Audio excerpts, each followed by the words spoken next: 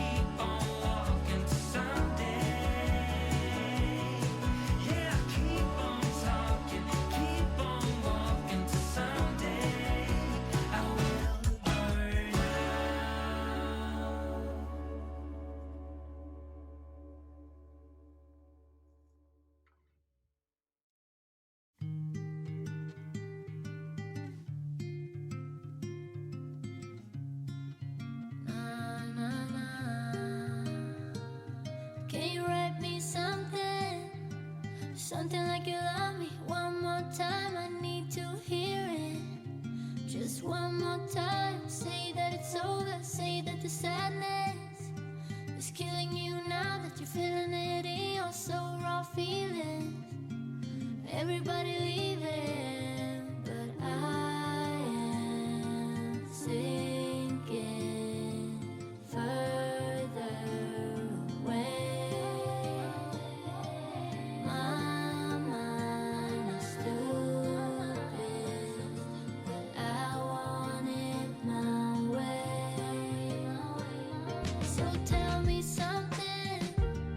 Like you never need it. Tell me you just need some time.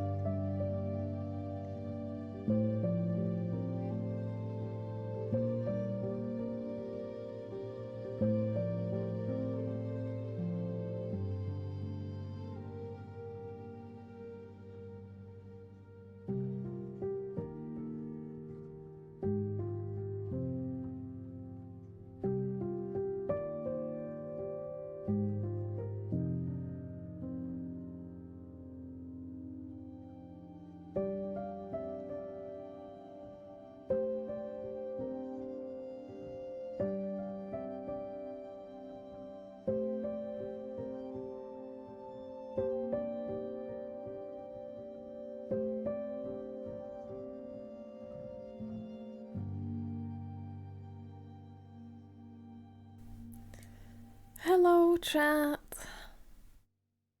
Hello, hello, hello. Good evening. I hope you're all doing well today. Happy Friday.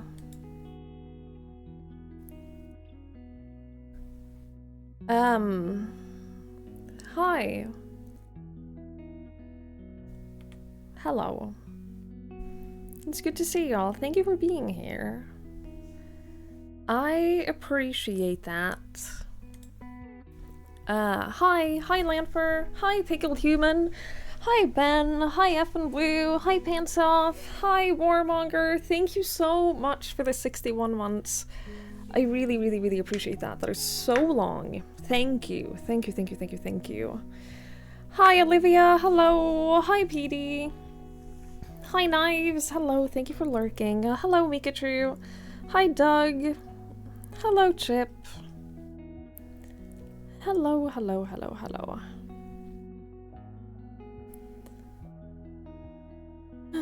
Hi Sheep. Hello. Sorry I didn't stream yesterday, chat, but yesterday was a really bad day, and I just didn't have it in me. But I'm here today. I'm here now. Hi Mage. Hello, hello. I said not to expect a stream, because there probably wasn't gonna be one, but there was a part of me that also kind of wanted to. But it was a really, really bad day yesterday. Yeah, it was an optional day anyway, yeah. Hi F and Blue, I don't remember if I said hi to you, but hello, hello, hello. Yeah, it was just a bad day, and so I played Final Fantasy instead. I got a lot done in Final Fantasy, though. I spent 4 or 5 hours going from level 1 to level 100 in Palace of the Dead, the first deep dungeon. Solo. Would not recommend doing it solo, because that was boring as shit. But I at least beat level 100. Not deathless though, so I can't climb any higher unless I start over. But I at least can now start the next deep dungeon. And then start getting like some of the cards and stuff. There's also a mount you can get that I really want. Hi Bakovich, hello, hello. Hi Ben. Hi Boximas. Yeah, MMO grinding, I literally just did that for like 4 or 5 hours straight while watching TV and watching streams, and I just like tried turning my brain off to go for the Necromancer title. The problem is, unless you do it deathless, you can't go above level 100 unless you have it deathless, and I had like 3 deaths. Here's the thing though, I had never been above level 30 before, so I didn't know like the enemies or like what the dangers were. All of my deaths were completely preventable, and I think that now that I've done level 100, I think that I could get to level 100 deathless, but apparently after that is when it starts getting hard, so I don't know, maybe. I've always wanted the Necromancer title, though.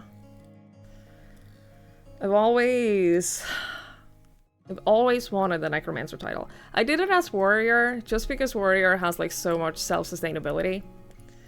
After, like, level 40 or so, you get, like, you can just stay alive forever as Warrior, and so the only issue with that is, like, you're good on survivability and self-healing, but you're not so good on damage. So I'll have to I'll have to think about whether or not I wanna grind for it, because I'd have to redo those 4 or 5 hours first, get to level 100 Deathless, and then do level 100 to 200 Deathless. And like things apparently get way harder after 100. So I don't know. I might leave that for another day. At least. Hi Rules. Hello, hello. But at least it's opened up some new content for me now, so that's nice. And that's about all I did yesterday. I slept really, really poorly. And then I played Final Fantasy pretty much all day. And then I went to bed. And that's it. That was my yesterday. I hope everyone else had a good day. Sounds like a day. Yeah, today I at least went to the store. So today I at least like walked 900 steps. Didn't do that yesterday. But yeah, that's really all I've done. This is really the only thing new that has happened. Spent all day yesterday waiting for an Amazon delivery, which was right at 9 p.m. Did you get a delivery window beforehand, or was it just they can arrive at any point during the day? I do not have a key for Tactics, no. Should I play Tactics? I've never played Tactics. I've never played it. It looks like Final Fantasy meets XCOM, but I don't think that it is, because I don't think that it has like the percentages of hit rates and stuff. It's more like Final Fantasy, but grid-based. Brain wasn't working. Sounds like still song. He looked through games and saw the Reacher's trees are dead. I really want to play that. I haven't played that yet. I really want to though. It looks fantastic. It is 900 more than I would have gotten if I hadn't. That's true. Yeah, I didn't buy any snacks today because I have enough candy to last me like weeks. So I got a frozen pizza. I got a frozen pizza and deodorant. That's where I'm at. I bought a frozen pizza and deodorant. 6:30 to 9:30 p.m. was the window. Yikes. Delivery coming in an hour or so, nothing exciting. Yeah. That's where I usually buy from. Suddenly stopped selling it? That sucks. I hate that for you. It was an overnight delivery option that cost a couple of bucks. The item would be at your door in 4 hours. I am shocked at... As someone who lives in a country where we don't have Amazon, I am shocked by... Like, just the concept of overnight delivery is just not a thing here. You order a thing and, like, express delivery, okay, it'll be here 2 days. Overnight delivery or same-day delivery? Insane. Witchcraft. Like, what the fuck? More Final Fantasy meets Fire Emblem. Well, I've never played Fire Emblem either. You'll notice I have a very large, like, blind spot of games that I just never played. Because when I was a kid... when I was a kid and all of these games came out, firstly, I was hyper-focused on Pokemon for, like, years. I basically didn't play anything other than Pokemon for many years. And then we got a PlayStation, and I'd play car games with my dad. I played a lot of car games with my dad. And I'd play Final Fantasy X. That's it. Because I hyper-focused on Final Fantasy X, and that was the only game I played for like a full year straight.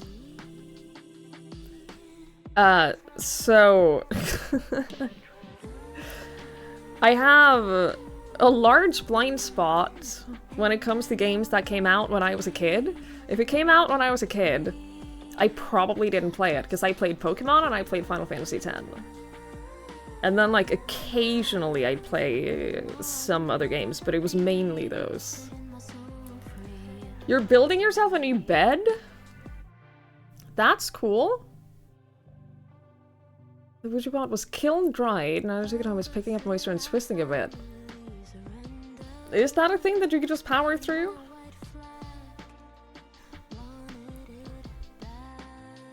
Is that a thing that you should just power through?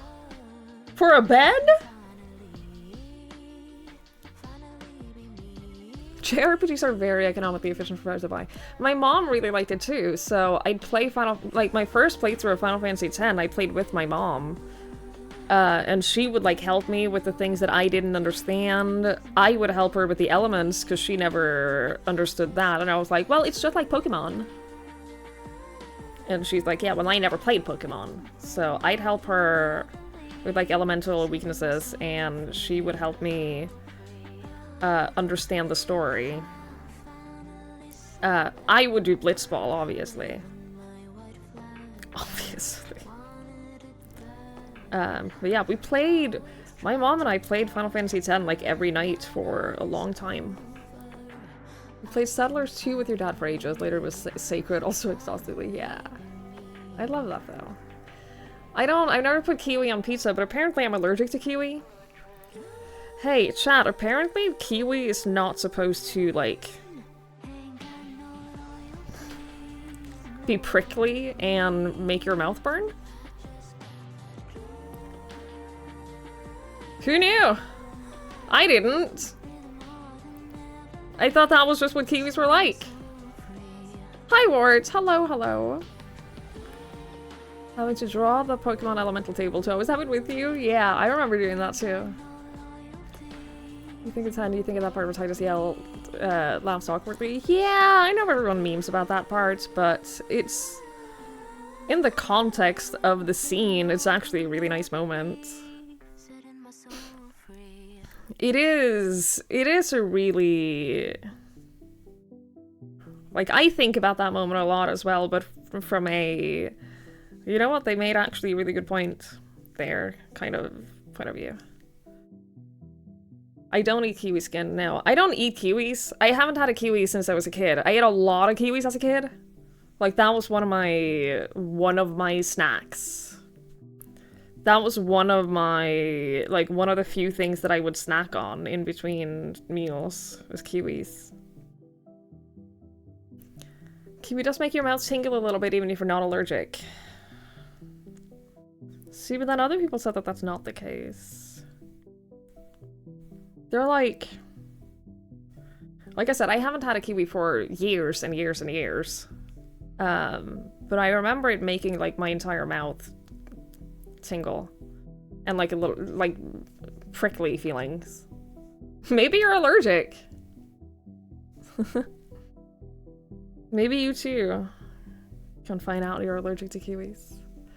You cleared our warehouse. Lots of bats and mouses and old dried mold. Yikes. Yeah, you should wear a good mask for that. It's only with a PVC version. The remaster looks really weird. Like, the remaster doesn't look good for 10. I played it, but I've also bought Final Fantasy X, like, 4 times in my life. So, like, I was obviously gonna play it. A little bit on the tip of the tongue. Yeah, no, I remember, like, full mouth tingles and prickles.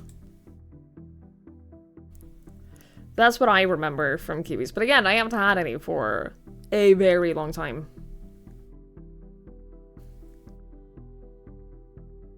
And I don't...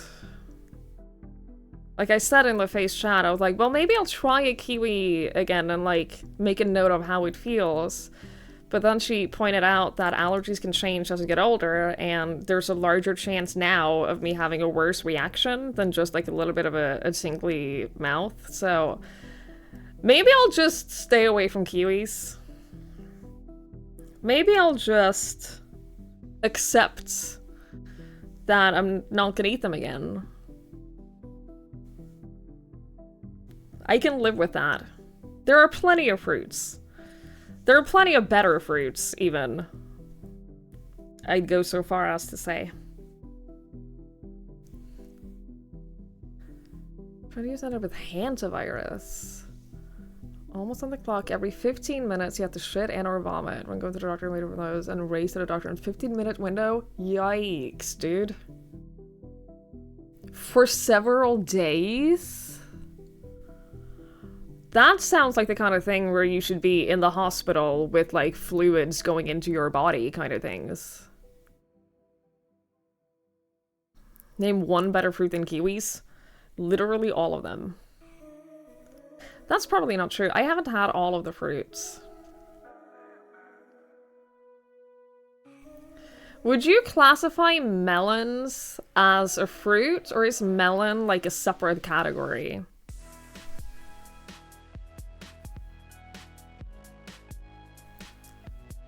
Melons are fruits? Okay. Then, honeydew melon is much better than kiwis. I love melons. Melons are great. I wish I lived in a place where I could get, like, fresh melons and not, like, imported from the opposite side of the world melons. You had regular food poisoning once where your legs hurt because you spent so much time on the toilet? Yeah, it's crazy how sick you can be. There's like 40% death rate or something? Jesus. I also love melons, and yet I am here. I'm so grateful for your sacrifice to your love of melons, Linfer. 2 months of sick leave. Jesus. Spent a lot of time in the hospital on dialysis. That's insane. How great the first orange brought to Europe was? Yeah. I wish I liked oranges more. For me, it's more of a texture thing with orange. I love the flavor of orange. I just don't like eating the actual fruit. I always think that it feels weird. It almost feels a little bit like... It almost feels a little bit like skin. But, like, not tough skin. Skin that you could just, like, chew and eat. And I don't like that. Hi, Goat! Hi, Fern! Hello, hello, hello. No? Tell me I'm wrong, though. It feels a little bit like eating fruit covered in, like, a thin layer of soft skin. So I like the flavor of oranges more than I like the eating of oranges. Orange juice slaps. Pulp-free, of course. Hi, Cthulhu. Hello, hello. I have had mangoes. I love mangoes, but I love... Again, with mangoes, I like mango-flavored things more than I like eating mangoes. But that could be because I've never had, like, a fresh, ripe mango. The way it's meant to be, you know?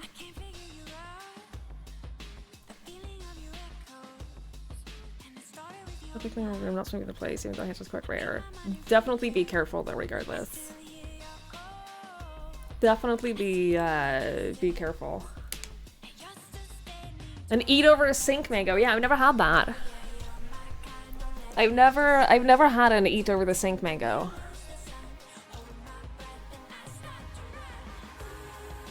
People practice on oranges when learning how to use needles in med school because it's like skin! Yeah! Usually high wrong opinion per minute. What do you mean, Dillikins? I obviously break apart the orange into segments, like you get the little orange slices. Yeah, biting it into an apple, I'd question your sanity. The tick disease that makes you allergic to meat has made it to Europe. Cool. Well, I'm not planning any walks in the near future where I will be in tick territory, so I'll probably be fine.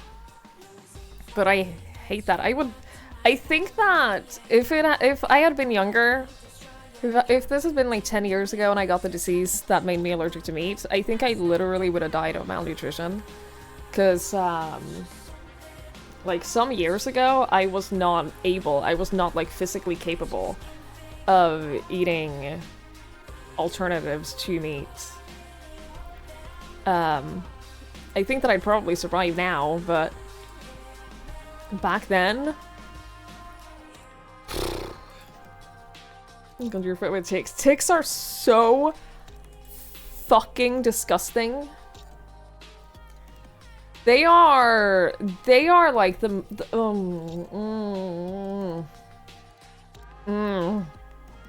It's specifically red meat, isn't it? Dude, ticks are the most disgusting creature that lives. It is so... They have a certain kind of sugar or something in them. Okay. Yikes. Yeah, ticks are so gross. I'll put a spider outside. Yeah, I'll smash the tick into a paste. I do the same. Spiders or like any kind of bug or like flying thing or whatever, I'll trap them in a glass and I'll put them gently outside. I don't care. But a tick is not...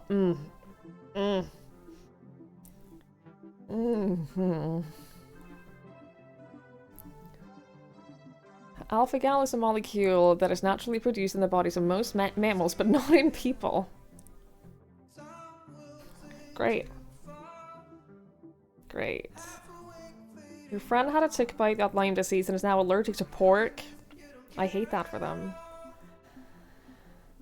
I don't eat a lot of pork. It is pretty far down on my list of, like, favorite types of meat, so I think I'd survive that, but... Dude, that fucking sucks. Lyme disease is scary, man. Cat brings in a lot of them when the weather is right. Link never had a lot of ticks. He got a few more after we moved down here because there are more ticks here, but he was never a dog who, like, was very bothered with ticks. Removing them was always a struggle, though.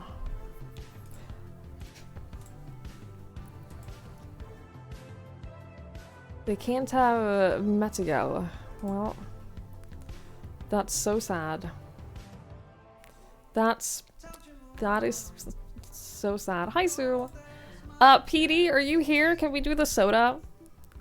Can we do the soda vote? Or should we wait until your pizza is done? I don't mind. You're here. Okay. Do y'all want to do soda votes, chat? I'll pick 3 randoms. And then y'all vote.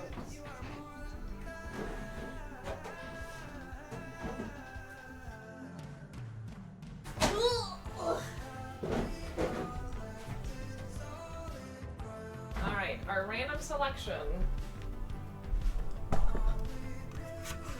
Our random selection of the day. Take it over your different right tools and then get them to keep still long enough. Yeah, I tried many different tools as well.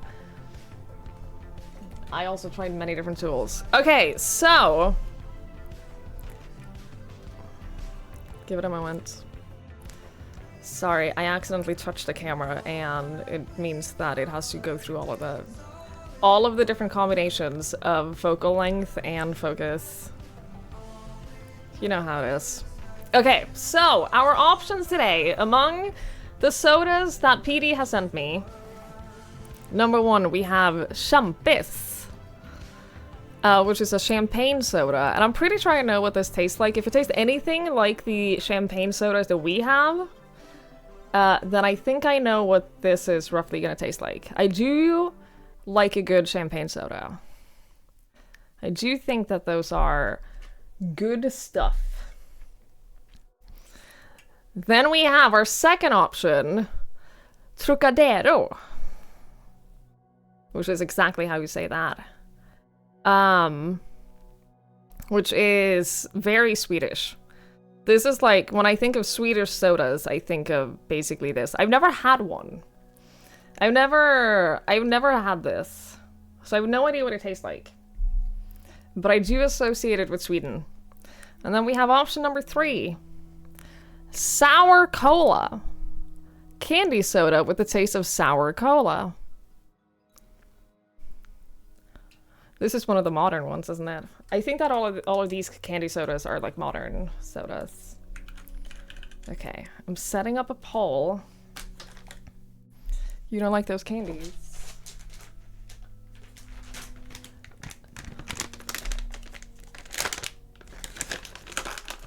Oh, it's not the same candies, are they? Because these are also sour candy cola bottles, but they're not the same. They're not the same, I don't think. I imagine they taste the same, though.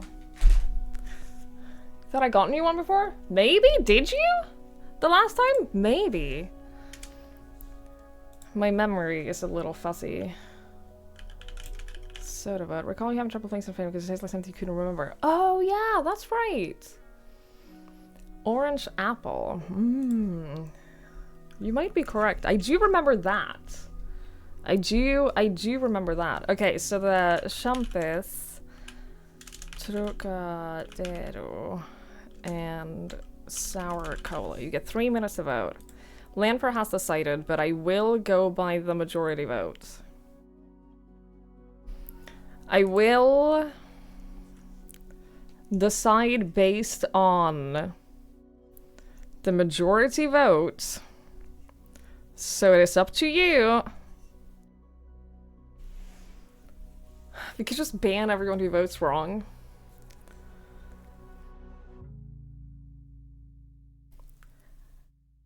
No comment.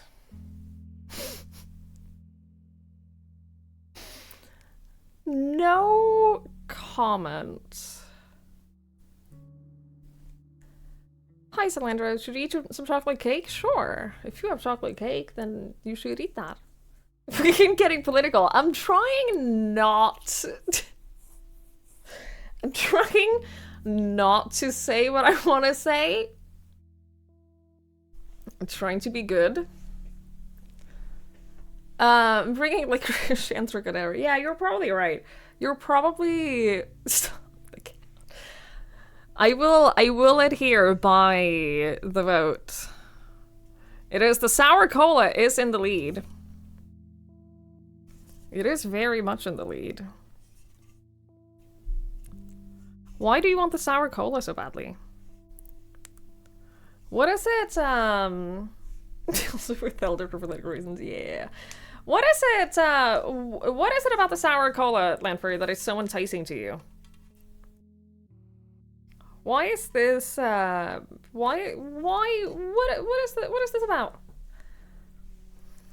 What is this about? Nothing particular. Okay, well that's... Okay. Yeah, I love that it says candy soda with the taste of sour cola. Yeah, I couldn't tell.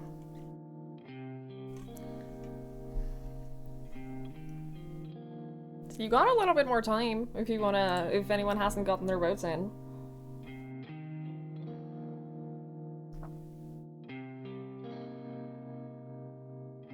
I'm just saying.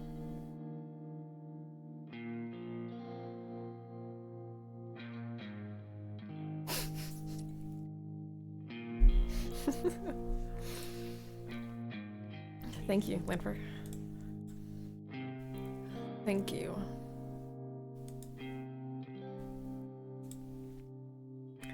Alright, I think the sour cola is winning. I'll go grab a glass.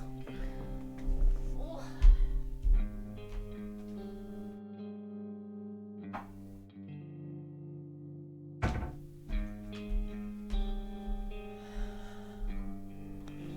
put these two back.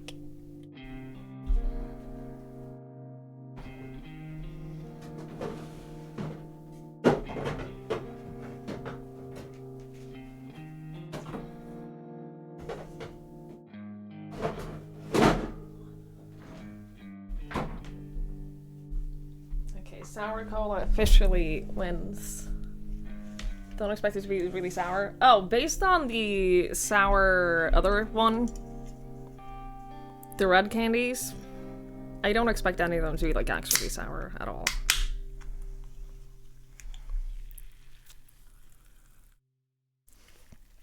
Oh, that smells like sour cola candy. I don't know why I brought a glass, but people wanted the other one to be in a glass, and so now I'm like, okay, what if I drink all of them from glasses? What if that's just what we do now?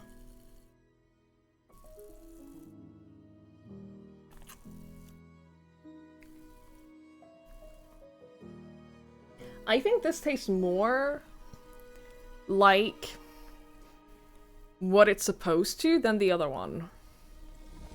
It looks like liquid candy, like it looks thick. Yeah, it's weird. It tastes more like sour cola candy than the other one tasted like. I don't remember what there was red candy, sour like red candy. This tastes more like what it's supposed to taste like. It's good, I like it. Hello, friend. Robia, thank you! Eels, honey. Eels, honey. Eels! Thank you for the 39 months. Thank you, thank you, thank you, thank you. I really appreciate that. Thank you so much. Thank you, thank you, thank you. And hi, Josh. Hello, hello. You hate this drink, but you needed caffeine. I decided that I don't think I can have caffeine for a little bit. Not until my emotional state is a little bit more stable, because I had a pretty bad panic attack the other day, and I've decided probably, like, the caffeine that is in soda is probably fine, but, like, I'm not gonna have any energy drinks or coffee or anything like that, because I think that it can't handle that right now. So I'm just gonna not. What is this music? This is The Mirror by Everything. Is what this is. I'm not really sure what it's doing in this playlist. I'm not really sure what it's doing in this specific playlist, but who am I to judge? Who am I to question anything? Hi Krebs, hello, thank you. I appreciate that. I hope I did. I hope I did. Hi Gary. Well, file a complaint about it. You like it? Well, that's good. It's not that I don't necessarily like it, I just think that it's not hua, you know? It's not the vibe of the playlist. That's all.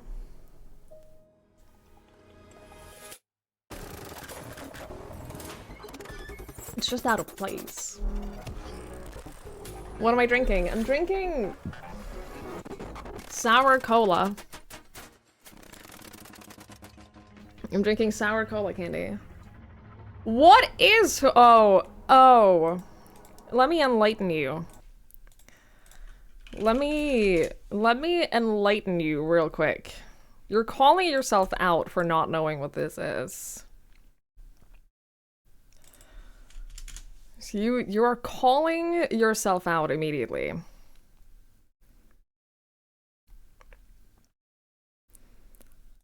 Shh, you're spoiling it!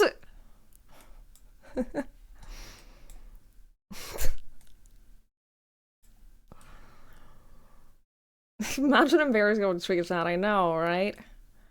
No, so it comes from one of the greatest movie series ever made.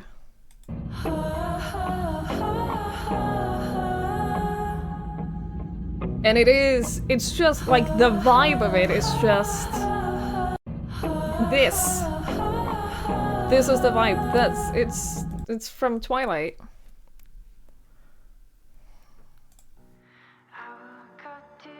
It's from Twilight. Still getting used to being back home in a wheelchair. It's just a bit different. I can only imagine, Krebs. I can only imagine. I can't joke that you're talking about Twilight when you're actually talking about Twilight. I almost did like a full... I almost did a full Twilight rewatch the other day. I didn't, but I almost did. I have decided that I think I want a TV. I decided that I might... I have, technically, I have a TV in my storage unit that I could just like go pick up. I just don't know that I have the place for it. But I could potentially put one on my dresser. And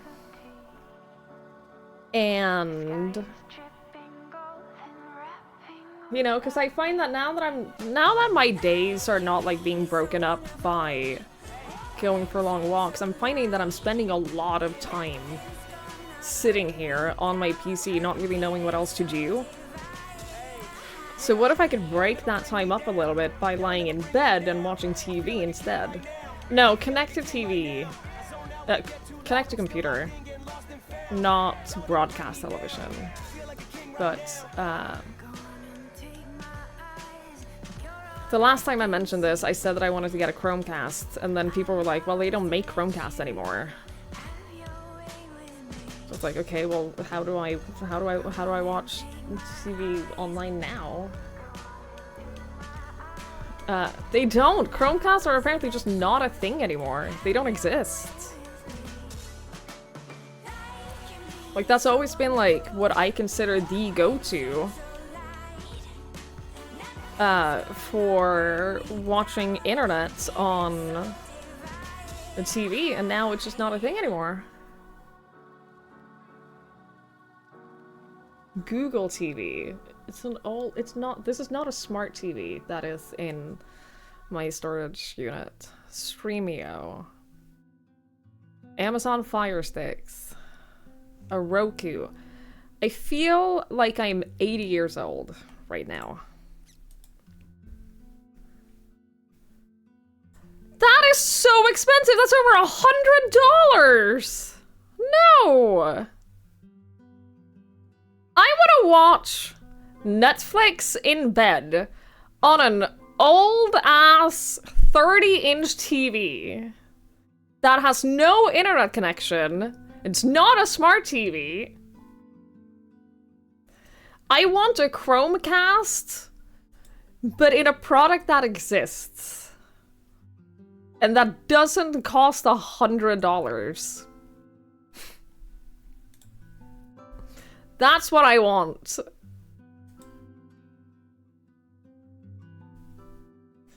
Gary, your complaint has been read and considered and rejected.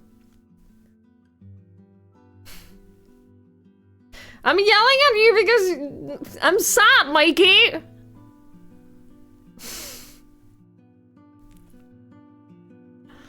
An HDMI connector to your PC. It's like a whole room away. I don't, unless I get like a 10-meter wire.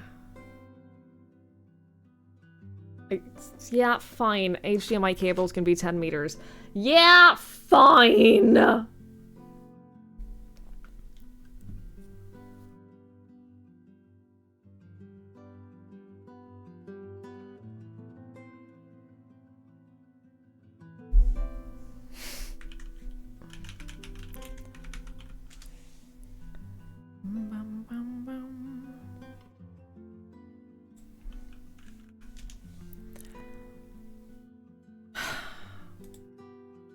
I'll think about it. I'll consider it.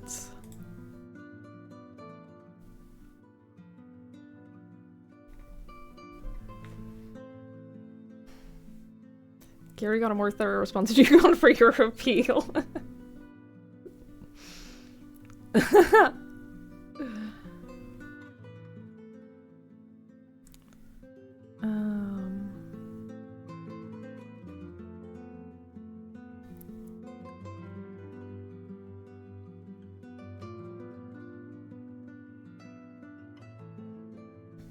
I do not have a smart TV, no. I have a fire stick here in front of me. I've never been used. All you need is an address is set it to. I will remember that, Benny. I will remember it. We'll see. We'll see if I even can be bothered to, like, go get the TV and because I don't even know if I have an outlet that is close enough that I can realistically use it. So I'd have to, like, figure out that first. You threw a PC together from old parts. The perks of being a hardware hoarder. I'm like actively trying not to hoard hardware anymore. I've been like giving away all of my old PCs. I technically do have a laptop. I technically do have, it's the laptop that I use when I do cooking streams, and it's the only thing I use it for anymore. There was a time about 2.5 years ago, where I used that laptop a lot in bed to watch TV, because I was going through a really hard time, and I basically needed as much input as possible to fall asleep. So, I would take, like, multiple types of medication to help me sleep, and then I would put on a show on the laptop, and then I would play a game on my Switch, until I just passed out. But I don't really want to, like, I don't love watching stuff in bed on a laptop. I'd rather just, like, have a TV there. And then, if I could do that, then I could do stuff like, you know, embroidery, or I could learn to crochet, finally, more easily.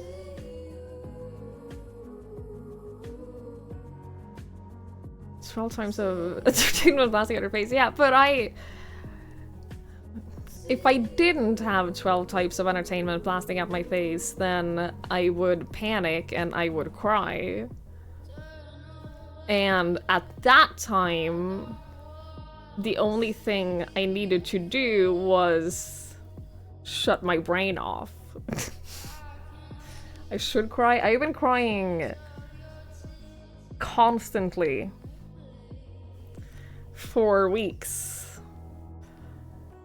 I have not gone, aside from on stream the other day, I have not gone an hour without crying for like 2-3 weeks. So I think I'm doing pretty good in the actually crying part.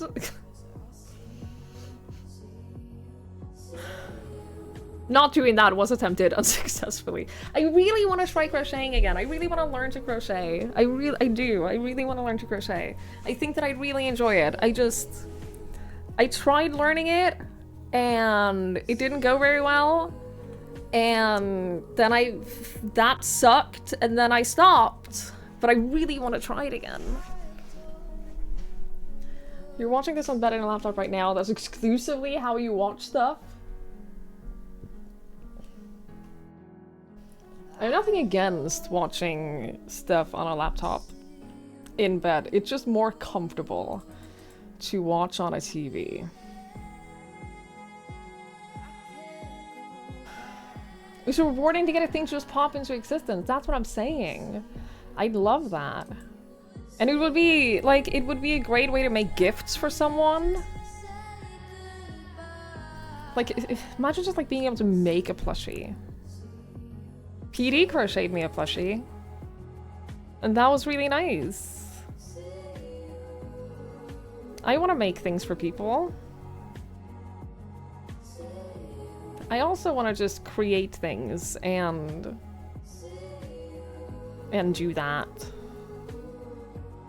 I should have this crazy little mini PC that was like 150 USD. You can play like 4K videos. I can make things they don't fit in the mail. They won't fit in my apartment, the stuff you make. Yeah, I did embroidery while streaming some games, and I really enjoyed that. Imagine if I could just like crochet something while streaming.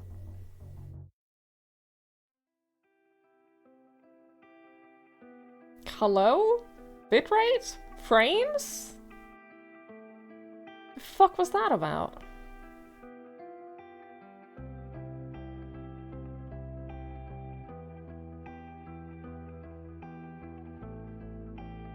You were asked if you knit socks by a cashier once when you emergency bought one at a supermarket. Yeah, everyone wants socks. I don't like knitting. I've never enjoyed knitting. My mom knits a lot. But my mom has the same problem that I do. Weirdly, we have the same issue where we start projects but we never finish them. So she has like multiple sweaters that are pretty much finished, but not completely. And so this woman has literally recruited the help of our neighbor to finish up all of her knitting projects for her. Which is really sweet. We considered you might be a genius. Maybe I am. Because our neighbor who lives on the other side here is, like, every single time I've ever walked past her window, she's sitting in her chair watching TV, knitting something. I've lived here for, like, a year and a half now. And bear in mind, for a while, I was, like, for the vast majority of that, I was walking past her window, like, several times a day. And 10 out of 10 times I walked past her window, she was sitting there knitting while watching TV. She knits a lot. And so my mom has just recruited her to like, please finish my projects for me so I can start new things and not feel bad about starting new things.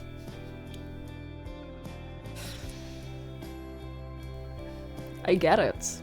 I do. I heard some stuff about Twitch servers the other day. Apparently a lot of streams are having some connectivity problems. I have had a lot of problems watching streams. Not as bad as it used to be. It used to be really bad for a while, but like I'll have a lot of moments where streams are just buffering and I get like this player has failed, click here to reconnect kind of thing. I've had that recently.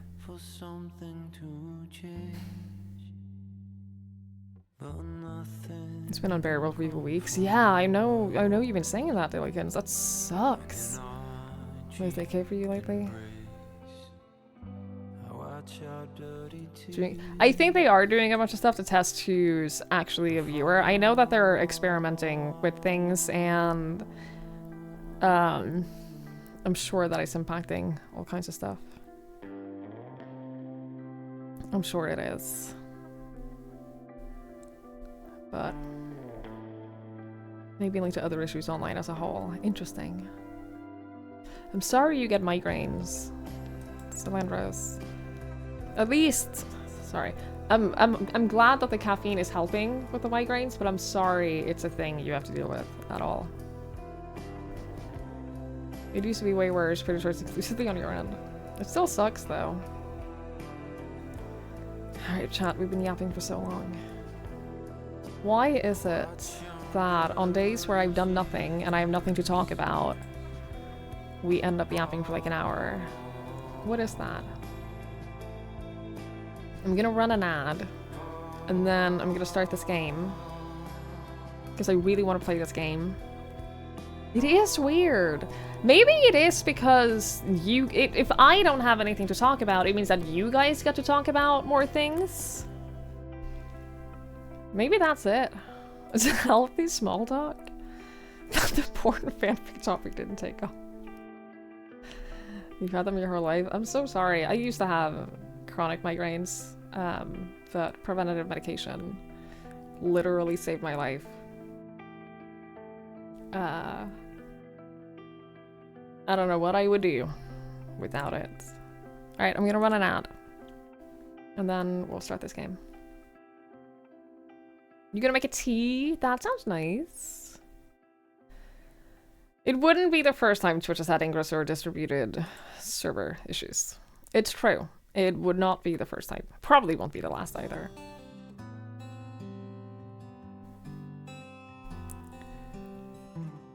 Probably won't be the last.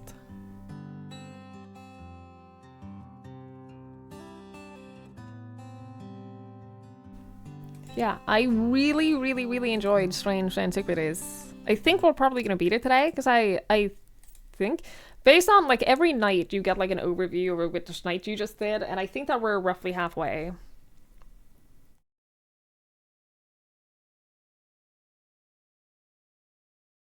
I think that we're more or less halfway.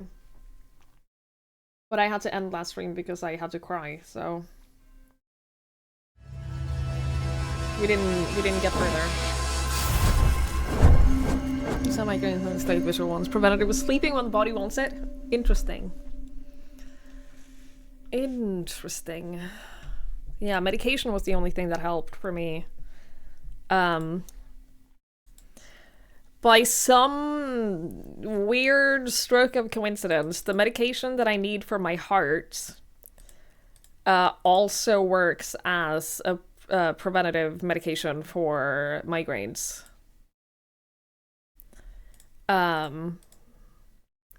Which was a weird coincidence, but one I am very grateful for. We're starting day 9. Yeah, I don't know how many there are, but I remember seeing that it looked like it was roughly halfway. My frames are dropping again. What is happening? Is that on my end? Is my internet unstable? Let me just keep a little bit of an eye on that. Boy, I hope it's not my internet. That would really suck.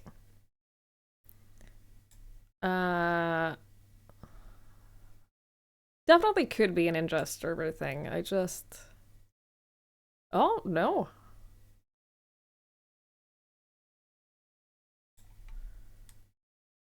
No, that looks to be a... This looks to be on my end.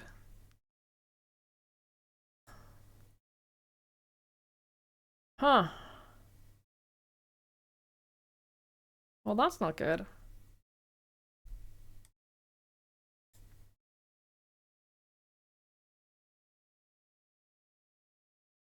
Emotionally unstable trigger with emotionally unstable internet. I would just go to bed and cry. To be honest. And the frames get dropped just delayed. It's weird, because my bitrate doesn't go to 0. It goes to, like, it's at 6,000 stable. It goes down to, like, 2,000. It goes down to, like, 2K. So it doesn't drop completely. Your band would drop as well, so graph doesn't say... Okay. Okay. That's fair. How else would I test that, whether it's on my end or on Switch's end? Internet has been spotted today, some services at random. Okay. Let's just assume it's Twitch. Let's just assume it's Twitch and let's not panic about it.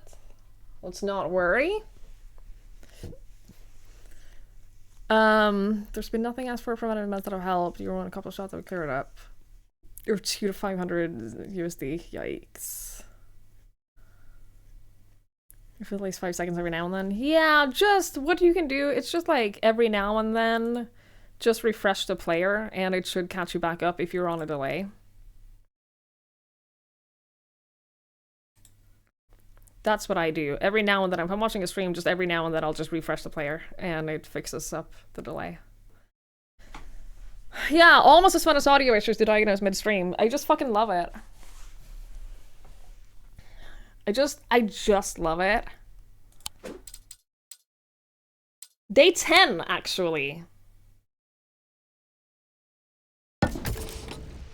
You have the stream players later below the player. Yeah, same. When it's above 5 seconds, it goes red. So whenever it goes red, I just refresh. So, strange antiquities. This is my antiquity store. It's not mine, but the owner, Eli, was like, hey, I need you to manage the store for a while. And then he just fucked off. And he comes back like every few days, and he's like, sorry to do this to you, but I have to go away again. So, good luck. We have all of these items. They all do something. Like, they all have powers. And we have a book here that helps us see, like, what they are. But it doesn't just, like, show a picture of the thing and then go, this is this. It shows a description. Sometimes they're very vague. Sometimes they're super vague and they're just like, yeah, like, this is for protection. And then you have to just look for something that has, like, a protection sigil on it. Or, like this one, it's just a random item that has gemstones in the shape of the Aries constellation.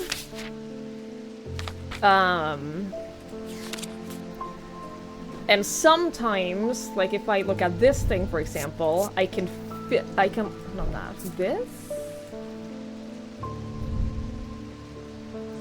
Sometimes if I look at specific things, I'll feel like if I hold this, it gives me a strong sense of being watched. And that, I have determined, is a Zaya. And if we go to what the Zaya description is, it's just something that is worn about the neck to place it close to the heart. Innocent-looking items, but they instill a sense of fear and paranoia. They're made of any single material except wood and clay, and that's it. Like, that's all we know about them. And so I deduced that it's probably this. So that is like the puzzle aspect of this game. You have to deduce what item is what. You get more items as time goes on. Sometimes, like right now, every night you get a card. And those cards are clues about a location in the game that will have a new item. So for example, this is the card that we just got tonight. Below a moon that does not shine, there's no mark upon my shrine. In the dark, but not alone, my neighbor bears a cross of stone. Then you just have to figure out where that is. I am pretty sure that that has to be in the catacombs, right? Like, that has to be one of the graves. Below a moon that does not shine, there is no mark upon my shrine. In the dark, but not alone, my neighbor bears a cross of stone. So, like, that has to be the catacombs. This is a markless grave next to a cross. It could be that. Uh-oh. As I descend further into the catacombs, a strange sensation comes over me. It's not fear, although fear is mixed in with it. With cold clarity, I know at once what it is. I have entered an area known as the Depths, a place where few have been and fewer have returned from. Not even the Palians can clear the air here and render it safe to breathe, but there is a way. Slate miners inhale the vapors produced by the spirit called a wandering shroud. They say it invigorates their senses and stays the mind rot that would otherwise consume them. Right, it would be dangerous to continue exploring without following the lead. Now, we've had that before when I tried going all the way down here. But the fact that we're getting the same message here leads me to believe that I literally cannot explore the catacombs unless I get the Wandering Shroud. Now here's the problem. We don't know about a Wandering Shroud. Like, we don't know what that could be. Which means, unless the solution to this is something completely different, I can't solve this now. And like, that has to be what it is, right? It has to be what it is. If we just keep playing, though, we'll find a clue for it eventually. This is still glowing. There's an item that is described in the book that says that it's glowing. But when placed in complete darkness for a certain amount of time, it will stop glowing. And I've had this in a drawer, like in a closed drawer for a while now, and it's still fucking glowing. And I have nothing else that glows. So I don't know what that could be.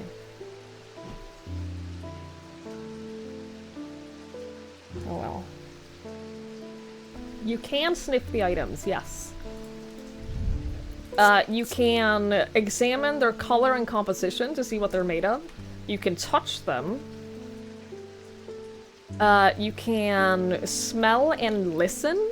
Some of them make noise. And you have your inner perception.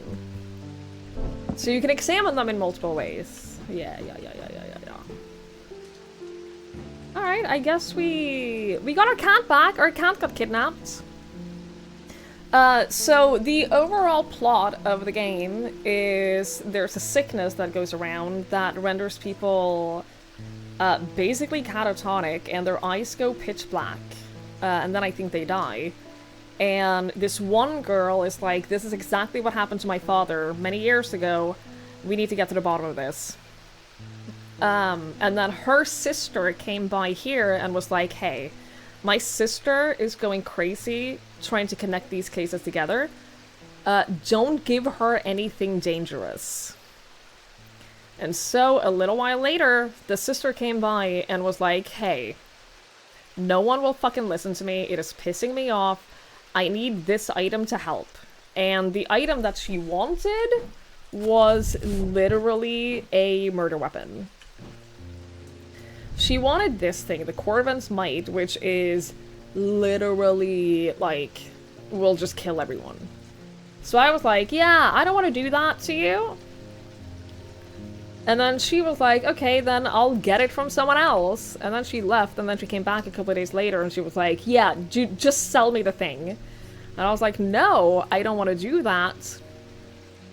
And then she kidnapped my cat. And she was like, I'll give you your cat back if you give me this weapon.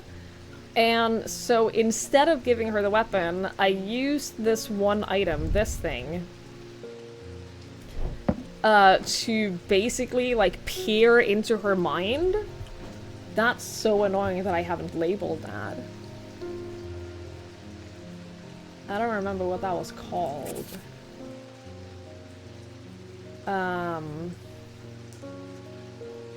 Was it a Morgan's Folly? No, that is for, like, trance-like state, making them open to their stability. I basically peered into her mind to find a clue as to where the cat was. But the problem is that that item has a chance of, like... it has a chance of... like, destroying their minds.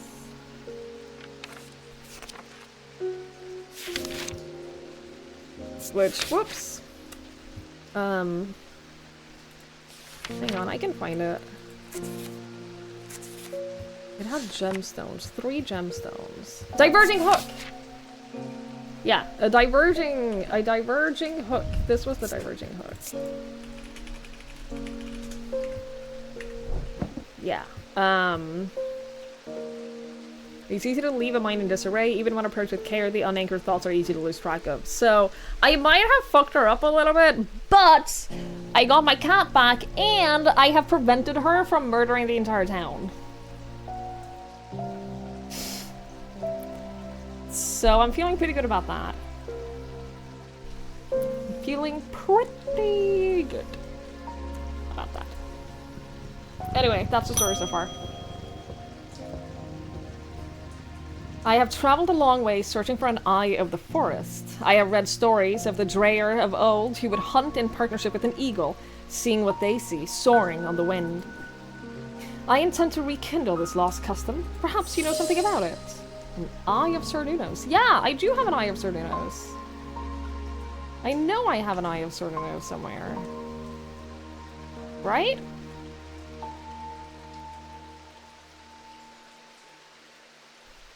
I'm like 90% sure that's somewhere here.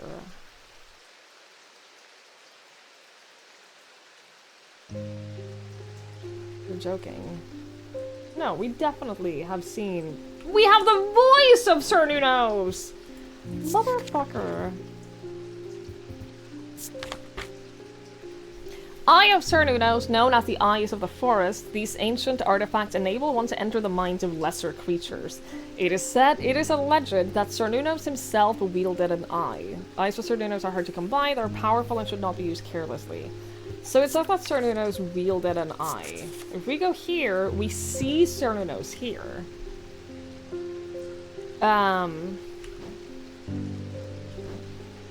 So if he wielded... Eye of Cernunnos. I told you we had it already. Yeah. Using the index, I can find a sketch of Cernunnos holding an item similar. Jade, natural wood. Yeah.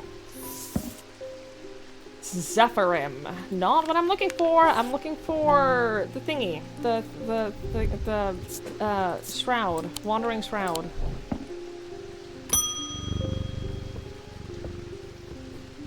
I was expecting to talk with Verona Green this morning, but she wasn't at home. Unusual for her. I hope she's okay. Alright. If you can spare the time, we'd appreciate your help. There's something unusual in our house. You can't miss us. We are the only detached house on Ruskin. The only detached house on Ruskin? Is Ruskin a street?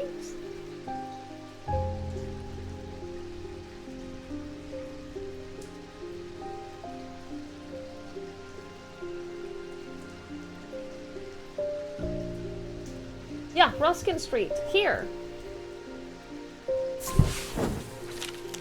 I'm greeted by a tired-looking middle-aged woman who immediately offers me tea. I gratefully accept, enjoying the social ritual before we meander towards the point of my visit.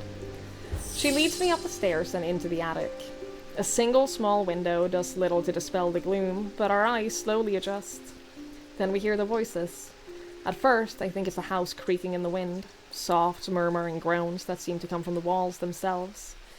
But then I start to feel as though a conversation is happening, though too quiet to make any sense of it. Hearing charm to help us hear it?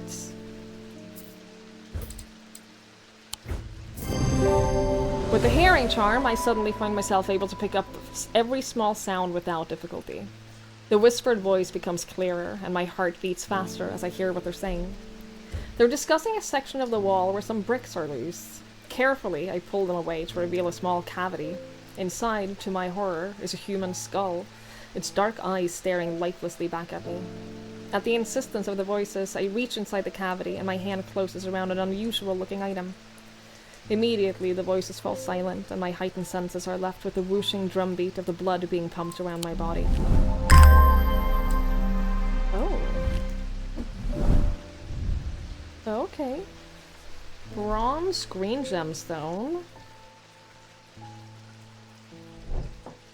Nothing else, huh? Okay. When I heard skull, I thought at first that it would be this, because this is... We don't have this. Hi, Jen! Hello! I hope you are well. We're also trying to figure out a puzzle. Around the edges of this board, there are a couple of empty slots, and we had a couple of these pieces, and I've put them in the right places, but we're missing one of these, and I don't know where that is. I have not found the remainder, the last one of these. We did open this. We also managed to get into this locked cage right here. Now I'm wondering if, like, is this the thing that I can open, maybe?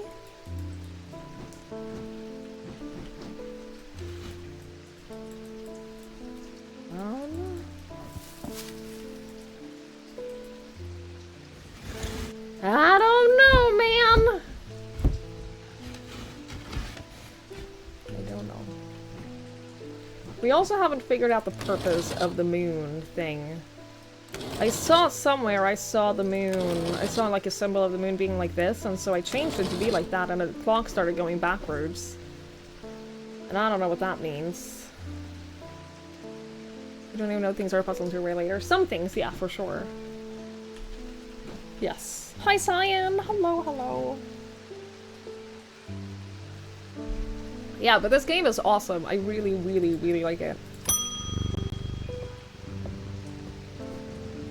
My father's sword has a space in the hilt where a shimmer should go, but he sold it to buy whiskey a long time ago.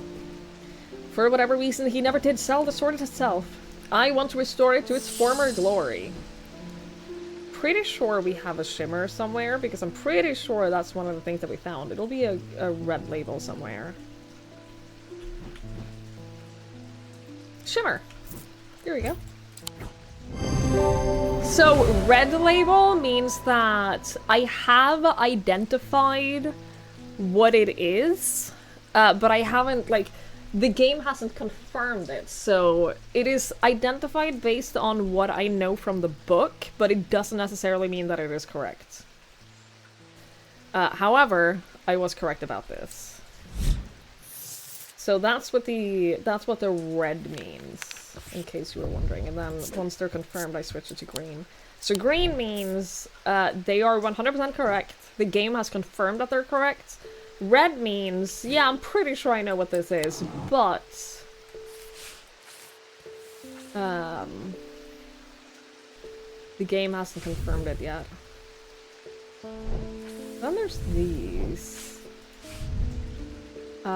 The thaumic objects. I don't know what to do about those yet. I do not know.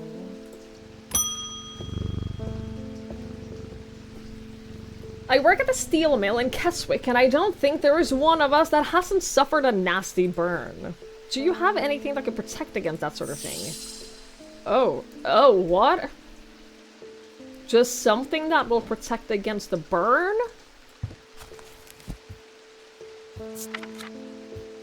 I don't know, dude.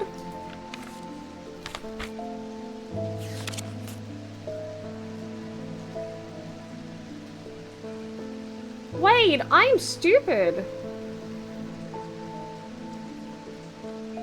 Wait, maybe I'm not stupid. We have to go back to the catacombs. This says they're used by people who work in low light conditions. Now I wonder if I can use that in the catacombs, if I don't need a wanderer's route.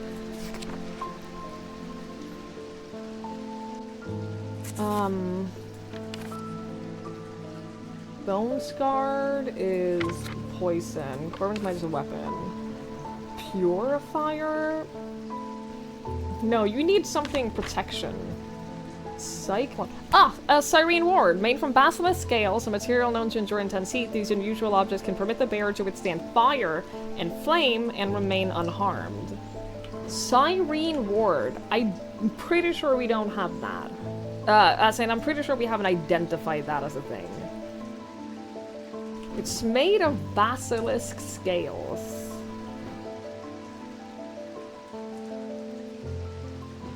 Now, I'm pretty sure I haven't seen anything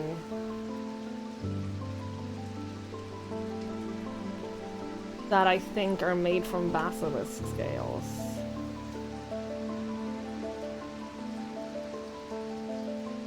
I don't think anything here looks like it could come from a basilisk.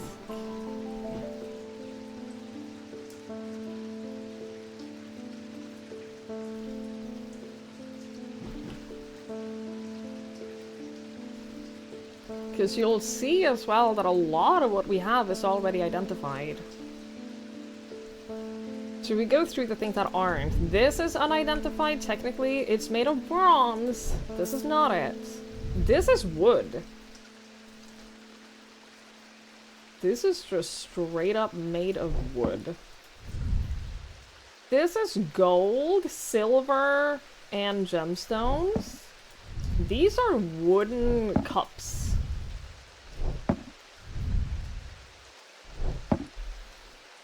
This is a hand. This is withered flesh. I don't think that counts as basilisk scales. There's this. Just iron. I was gonna say for a second. Maybe that's supposed to be the eye?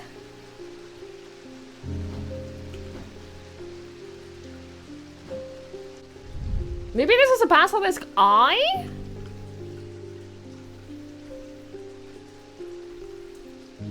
Those are not scales, though.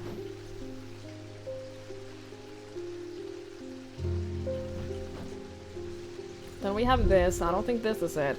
But I also wanted to figure out if we could open this, but we can't.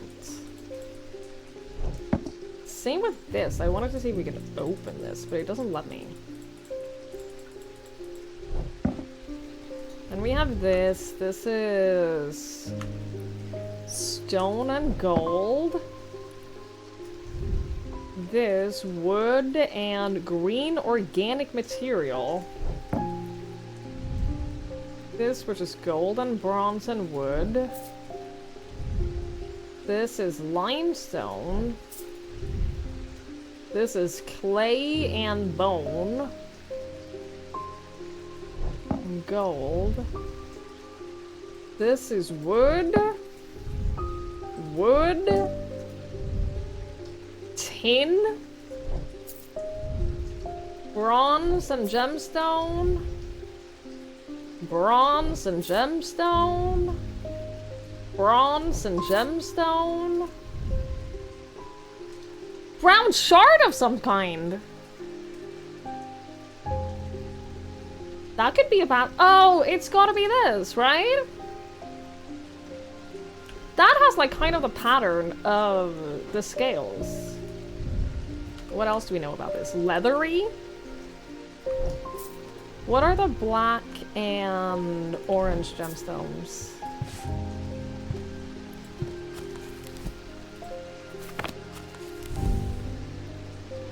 Amber, the sunstone, fire and light, heat and fire and light, heat and life, yeah. And the black gemstones are fire and fury. Yeah, that's 100% it. Great. Fastly scale, amber and obsidian hint at a connection to fire. Solemn Nether. Oh, that's one of the cups. Okay. Firstly, though, Cyrene Ward.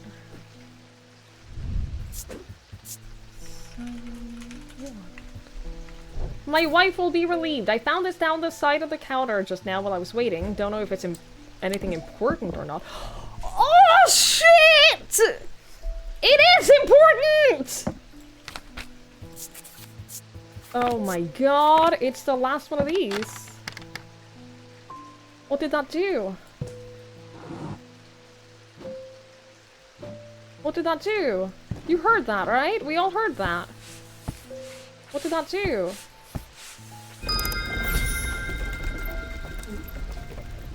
Thermic lens, dude? Wait. Yo!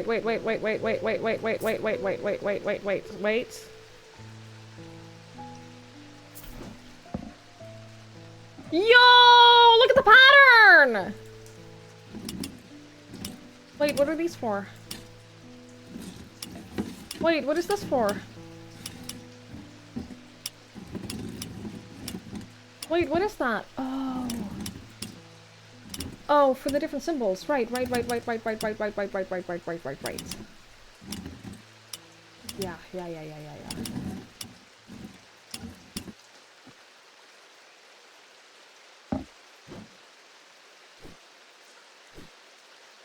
Okay, cool.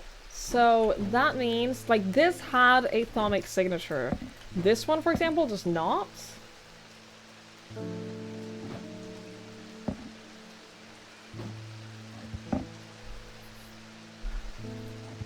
So we have this compass, and this shows...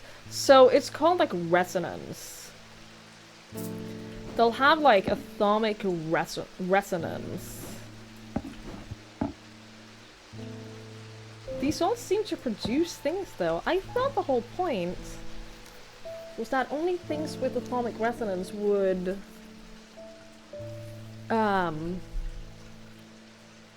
give off a signature. What did my note say about that? Okay, never mind. All atomic objects produce a field of sorts. Although invisible with the naked eye, they can be observed by placing an object over a atomic lens. A diurnal field pattern. These fields are not fully understood despite attempts to study them over the years. Well, then we have this showing 3 different patterns. I don't know what that means. It looks like it's torn off from another page.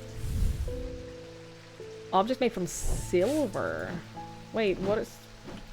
Wait, I can zoom in on the clock? I mean, yeah, I don't know what you want from me. Is this silver? Iron. I know I have some silver objects. This has silver. So what happens if I put that on there?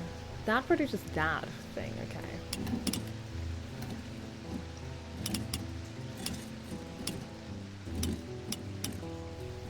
My question is... What do these do? Like, I understand the point of these is to produce, like, the patterns from the thingy. You know, the patterns from the thingies. These patterns. These thingies.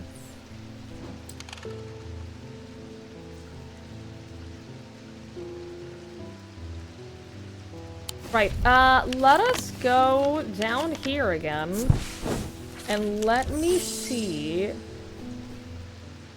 What was it I said? This, Ares Remnant. Let me see if that does anything. No!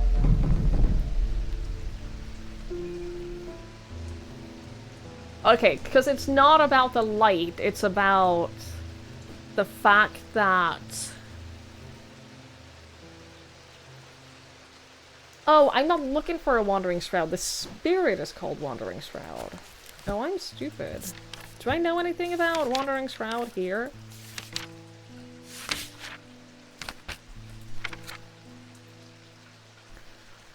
I'm so dumb. We've been able to do this whole time. Shield Charm. Generic charms of protection have little to offer the skilled thaumaturge, but can have some effect. An Oshadic spirit or a Wandering Shroud will not abide them, for example. Okay, such charms make use of the art of symbology, and ancient and some would say primitive component of thaumaturgy. They can be made from a variety of materials. What was the other one? Spirit Vault? The Spirit Vault is a receptacle used to store a Wandering Shroud. The interior is lined with a paste made from sulfur. Let's trap this motherfucker.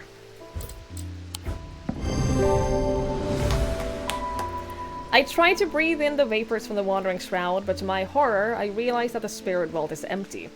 My vision starts to blur as the cloying air of the depths fill my lungs and I stagger away in a daze. When at last I reach the surface, I take deep breaths of fresh air, but my lungs ache for some time after. I need to be more careful. I have written to Barton Potter. He will know where to find a Wandering Shroud. Okay, so then my question is... What happens if we use a shield charm? Can I go back down there? Or will he be like, nope? Okay. Because I know I have shield charms. No, okay. I guess I just wait for a response by Barton Potter. I guess. Okay.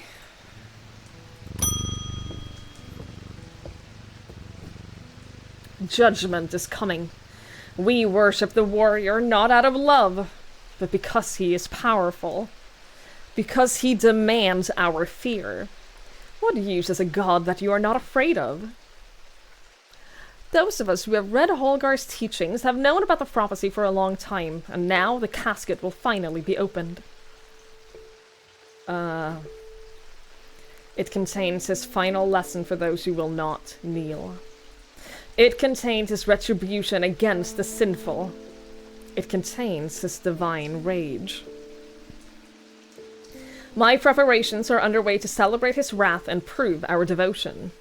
For now, a veiled fen is all I require. Okay. Do we have that? A veiled fen is brightly colored in the light, but it clouds over after a short period in total darkness. We can use it. Maybe I'm going about this all wrong. Maybe I need to see if anything else gets lit up when I am, like, shining light on them. Maybe that's the thing.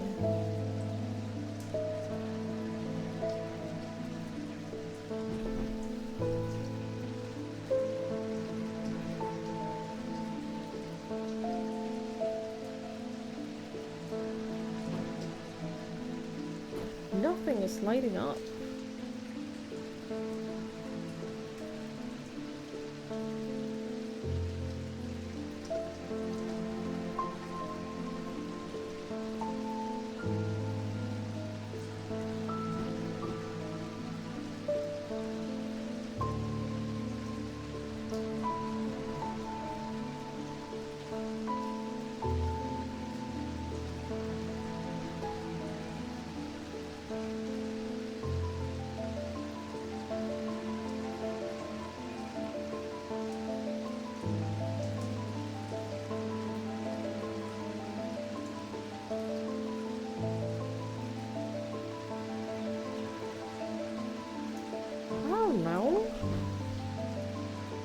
Brightly colored in the light, it clouds over after a short period in total darkness.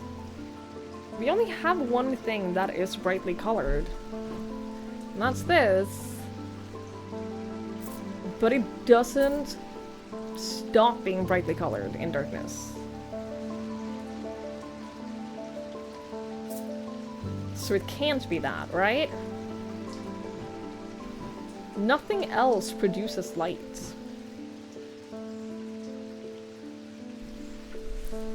What did I figure out? I figured out that we're not looking for a Wandering Shroud. The spirit is called a Wandering Shroud. And so we tried to use the spirit jar that will, like, lock the spirit jar, the Wandering Shroud away. But it didn't work, so now we sent a letter to a guy, and we're waiting for a response. You have an idea about the light? Wait a little bit longer. Wait a little bit longer. What I'm gonna try is I'm gonna try putting all of my candles in... Oh. I was gonna see if I could put the candles in the drawer and therefore, like, put out the candles. Can't do that. Sanity has not made it a friend so far.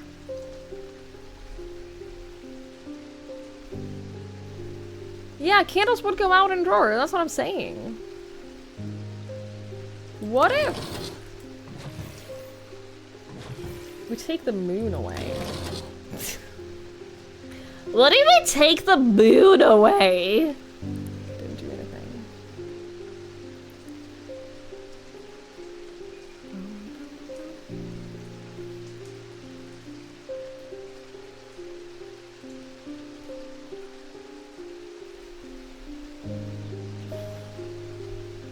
I don't know, nothing else produces light, right?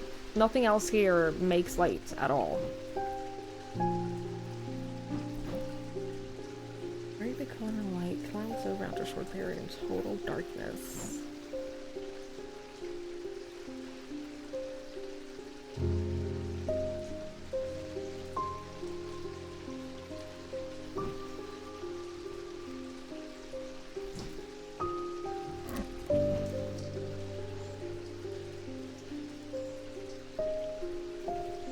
problem is we have so few items left that aren't identified. Do you think maybe the eye will, like, close itself in the dark?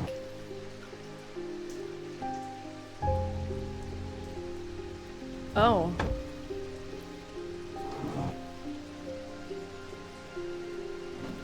Oh, okay. See, I didn't see this as... I can see it now that it's, like, brighter in the front than in the back. But I didn't see this as, like, a brightly colored... Like, this is brightly colored. I guess it is brightly colored. I guess... Oh my god. I guess we're not talking about emitting light. But just that it's a bright color. Jesus Christ. Okay, well...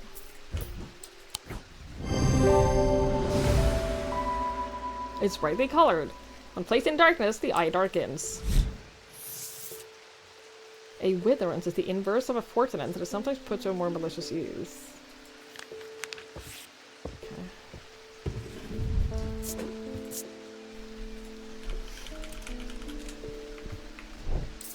Well, at least we did it. I don't have that much more I can identify, is the issue. Like, I've identified most of what I have. Some of the things that I have, I literally can't identify because I don't have the book for it yet, or I don't have the thingy for it yet. There was one thing, though, that I was gonna do. Solemn Mether. Of the 3 types of Mether, the solemn variety is considered the most powerful. It permits the drinker to forge pathways in the mind to recall that which has been forgotten or to repair that which has been broken. It will produce a noticeably stronger thaumic field than the other 2 types. Okay. Well, we know that it's not this. So that just does that. Okay. That has a lot more clear lines. Yeah, it's gotta be this, right? This is much stronger.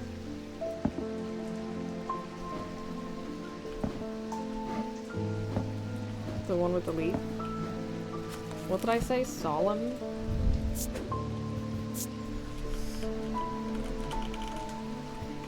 You didn't think that item at all? That does make me feel better. Yeah, thank you.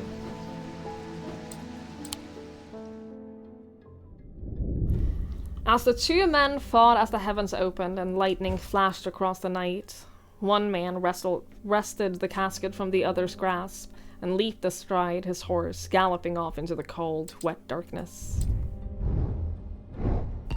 And then we do this, which gives us another card, although I haven't solved the other one, which is annoying.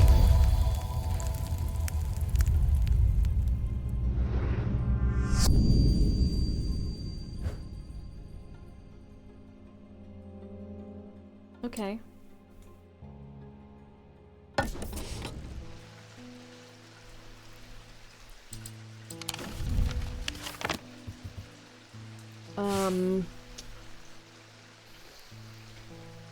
I mean, this has to be a location on the map, right?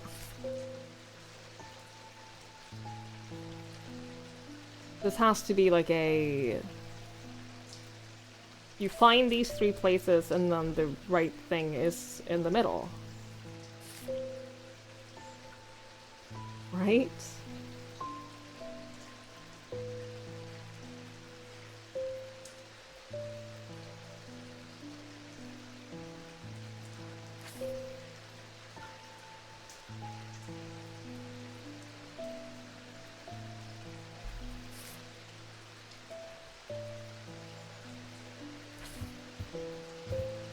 Is it oh my god.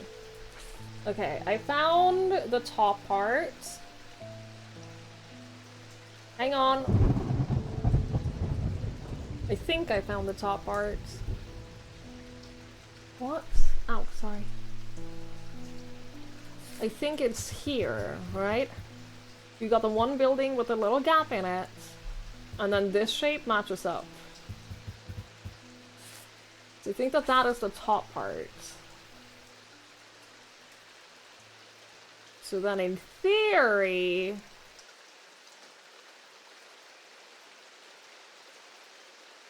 I can't find where this is supposed to be.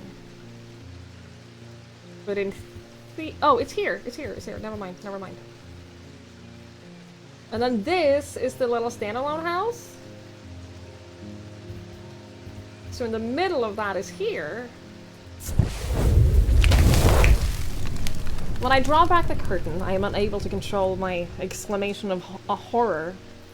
Behind the dark velvet is a silent, squirming, seething mass of eyes, all shiny and wet and alive. Fear takes hold before my mind catches up and I understand what I'm looking at. And when I do, I realize that it's looking right back at me. The object I'm looking for sits on a small shelf below, and the eyes watch as I snatch it and get out of there as fast as I can.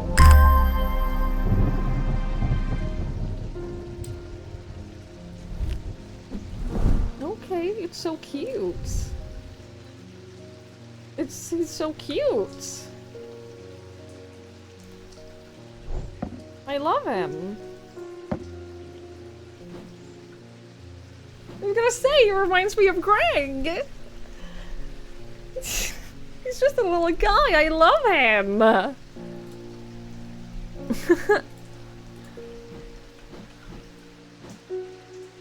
Still can't get. Maybe we'll get a letter today. We think we'll finally located the wreck of the Orion out in the lake. Sadly, our funding has run out, and we can't afford expensive diving equipment. But we put our heads together and wondered if there was another way. You are our last hope. Oh, fuck me. I know what that is gonna be. That is gonna be the, There's something here about breathing underwater. Is it this? No. There's something here about breathing. Ask us. Allows the wearer to breathe underwater. The sensation is said to be most unusual since it requires one to not breathe at all. Those that use an Ascus for extended periods of time forget to breathe sometimes when they're back on land and subsequently pass out. The core of the item is cold, but the ring stays warm.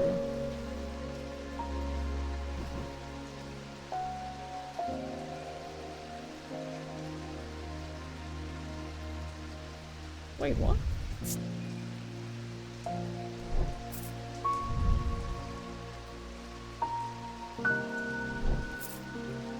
Didn't we identify that? I have a vague memory of us identifying that.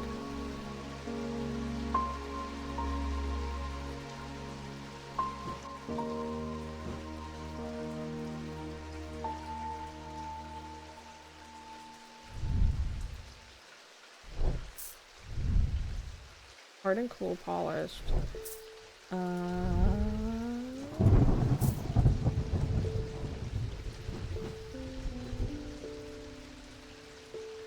It would be... It's definitely something that you can wear. Oh, maybe it's this? Cool. Surprisingly warm! Of course this is the... Yeah, of course that is the water-breathing potion. Ascus. Of course that is the... Obviously.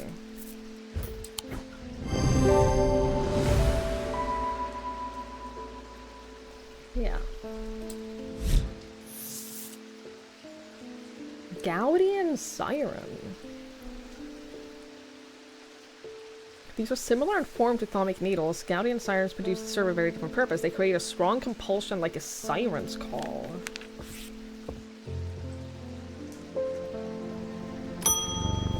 I mean, it's probably not a potion. I just, you know.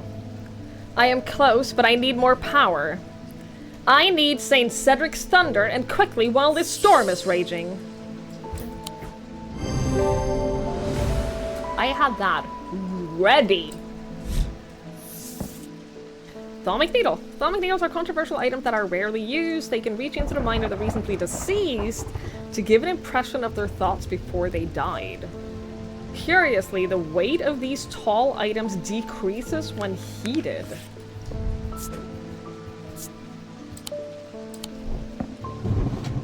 Is that so? Tall items, you say?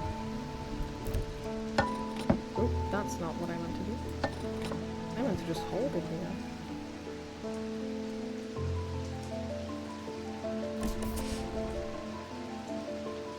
quickly would you notice an effect?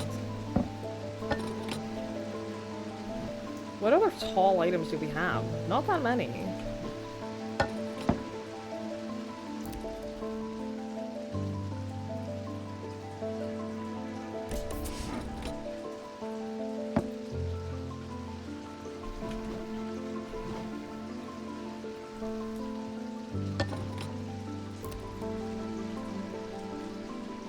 Oh, do you think it's a dead hand?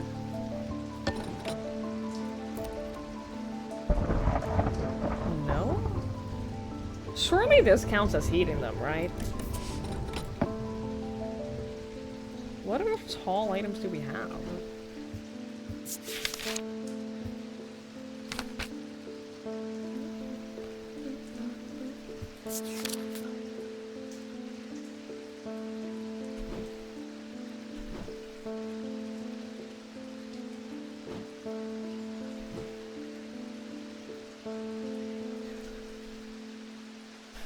I mean, we have these, but I don't know.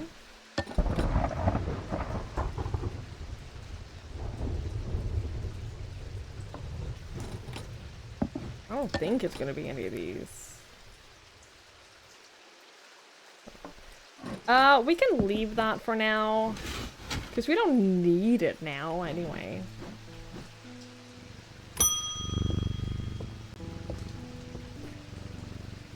I've been trying to get a hold of an Ambra.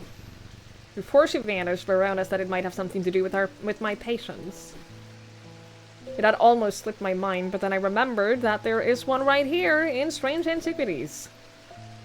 Eli told me he keeps it locked behind the ethereal key. Is that so? So it's one of these items, you say? It's one of those. Okay. Well, that narrows it down. They cause mental fog. Oh, they produce a... Okay. They're slow to work, though through prolonged use they can cause the whites of the eyes to turn black and the subject to become deeply disoriented. Yup. They produce a noctic field. So a noctic field will be this.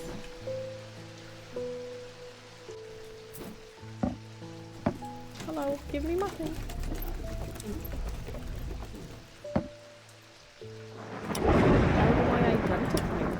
Let me...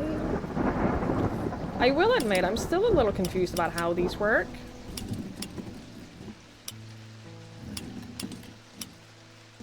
Ah! No? Wait, it's not correct. Oh!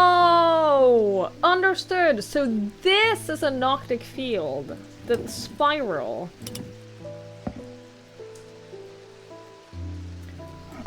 Understood! Okay, so that has a noctic field. What about you guys? You have a noctic field. That sucks. I was hoping it would only be one item here that did that. You got nothing. You also have a noctic field. God damn it! So we have 3 options. Is that all we know about the Ambra?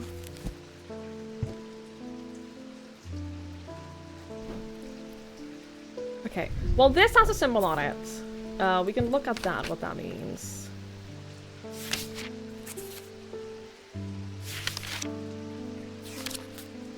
It means blessings, so it's probably not that. I think we can rule out that if that means blessings. This symbol? Do we know anything? It's white paint.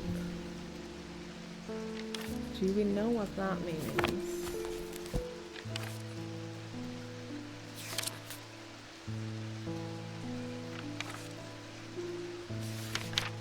Confusion! And these mean... I don't know what that means. Paralysis. Motherfucker. I mean, it's the confusion one, though, surely.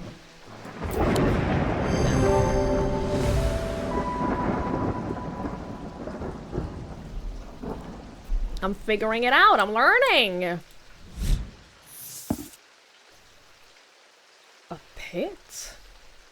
The 3 different elements that make up a pit allegedly represents the earth, the sun, and death or darkness, the Dradic, the Diurnic, and the Noctic. These energies balance in such a way that the object do not produce a recognizable atomic field. Interesting.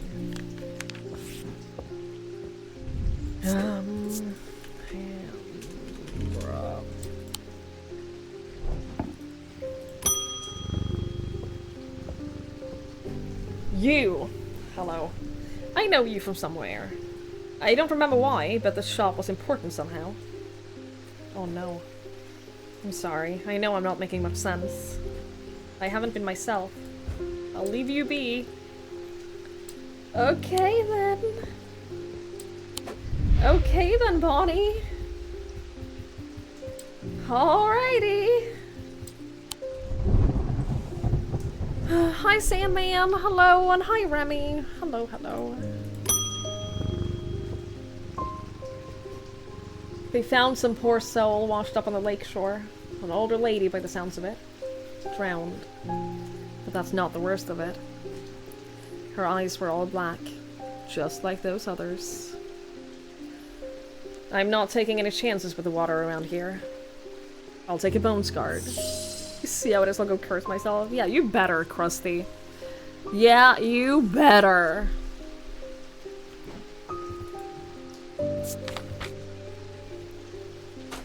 A bones guard, you say?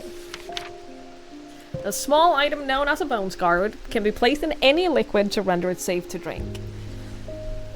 King Cedric the Meek was well known to be terrified of being poisoned, and so always drank from the same goblet and always placed a bones guard inside.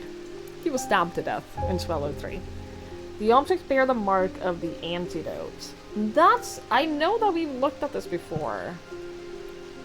And I could not find, there's no symbol in my book that means antidote.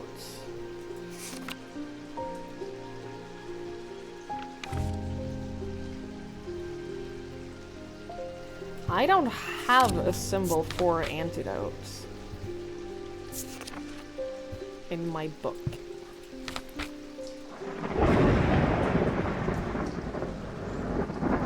So I do not know how to help you.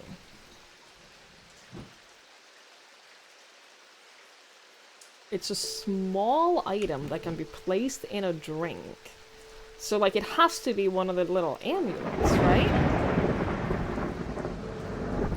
This was paralysis.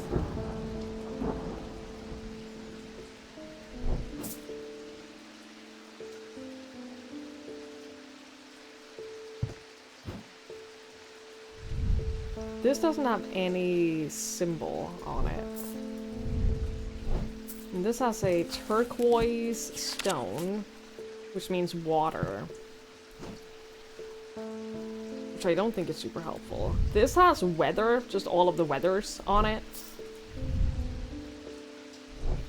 Green gemstone is earth and nature.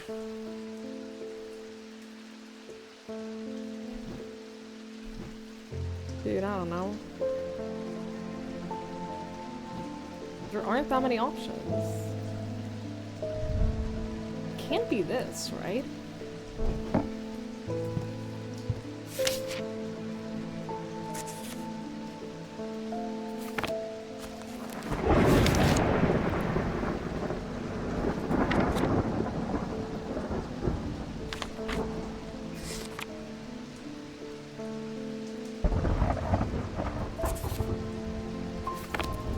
Dude, I don't know. I feel like I should be able to figure this out. Oh, wait! Poison! Poison is that. This is poison, but upside down.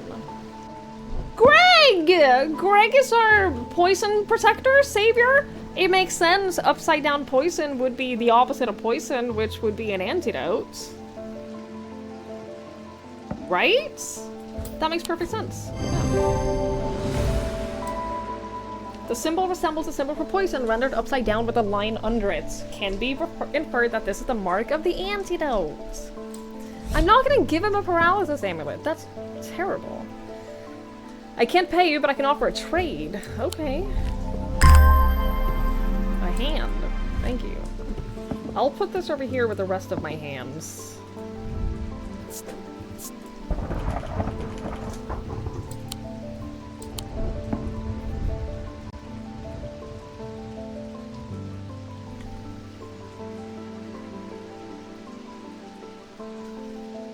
It chills my blood to hold it. Okay. The rider was lucky. He made it into Back Barrow and found refuge there and was nursed back to health. He would later discover his left eye was permanently blackened, like his partner's eyes had been.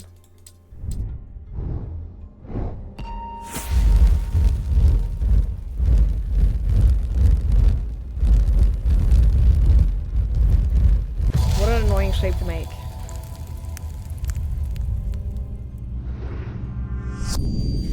To my left, the day. To my right, the night.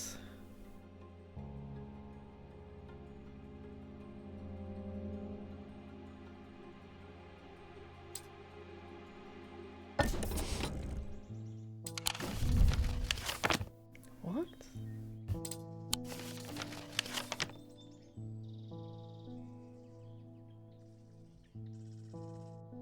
I keep thinking about this. Mars in winter, rising in summer has to mean something, but I don't know if it means anything related to this.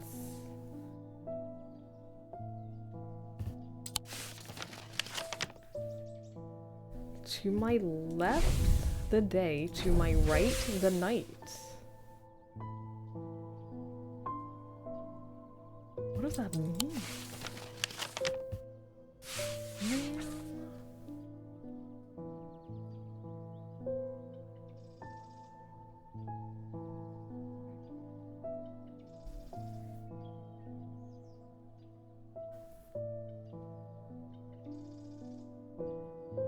You saw it? What do you mean you saw it?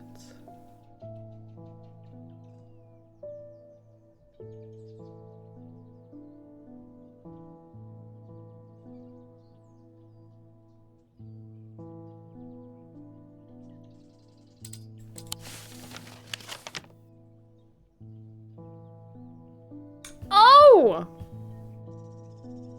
It's here, to my left day, to my right night.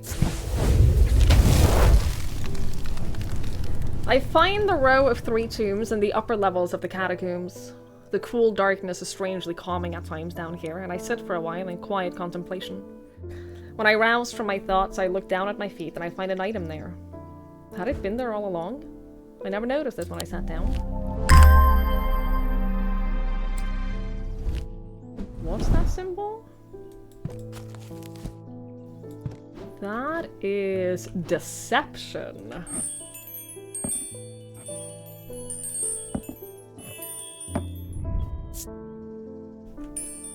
It makes a soft tinkling sound when it moves. It sure does. Feels warmer than I would expect. Okay. I have no idea what to do with that information.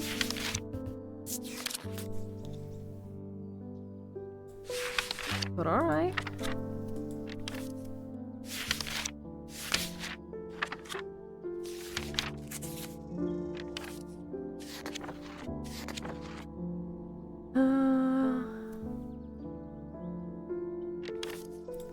Fortidans can enhance physical strength or restore strength that has been sapped.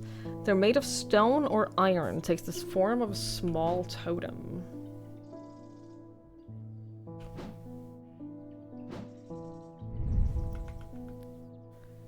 Nothing to remark. Nothing to remark. Become drained of energy as I handle this object. What is that symbol? Weakness?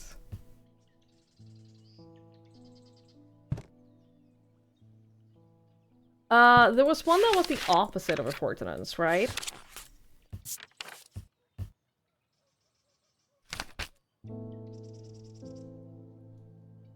Witherance? Inverse of a Fortinance used in more malicious views. They can be crafted like stone, but wood is more commonly used. Okay, so you are a Witherance, probably.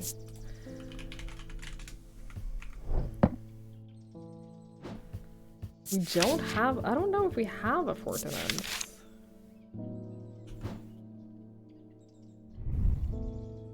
It would be something that makes me feel stronger, right? Chills my blood to hold it.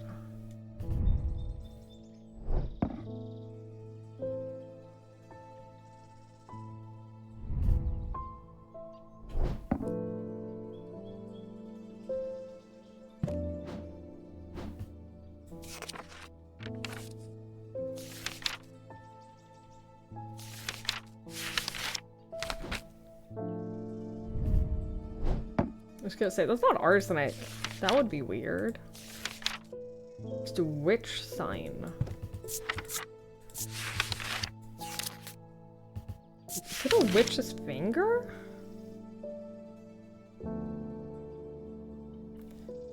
Severed digits of the witch's monomer. They're capable of inflicting intense pain. Purification of the body. Oh, it does have blood on it, right? Like, that's definitely blood.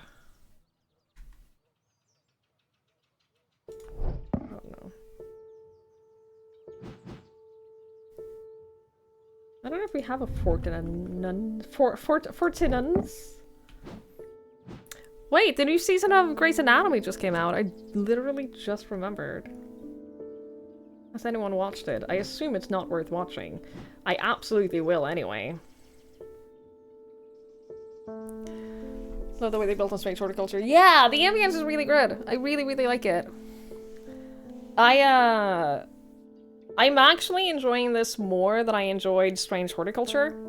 And I think that part of that is that the items are like much more distinctly different from one another. We all know what you're doing. Yeah. I don't know. I don't know why it popped into my brain, but it did.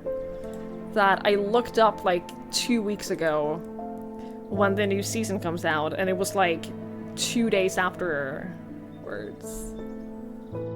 I mean, I am obviously gonna watch it. It's season... I watched the first 21 seasons. October 9th! That was yesterday! I watched the first 21 seasons. I will obviously watch season 22. And it's partly because they're finally... they're finally breaking up a couple that... Like, the cliffhanger that they ended last season on was the I don't want to choose us anymore of the one couple that has been pissing me off for like multiple seasons. So I'm very excited to see them probably get back together again. My predictions for season 22 is that no one is gonna die. That's my only prediction. I'm gonna be honest, that one thing, I remember like one other storyline from the entirety of season 21. I remember 2 storylines from the whole of season 21. It was not good. I don't think anyone is gonna die because, no, they haven't killed anyone off in like decades. They've gotten too scared to kill anyone. There's no tension anymore because no one is gonna die. It really, it's almost like pisses me off because like, I'm not scared for any character. Oh, you collapsed in the surgery room and had a heart attack? Okay, well, I guess you'll be back to work in a week. It's like there's no tension. Because there's no risk. I miss back in the day where, like, every season there was a real risk of your favorite characters dying, and there just isn't anymore. High tangent, yes, we're talking about Grace.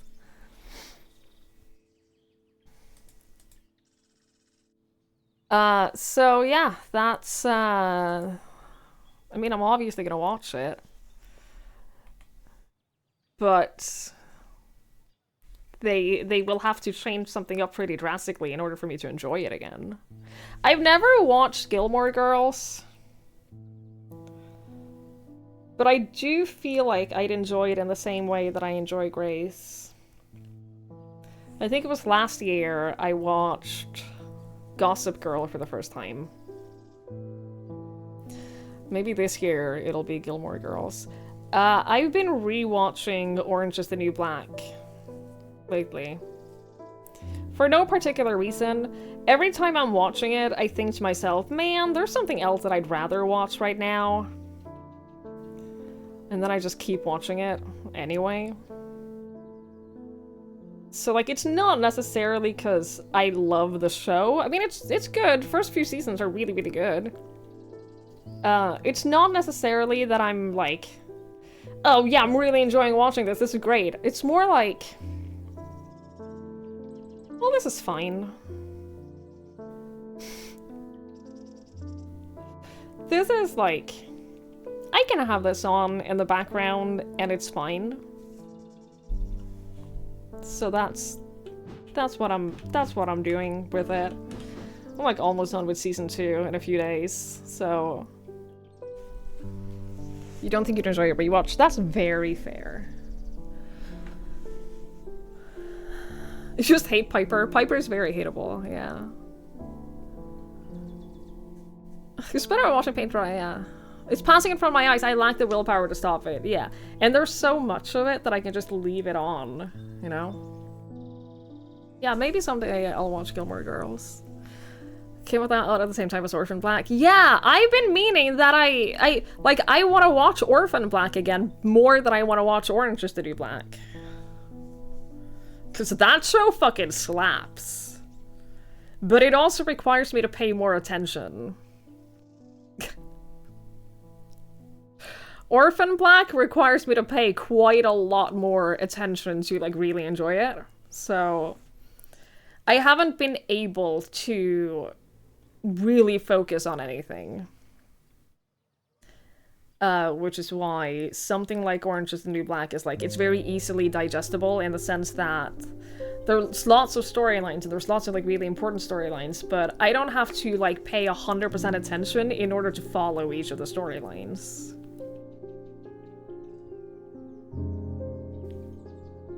I'm watching Orphan Black at some point, no longer watching it. It's so good though. I do remember feeling that it almost dragged on a little bit long when I watched it, but it has been many years, so...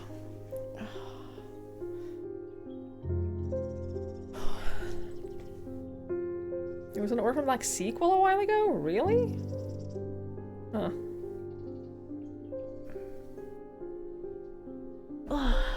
Okay. You've been tricked into watching anime. I hit that for you. Oh, is this a letter from my caveman buddy?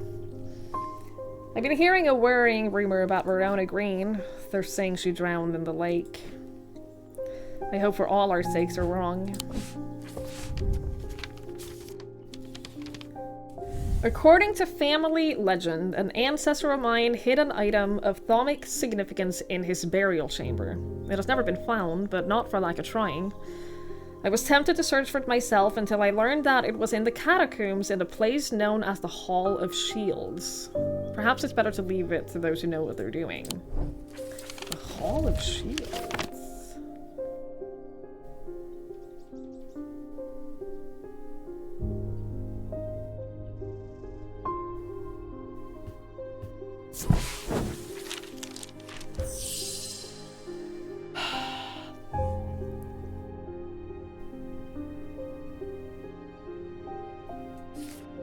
But I don't know what to use. Not even Palians can clear the air.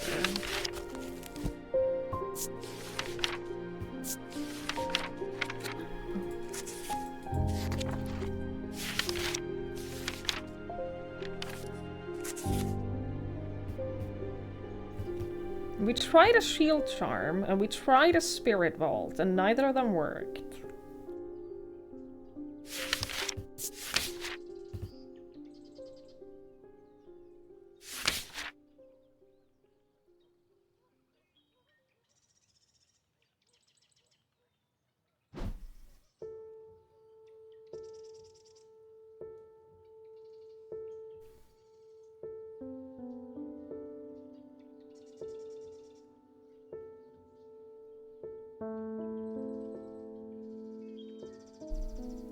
See, I have this. I have the spirit vault that is meant to capture a wandering shroud, right?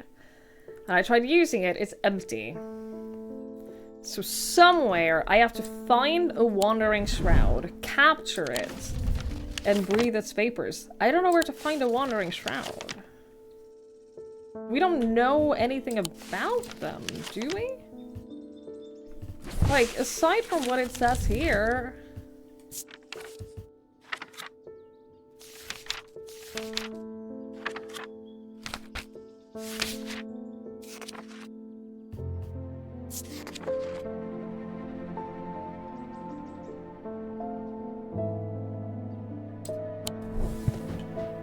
I don't know how to capture one.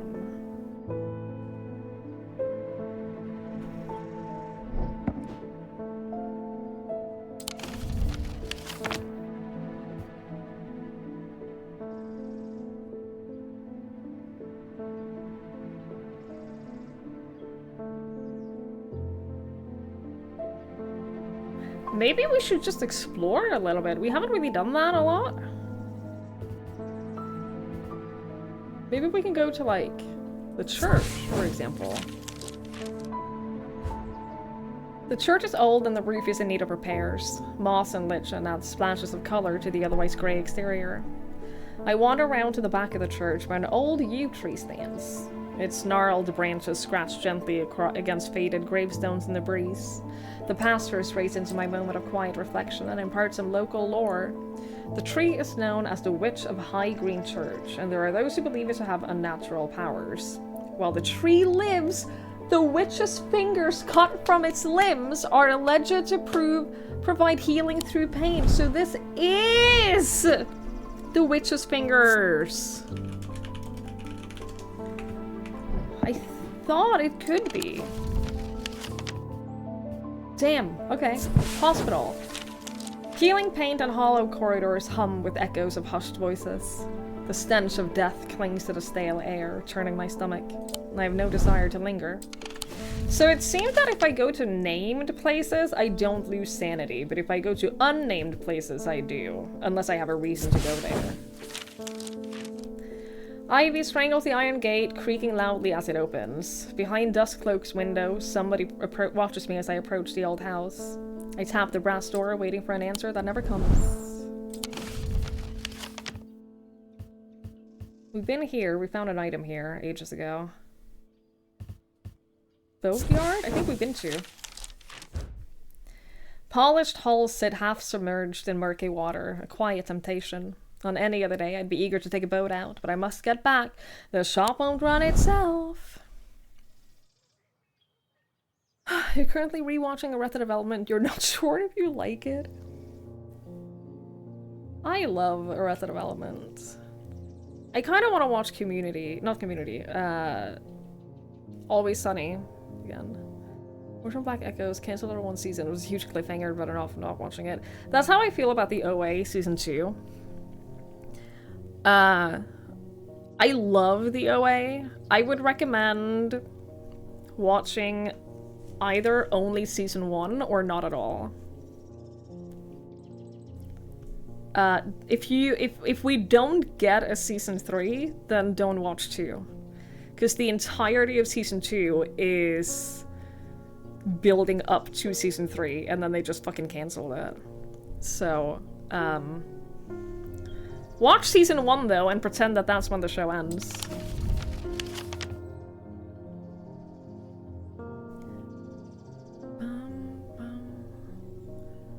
So you got some emotional, you got response. Nothing bad even happened to that one.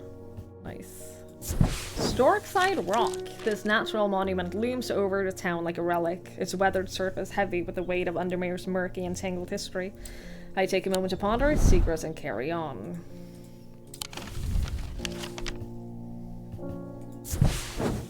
Jail. The stand silent, rusted iron bars, the only thing separating me from the ghosts of former prisoners. I take a quiet look around, there's nothing to be found.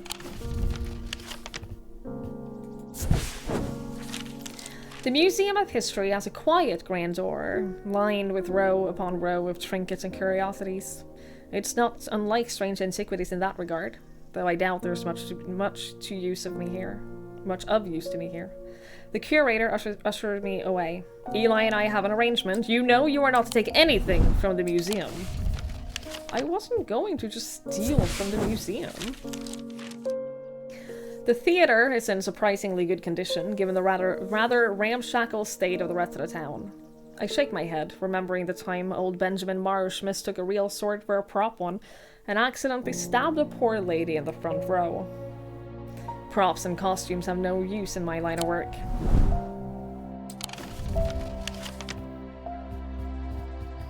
Where would I find a wandering shroud, though?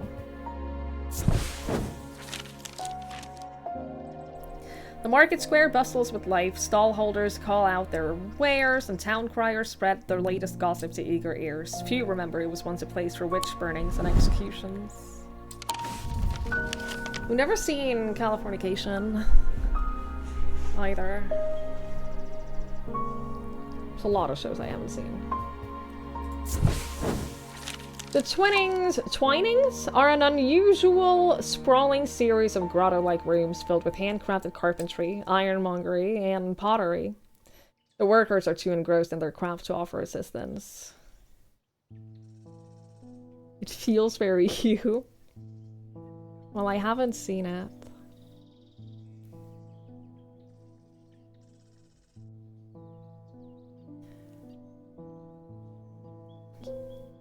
Confirms on live with Kelly and Mark. Jason Isaac started that the OA is not over. Tried to heave, but Julian and Marlon had agreed to do whatever it takes to series back. I have heard that as well, but they ultimately need funding for it, don't they?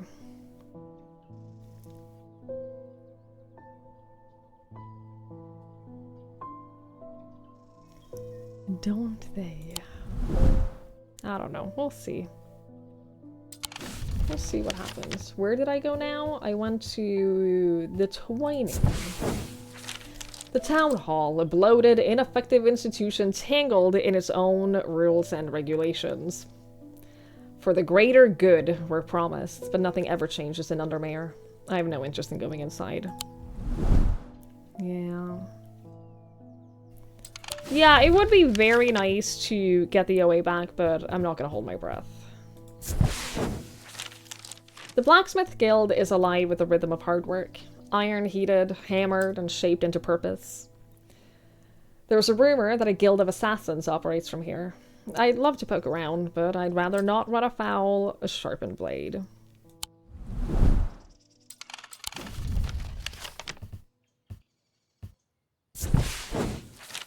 The convent is an imposing building that appears to be designed for secrecy.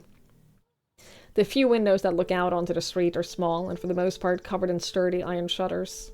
The sole entrance is a large iron gate bearing the sigil of the League of the Amphibian Heart. A twin-headed snake. The gate is locked.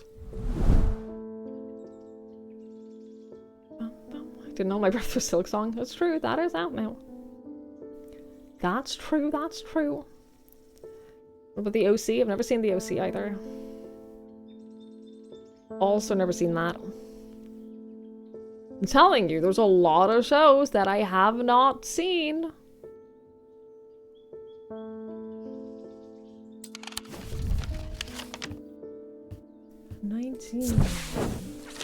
Undermere Station is a quiet, unassuming stop. Today, the platform is empty, save for a few passengers waiting in silence.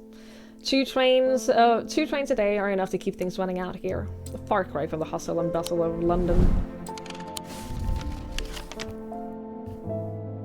We never went to the pit, did we? The pit is a scorched black hole, perhaps 5 meters in diameter, that has an unnatural look to it. A rough wooden fence has been erected around it, but it has not been maintained in some time, and it is broken and collapsed in places. Nothing grows in a wide circle around the gaping chasm. The earth is brown and lifeless.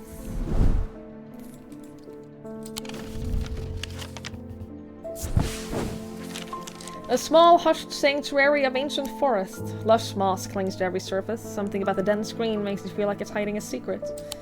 But I find nothing.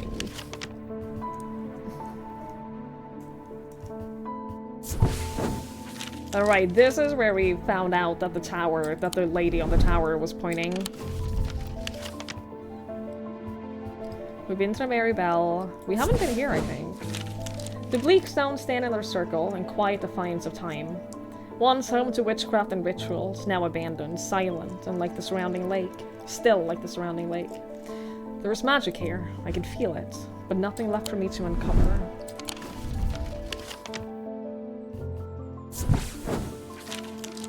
Calgarth Hall stands stately and pristine, its grand architecture a testament to the Calgarth family legacy.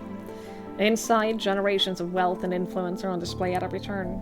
But with the girls taken ill, no visitors are welcome. Yeah, that's fair. I feel like I've only watched Grey's and Switch and maybe Twilight or two. Hi, Jovial. Too busy not watching shows to get around watching them. Yeah, exactly. I've also never watched Vampire Diaries. I'm thinking about rewatching Supernatural, though. Instead. Oh! The Woodsworth Library is a quiet haven of books and knowledge. Its shelves well-stocked and well-kept, a place where time slows with every turn of a page. The librarian, Simone, sits at the desk, her focus fixed on her work, as always. I found some old books that dig into the history of strange antiquities, she says without looking up. It's very old, you know. I'll be sure to visit if I uncover anything useful. I have a 2.5 hour long video that's tell you all you need to know about Vampire Diaries. Or I could just watch Vampire Diaries. Sense 8? Haven't seen that either. Sorry, I don't know what to tell you. 27? Lady Rosalind built the Folly in the memory of her husband. Lost at a lake, or so the story goes. Now it stands wind-worn and empty, overlooking the water. I checked the turrets, just in case. Nothing but dust and old stones. Love doesn't leave much behind. We definitely like that. The church is a quiet refuge away from the bustle of the town. The bell tolls. Is it that time already? I'd best get back. I was watching Kingdom 2 Crowns yesterday, and it constantly has like bell towers, like church bells ringing, and they sound exactly like my church bells. And it kept tripping me up. It was so weird because it sounded exactly the same, and I'd hear them in the game like every 20 minutes or so. You haven't heard my church bells in so long. It's true. And because I sit with this window closed most of the time, you're probably not going to hear them that much now either. Because you didn't gong when they gonged like 28 minutes ago. Does that get more interesting further in? I don't know. I've never played it, Diligence, and I don't know. I haven't watched that far into the game, so I have no answers. Royston Farm is warm and welcoming as its owner, John. He greets me with a grin and a handshake, always eager to share a story or two about the land. I ask him to let me know if he ever finds anything unusual and leave him to his business.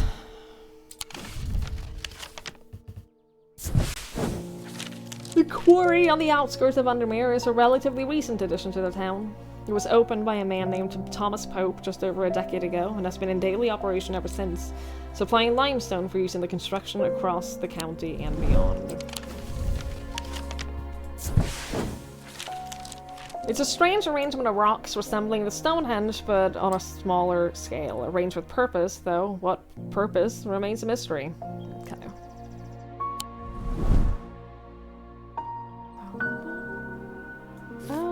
Okay, well... I know where that is, but I don't know what to do about that just now, because I need a Wandering Shroud. I feel like I should have been able to catch a Wandering Shroud by now.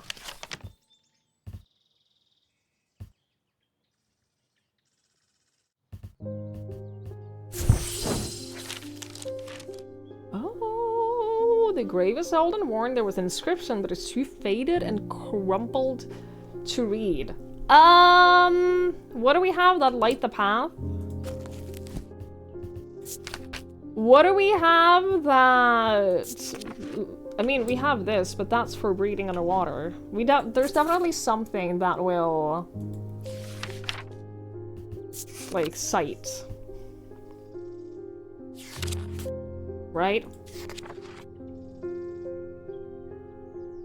Fit that! That's not it. Thank you, Lanford.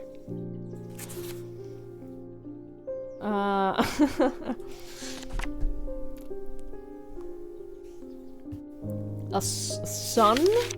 A pit? No. We definitely have... Can we bring a candle? Yo, can I straight up just bring a candle? Bullshit.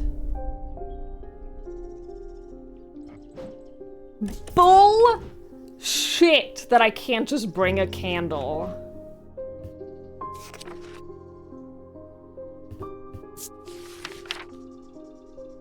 A veiled fan is brightly colored and light clouds over, can be used to command attention from individuals to small groups of people. So that's not what we're looking for. Ares Remnant! So that's gotta be the one. Fuck you! Used by those who work in low light conditions. That's exactly... Too faded and crumbled. Oh. It's not because it's too dark to read. Oh, fuck off.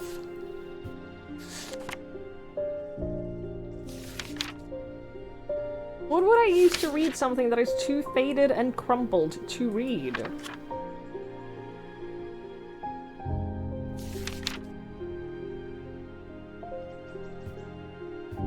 That doesn't make any sense.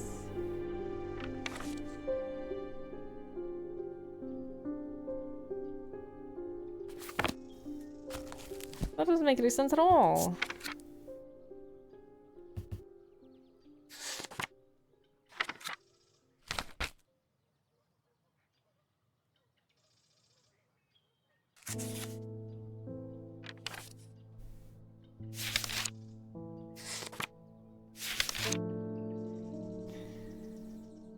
Meaning of usual. They can be used to aid with translation of foreign text. That's probably not it. Either.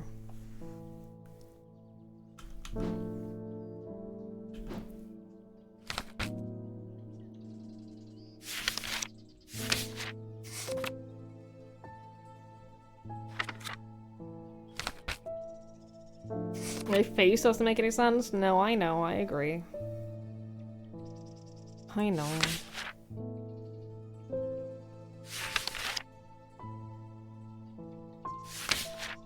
Oh, wait, I have surnames?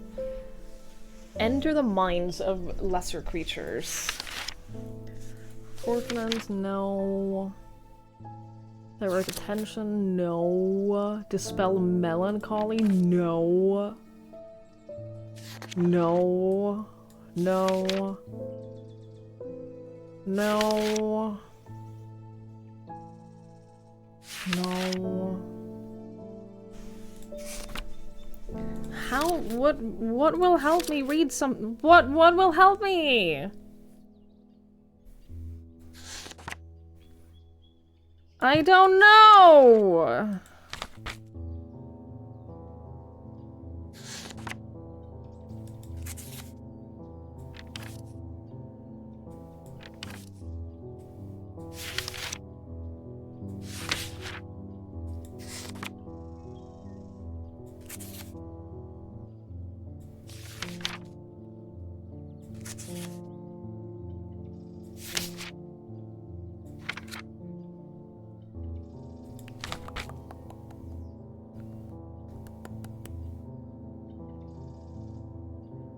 Maybe a spirit eye?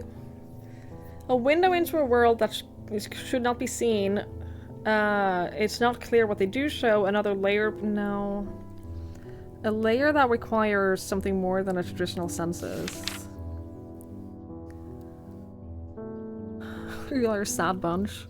How, since I haven't been streaming much, we haven't been getting updates about your girlfriend. What's been going on there?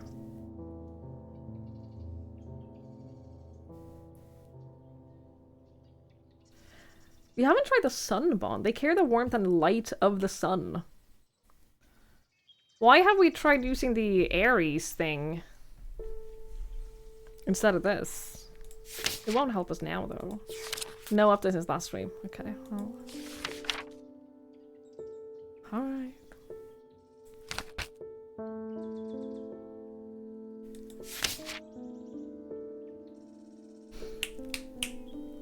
Voice of Certain imbued properties with skill, such an item can be used to read the patterns of nature that are otherwise hidden to us.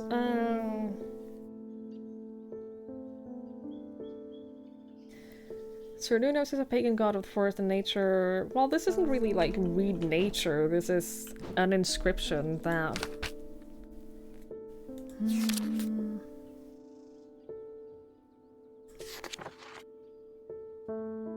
I don't know that we have what I need for this.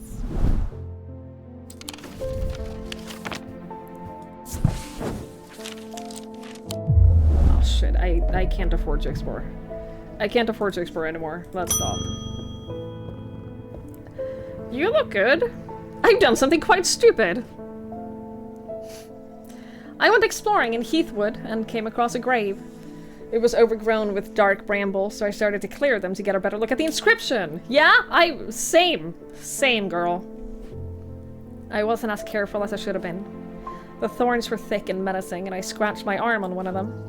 I have not felt well since. Please help me. Oh, you need a curse dispeller. I know we have that. Purifier. You need a purifier. Submerge in the liquid left for a full cycle of the moon are cleansed of simple imbued curses or hexes. There's a limit to the effectiveness.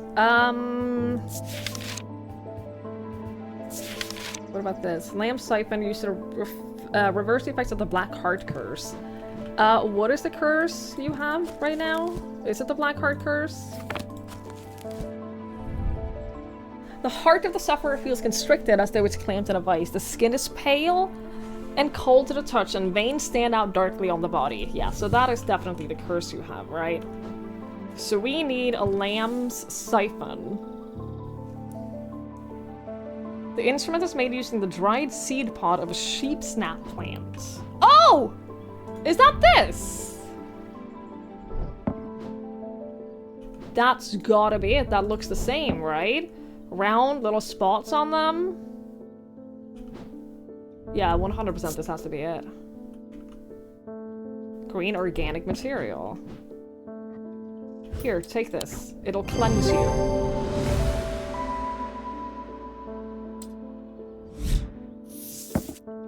Truth conduit, you say? Okay, lamb's siphon.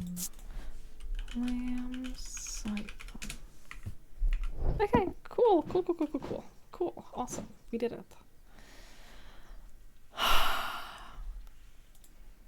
I think I'm doing really well with this game, aside from that one thing that I can't figure out.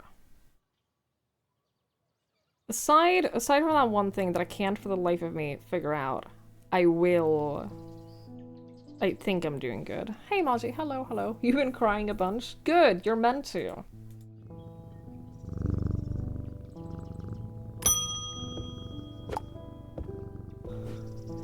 You don't know me, but it's time I introduce myself. I am the curator of the Museum of History here in Undermere. Eli and I have a complicated relationship. Don't all siblings? Not really. I don't tend to come by the shop much anymore, but I heard he'd left town for a few days. I wanted to bring him this, but I know he'd only turn me away without even looking at it. Okay. Thank you?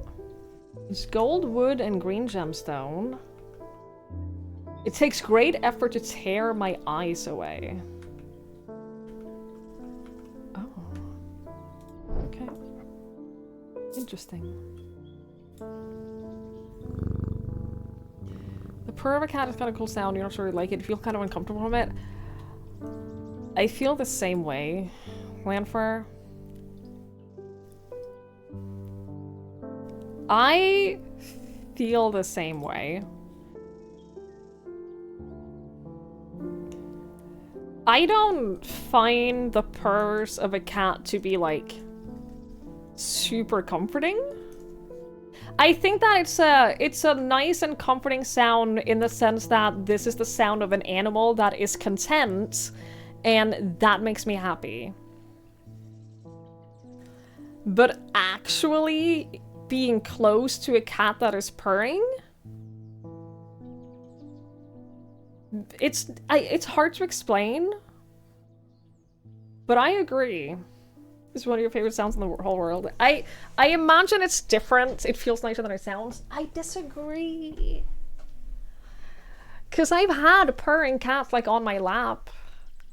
Or, like, close to me. And it's... Yeah, I do very much imagine that it becomes more meaningful if you have a cat yourself. Yeah, for sure. I like the implication. And therefore, it's a good sound.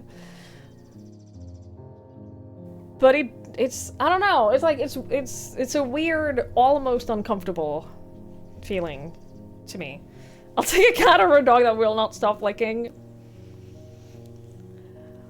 I would take a dog that would not stop licking right now. I'd put up with that.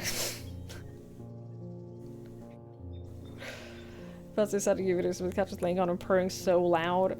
To me, it's the fact that you can kind of feel the purrs. It's the fact that you feel, like, the physical vibration. I don't super love.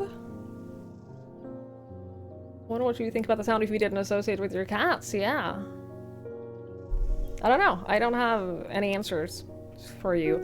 I do imagine, though, that cat owners, if you took, like, people who have or have had their own cats will generally have a much more favorable association with the sound, which makes perfect sense. Reminds you of a motorcycle outside the window that you can't get rid of. Yeah. Only 10 dogs, Jesus. It does lower blood pressure, I have heard that. I've thought about sound of purring itself removed from the implication. Yeah, and it's hard to separate. Like, it's hard to separate the sound of the purr with what you know that it means. I don't know, I mean, I'm gonna be spending a lot more time with cats now because without Link, I can actually go to my sister's place, and she has 2 cats. And her youngest cat, has liked me in the past, so I'm sure we'll make friends again. So I'll get more cat time in my life now. I hope I'll get along. Yeah, I visited her once, like a year or 2 ago. It's less than a year ago, isn't it? It was in January, I think. And, like, her cat was literally sleeping on my lap, or, like, between my legs, which was very cute. I do have pictures of her. I also have about 1 billion pictures of Link. She's a very pretty cat. She's very pretty.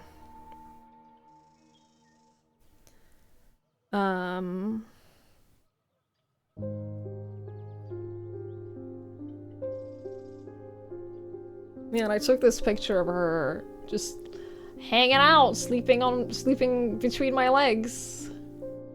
It was very cute. It was very cute. And then she was, like, playing with my feet under the duvet. Because she's a hunter cat. Like, she's practically a wild... She's practically a wild feral cat.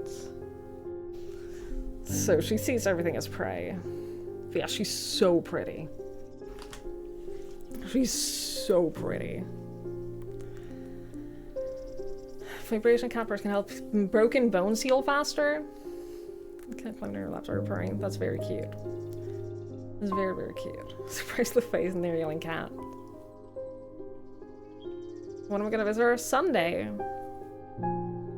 We hang out on Sundays and watch TV, but for the last few months, like basically since she got her cats here, we've only been able to get together on Sundays where my parents have been at the cabin, because of Link and the cats. But he isn't here anymore, so I can go up to her place.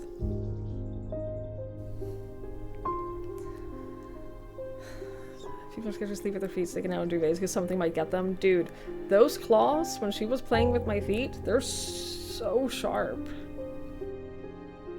Just so fucking sharp.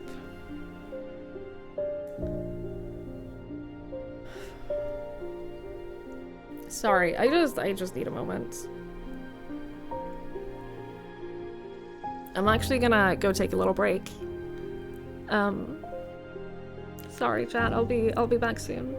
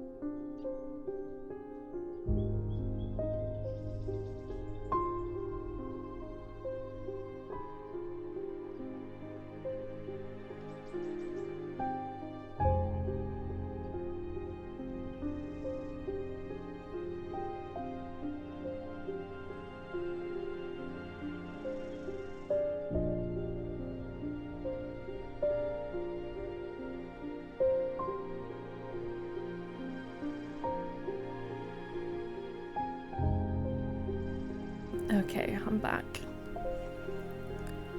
Sorry, I'm having a really hard time. So I'm just gonna play my game and focus on that for a little bit because I've been enjoying the game a lot.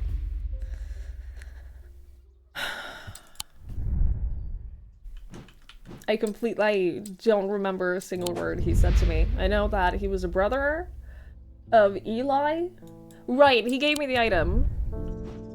He gave me this. I remember now. He said it out of your own saying, no, I know, I'm aware.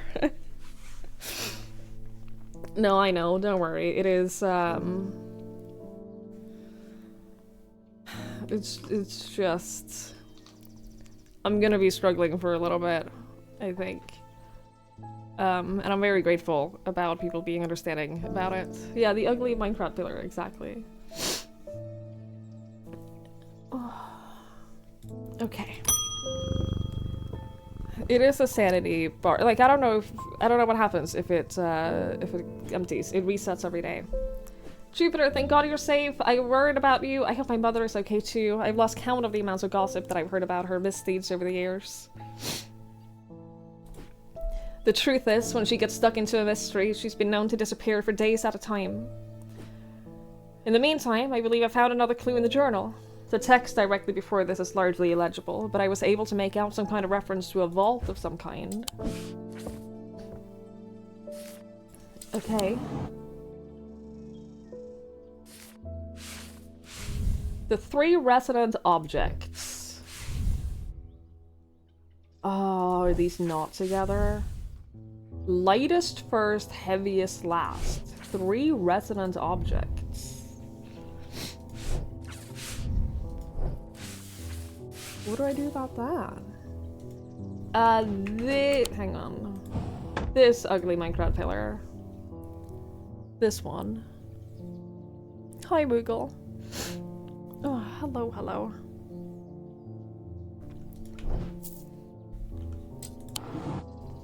These aren't connected. Like, these are not the same. Note, 3 resident object, lightest first, heaviest last. Sorry, what did you say about it?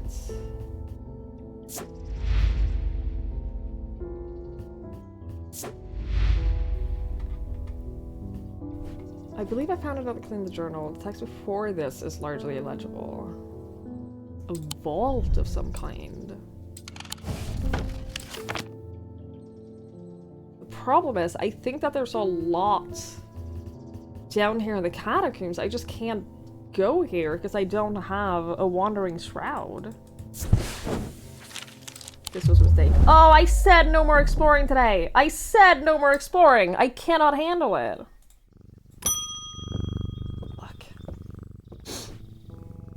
I got a fright when they brought that body out of the poor drowned woman.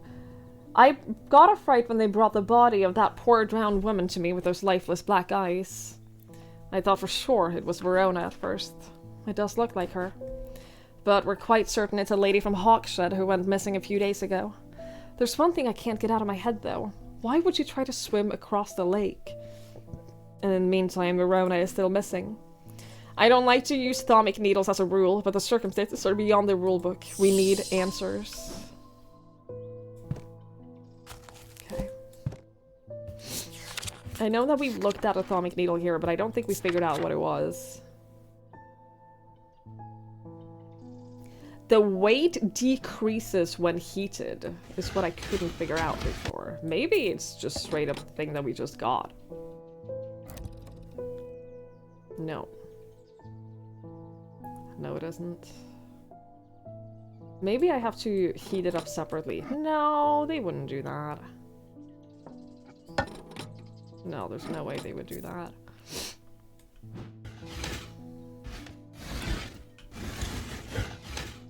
No, I don't think I've heated anything before. I mean, we used light before. We've used the candles for light.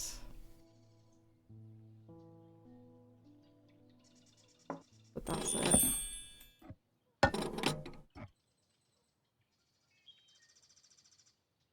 But the candles have to be how you heat them, right?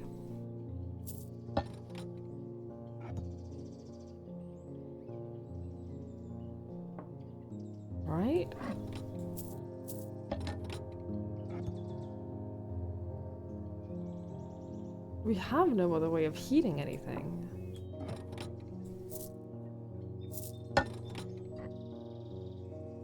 But they also... It's a thermic needle.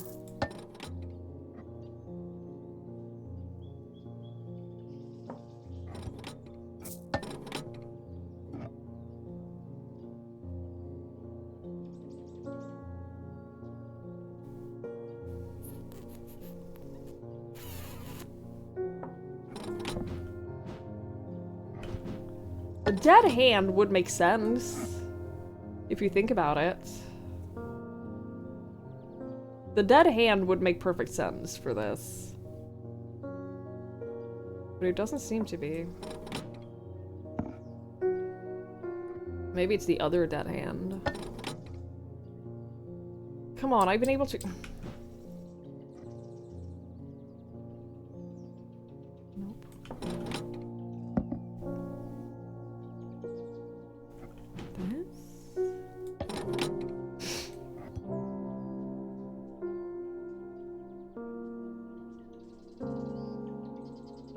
I don't know what else it would be.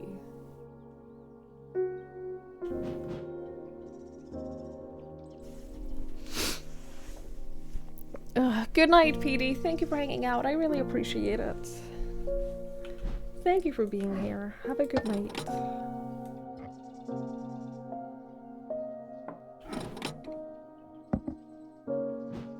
If I'm running out of items to test.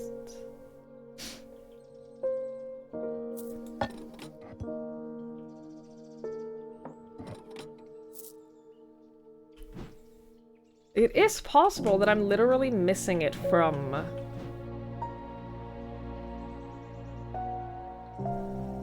like a place I haven't been. It's very possible. But I can't, as I said, I cannot afford to go exploring willy-nilly because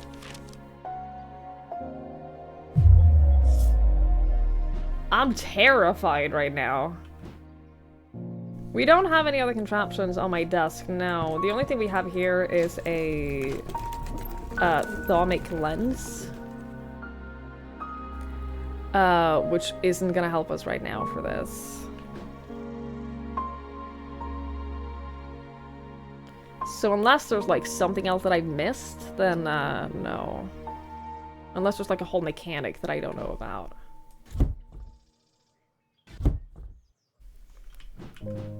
The wheel opens up this, which we have emptied. There's nothing else in here.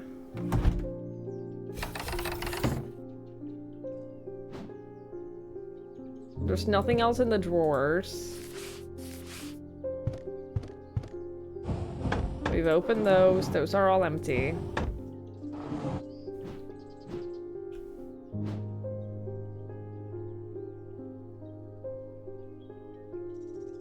Like, we don't have that many more things.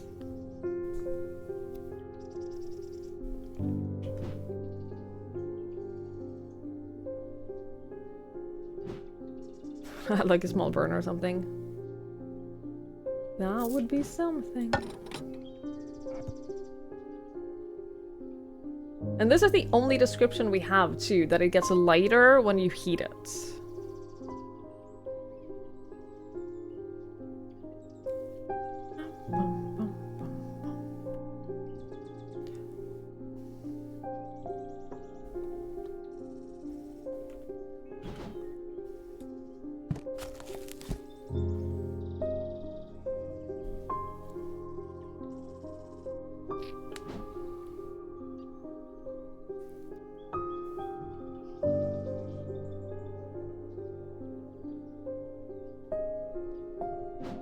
Apply heat. I mean, I have some items that are warm. Like this, for example, is warm. I think that applies cold. Good point. I don't know that we have anything that applies cold. I know that we have things that are cold to the touch. That's it.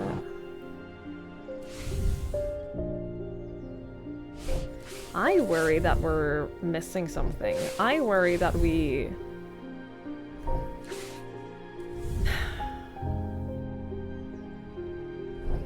I worry that we were meant to have... Can you make a comment based on literally nothing? Yeah, sure. I think I understand, like, 3 resonant object, lightest first, heaviest last. I think that that is related to this, that we have to, that there are 3 items, we have to find 3 items that have these 3 patterns and then arrange them by weight. So I think that those 2 are related. This, I don't know. And this is the shield thing, and, like, that's what frustrates me a little bit. That I know there are at least 2 items. There are at least 2 items that I don't have.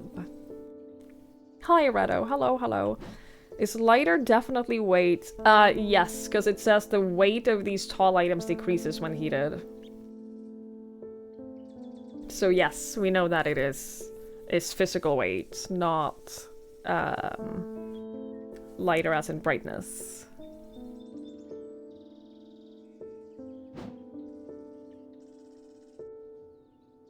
We've tried every item we have. I'm so worried that...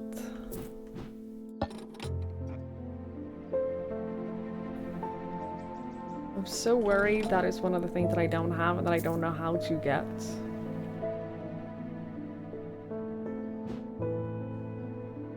Shit. Because I've tried everything that I own right now that, that isn't green labeled. The resonant amulet, this? No, I don't think it's that, because that is...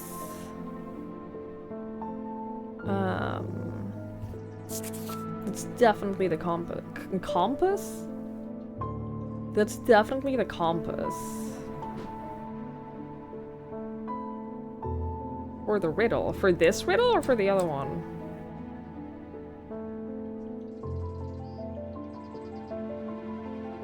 How bad is... Yeah, how bad is it to lose our mind, really?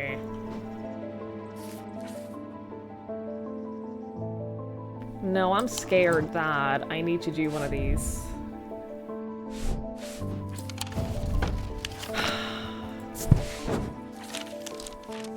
Not even Palians can clear the air or render safe to breathe. There is a way. Slate miners inhale the vapors produced by a spirit called the Wandering Shroud.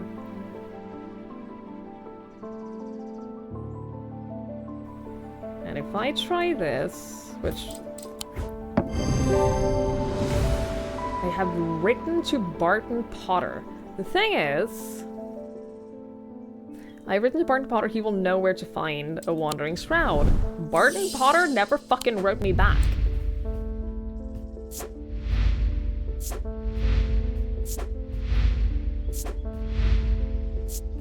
This motherfucker has not written me back.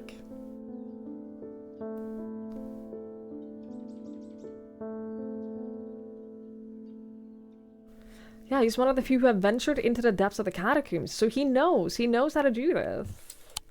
And he just didn't get back to me. Yeah, the only other description for this is that it's tall, which isn't helpful.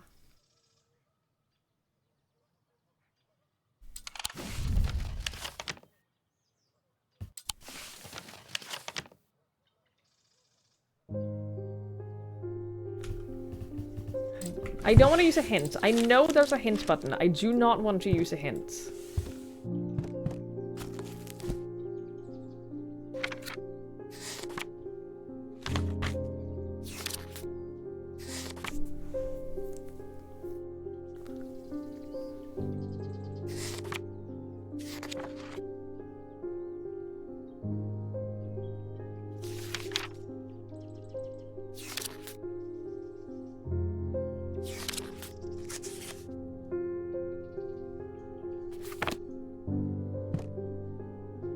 You would have spammed it? No, because I know that there's an achievement for beating the game without using a hint.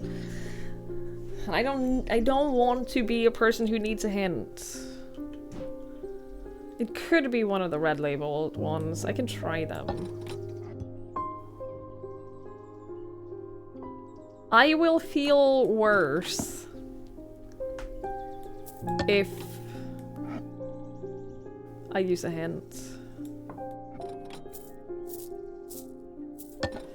Because the thing is, every single time I've ever used a hint in a video game, it's told me something that I 100% would have figured out on my own if I had had like a tiny little bit more patience. And then I get pissed off. And then I get angry, and then I feel that much worse, and then I just don't want to play anymore. Tried that.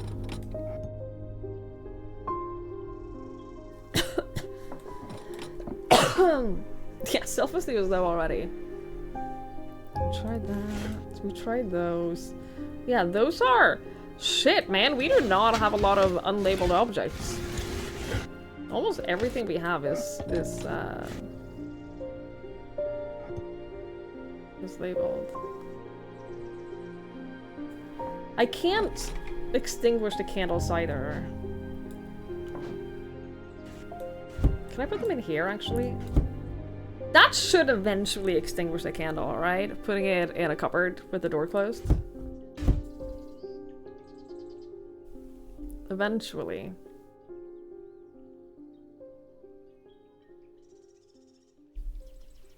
Right?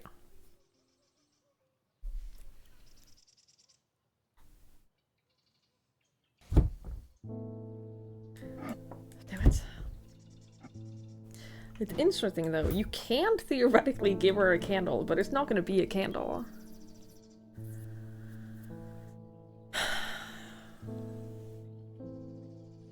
The bird skull in the top left corner. It is an artifact. I don't know what it is. But it is an artifact. I don't know what it is.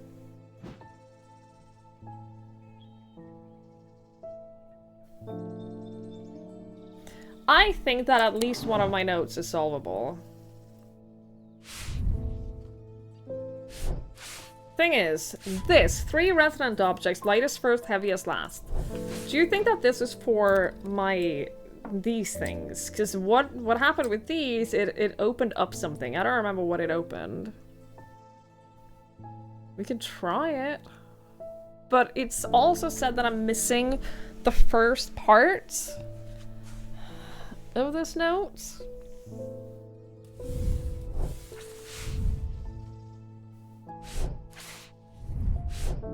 What annoys me the most is that 100% I should have been able to go to the catacombs by now.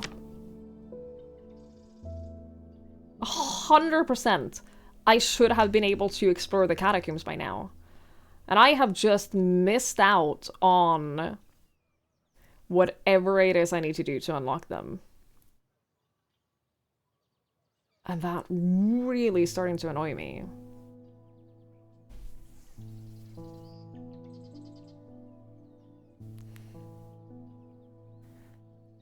The client is very patient. That's true.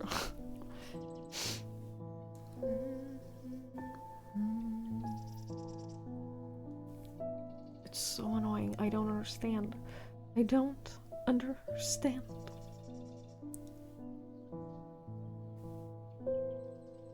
Without telling you what you need to know, do you want anything ruled out?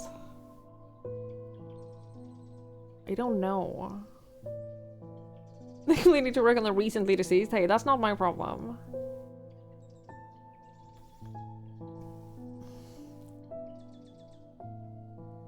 That's not my problem.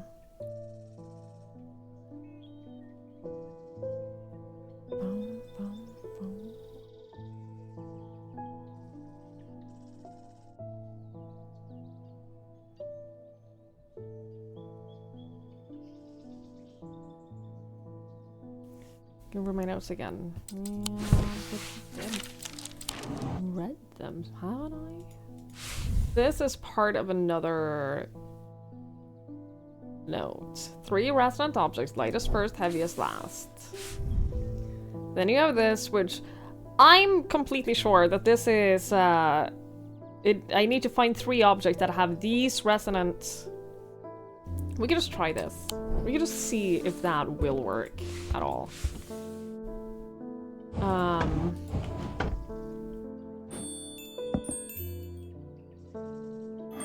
Oh, interesting. It's just the top part of this that is a resonant object. Interesting. Let's put this here. So you are number 3. Oh, wait. Yeah, this... Okay. Understood.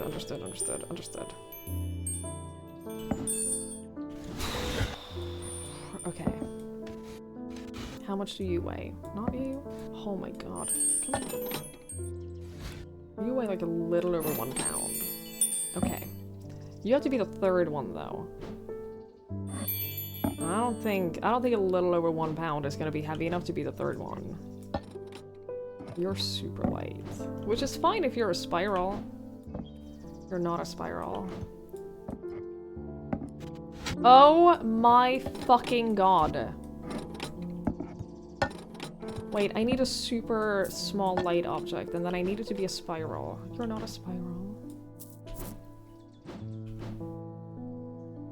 You're not a spiral. You're not a spiral. I'm guessing this is one of those puzzles that can only have one solution. You're not a spiral.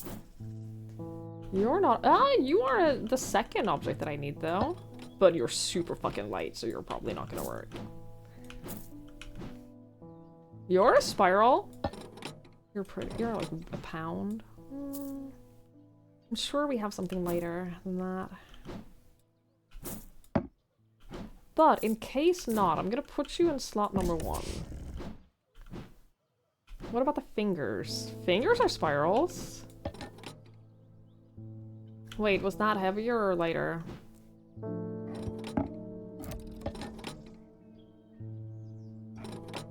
You're like ever so slightly lighter. Okay, so you go here. And then we need triangle spiral.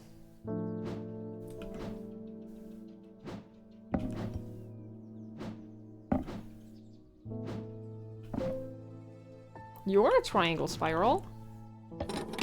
Oh, you're heavy as shit, though, because you have a lead heart. You don't help me at all.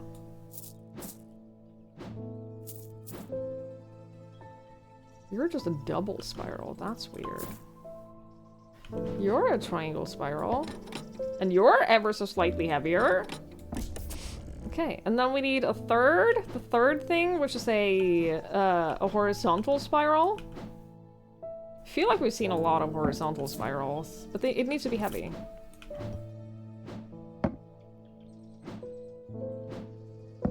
It was one of these was a horizontal spiral, right? No, I don't think so.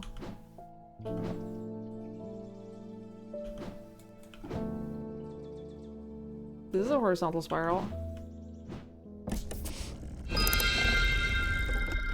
What does that give me? What does that give me? What does that give me?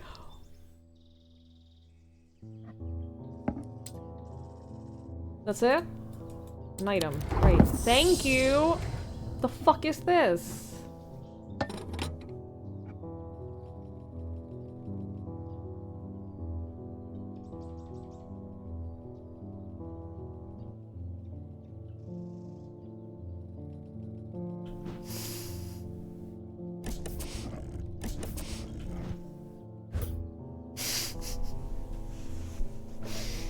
We did it.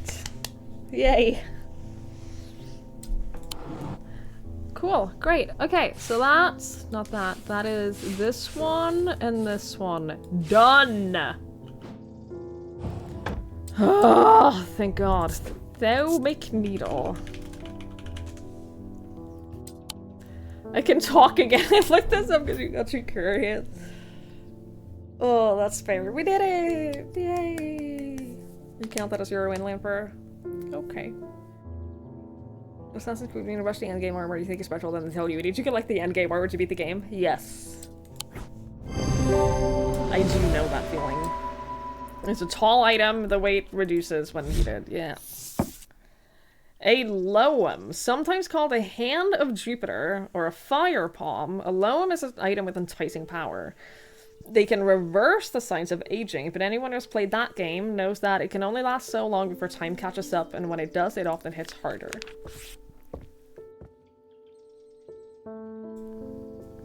You can go here, I guess. The people are afraid. And they're right to be, but it is too late for them. They are of no use to us, but you might be. Prove yourself, and perhaps Holgar will deem you worth saving. I require an object to steady my restless congregation and remind them why I am the one to lead us through this turbulent time. They respect strength and power above all else.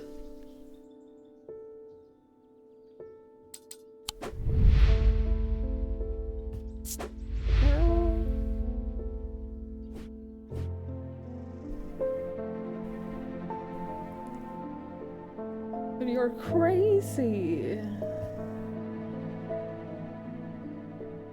You literally worship this god because you're scared of him. You literally said, what use is a god that you are not afraid of? I don't... So we can give her a Morgan's Folly.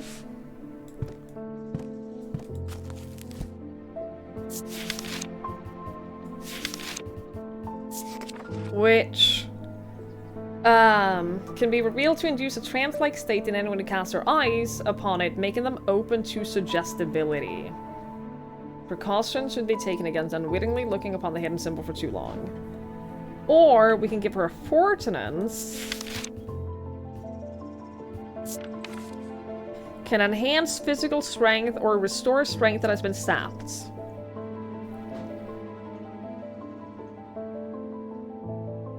I don't...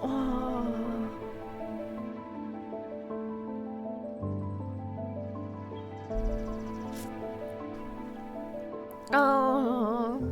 Hi, Phoenix. Hello, hello. It is a very, very cool game concept, yeah. Yeah, the puzzle aspect of this game is so cool. It is so satisfying. This game is awesome. I am so happy they made a sequel to Horticulture. You choose the story path by making different drinks in Valhalla? Yeah, I haven't played that, but yes. I love just the idea of changing the outcome by, like, essentially choosing what powers they get. You should play Valhalla. Isn't it like 1,000 hours long? I don't know that I can commit to that. The next long game I'm playing is Silk Song. It's like a continuous evolving Sudoku. Yeah, it's great.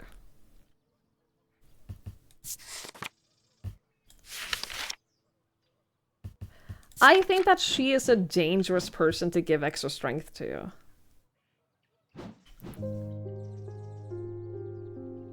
I think it is super dangerous to give her something that'll... Wait, 11 hours? Is that... Oh, you mean... You mean the bartending visual novel. Not Assassin's Creed Valhalla.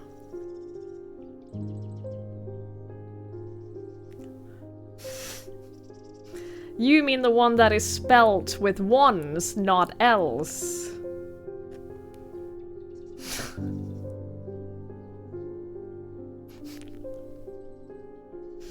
Understood. You did say by making different drinks, but I thought for a second that it was like, since I haven't played Assassin's Creed, I was like, well, maybe there's like a story, like a mini story or something in there where you are in charge of making drinks and, like, I don't know. It made sense to me. I'm gonna give you the Morgan's Folly.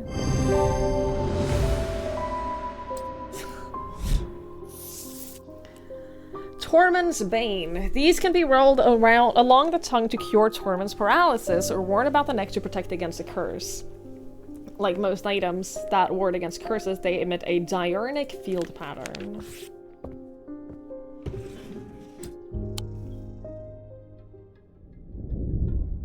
The writer's partner was less fortunate.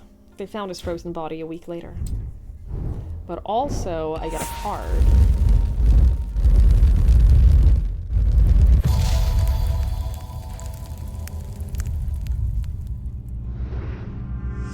I am marked by Jupiter.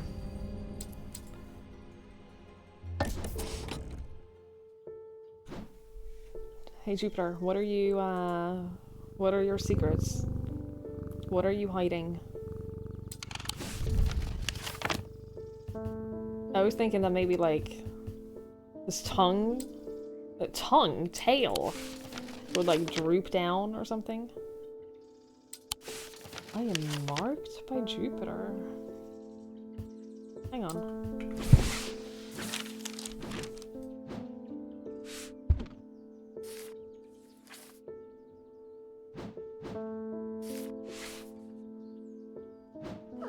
Ah! Oh! He knocked it down. Okay, so not that.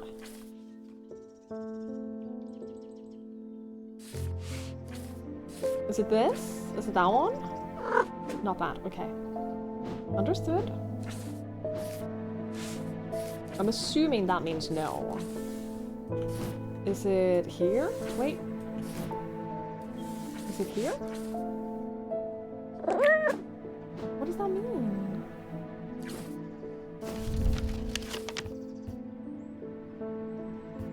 What does that mean, Jupiter?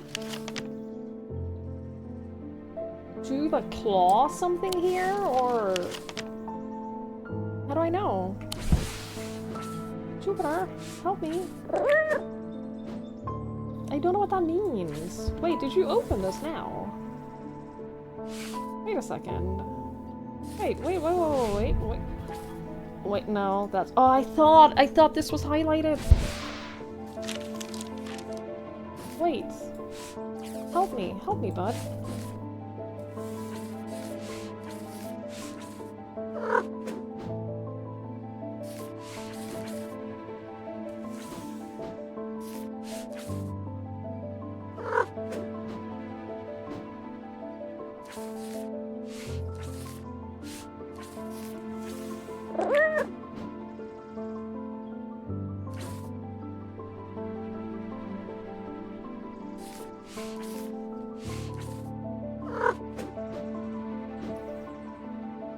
Do you do that? Wait, hang on. Oh, so you just do that. Okay. Understood. Well, that's less helpful. I thought that that was the clue. That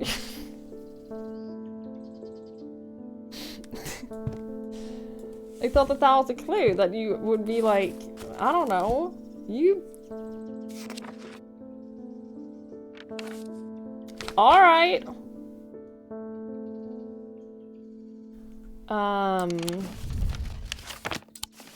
And what if we instead go here? That's less fun. I will say that is a lot less fun than it being the cat deciding, but okay, whatever. The mark of Jupiter on my map leads me to the square room of the ground floor. Other than an intriguing torn note here, there doesn't seem to be anything of interest, until I notice that the bookshelf is mounted on a runner and can slide to one side. I push it and it glides easily, revealing a hidden recess in the wall behind it. Yay. Oh, shit.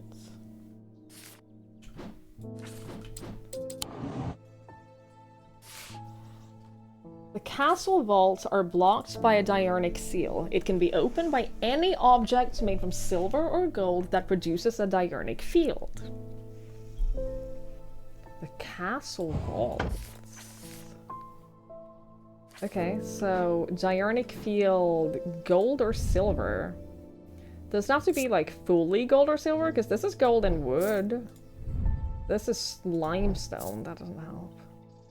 Do I have any items that are, like, exclusively gold? This is gold? Is it the cat?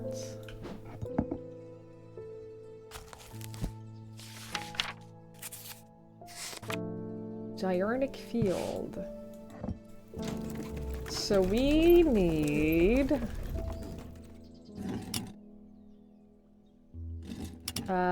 big circle up top.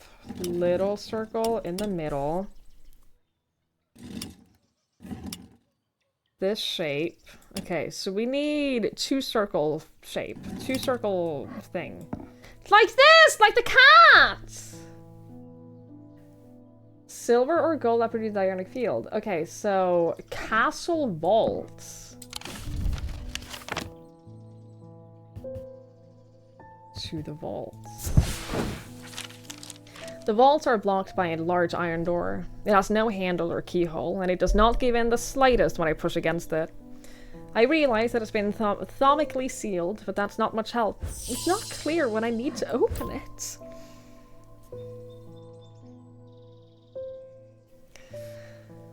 Hi Quig, hello, we're gonna start watching the one to catch up. Honestly, I hope you enjoy. This game is a treat.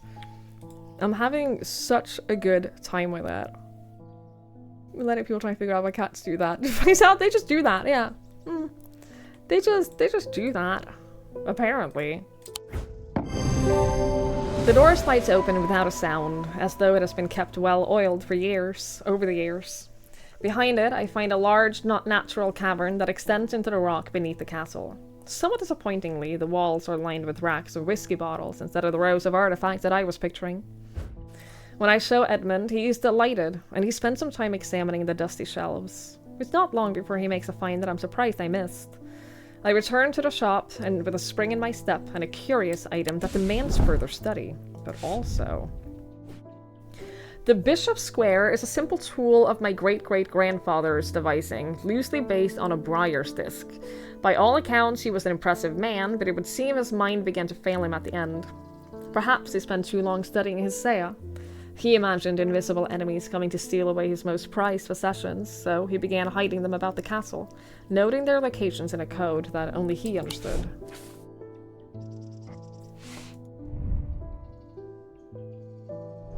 So is this either a bishop? That's a bishop square then, probably.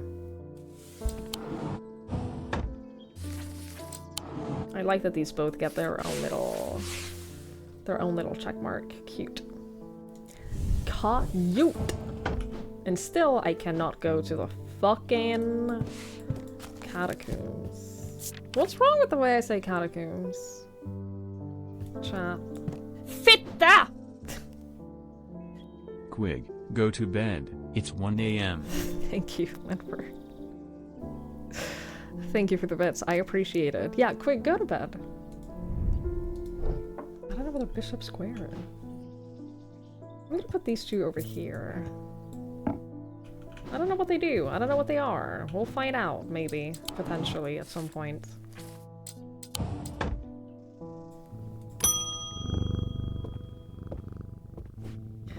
I can't say too much, but it has fallen to me to carry a secret that people would kill for. That people have killed for. It's a lot of weight to carry around in my head, and it's getting harder to bear around certain family members.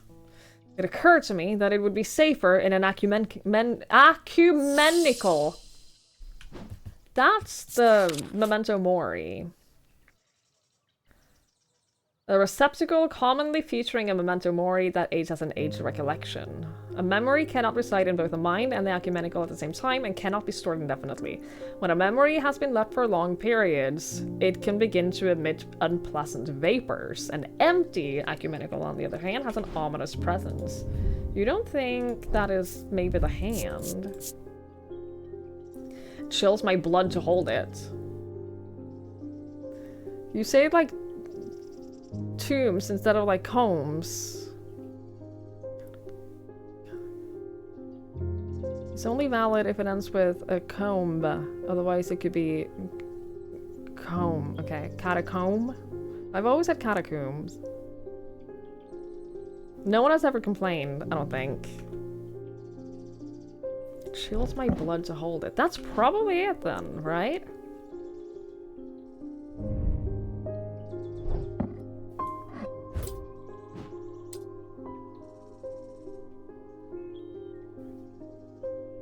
Repost that comment though. Is more common.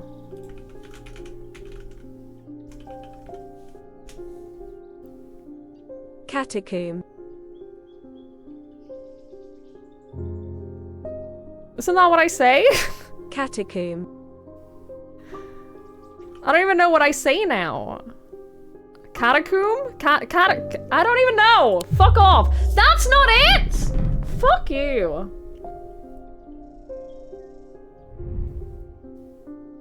Compass. Shut up. Shut up. I'm grieving. I can say things however I want. I have a free pass to say things however I want right now.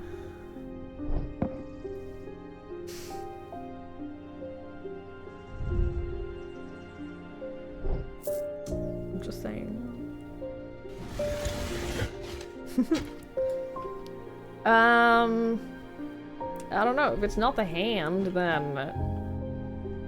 What else do I have that is, like, vaguely Memento Mori-like? There's the coffin, but that has, like, blessing in it?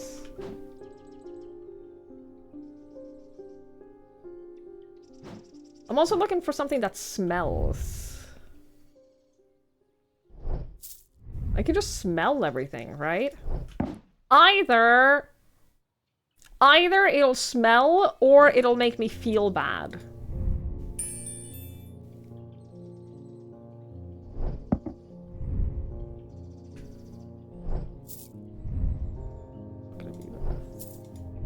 This is weather related. That's not it.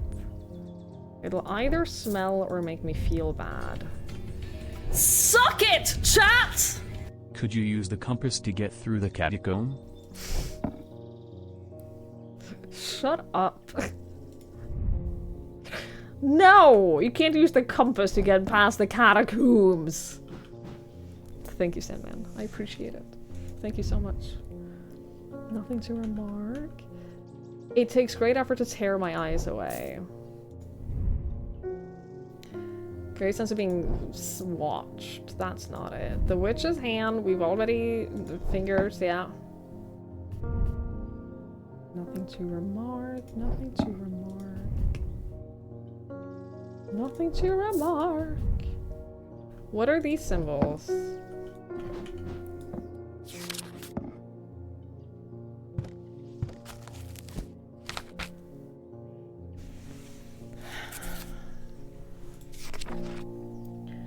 They are seasons. Okay, so those are all the seasons. So that's probably not what I'm looking for. What the fuck, then? Thank you for the bit, Sandman. I appreciate it. Like, the catacomb is how they say it in the UK. You're not technically wrong. See, I believe that as long as you manage to convey what it is you mean, and people understand what it is you mean, then that is the most important thing. If you understand what I mean, then that means I have done my job communicating with you.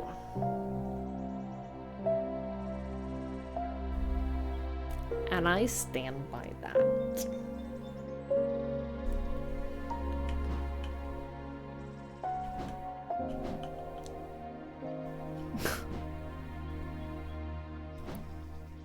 I stand by that.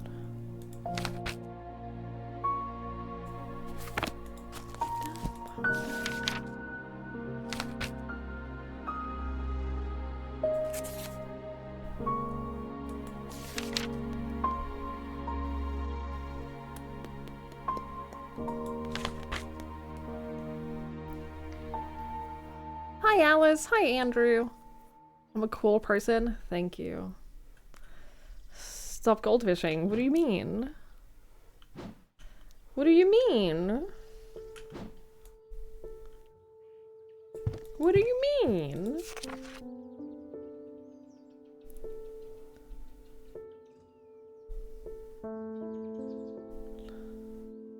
Oh wait, there's this box as well.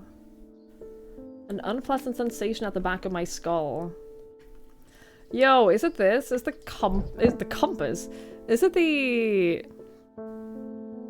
hourglass? Oh my god, there's a... hourglass on the fucking painting. On the picture, that is like the entire hint about what kind of thing it is. And it's a receptacle to hold the memories? God, Jesus.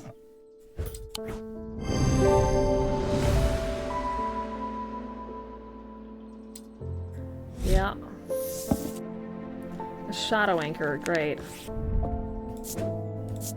Ecumenical? I think that's how you spell it. That is not how you spell it, but it gets the point across. I'm a girl, I'm 12, and I have a big brain. I'm very Because smart. I'm very smart, of course. I'm so a girl. smart. People get shocked at how smart I am. Constantly. Just surprising people left and right by being so smart. Thank you, Olivia, for the bits.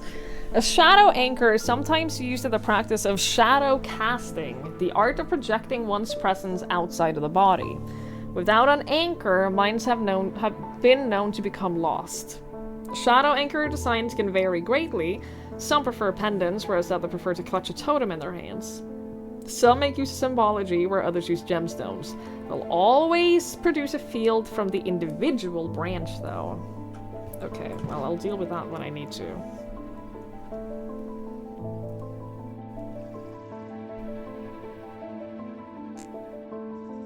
Eco got an update? That is so nice for people who play Eco. That's so great for Eco players. As a Canuck, I get through a lot of base with coworkers with the correct spelling and something pronunciation or words. I believe that. Is this a letter from my guy? It's getting dire. They found the body of that priest last night. She was torn to shreds by her own congregation and left to rot outside the town hall.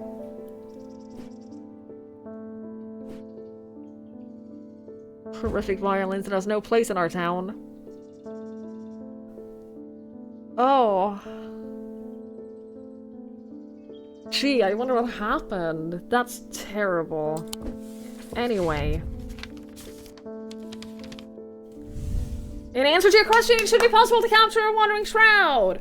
To the north of town, if you follow the little stream up through the woods, you'll come out on a hilltop that was clearly of some ancient significance. It is not uncommon to see wandering shrouds there. Yo, he finally came through. I keep doing a mop mop mop with my mouth like a goldfish. What? What? I do? North of town, follow the stream up through the woods. You'll come out a hilltop. This hilltop? Because it's not the Barrows. We've been there. This was a mistake.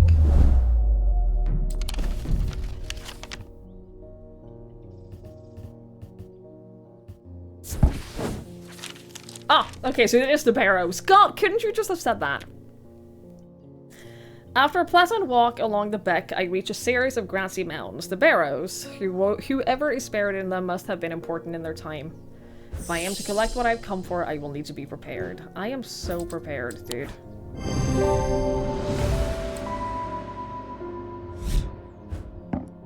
I sit and wait, quietly and patiently, not certain exactly what I'm looking for.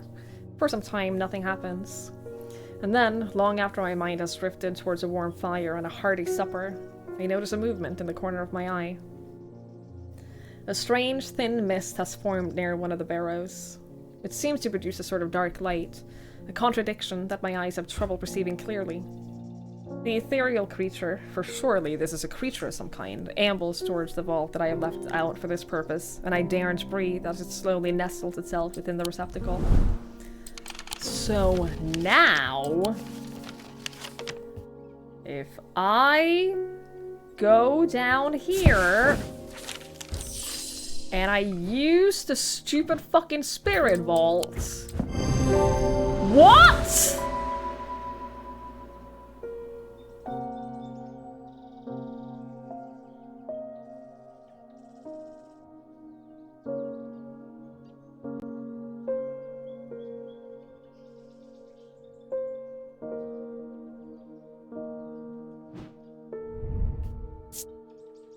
it vibrates. There's clearly a wandering shroud in here. Slate miners inhale the vapors produced by a spirit called the Wandering Shroud. It would be dangerous to continue exploring without following their lead. What do you mean?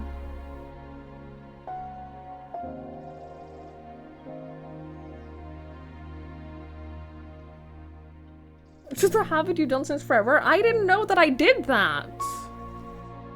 What do you mean?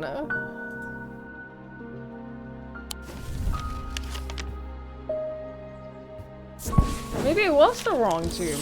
Oh! Wait! What? Okay, so I can go here now. Okay, we're good. We're fine. I can explore the catacombs now. Catacombs! I breathe deeply from the spirit vault and it clears my mind. I don't care to linger too long down here, but I forge on until I reach the unmistakable Hall of Shields. A stone sarcophagus sits on the raised portion of rock in the center of the cavern.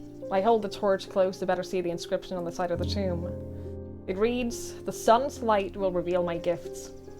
Mystified, I cast my eye up to the walls of the caverns and I search the shield for some clue, but nothing stands out. Use a fucking sun thing, you dumbass.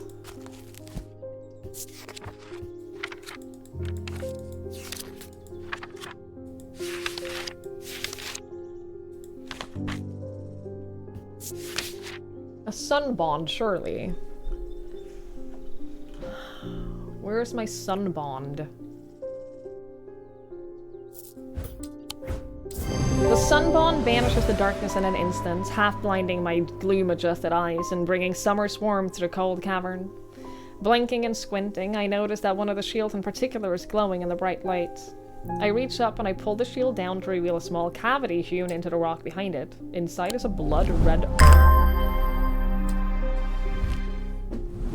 Do you think that I could have gotten this earlier if I had realized the... If I had emailed, wrote, lettered the guy, Barton? Is that his name? Barton? Probably.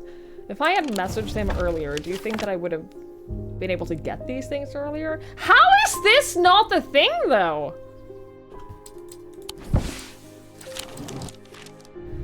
Below a moon that does not shine, there is no mark upon my shrine. In the dark, but not alone, my neighbor bears a cross of stone. How the fuck is this not it?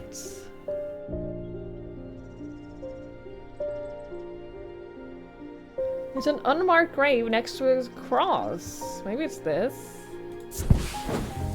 I'm wasting my time here. You know what? Go fuck yourself.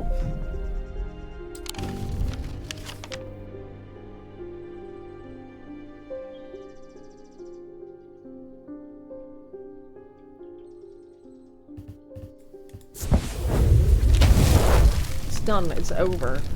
I find the blank tombstone without too much trouble, but there's nothing else here.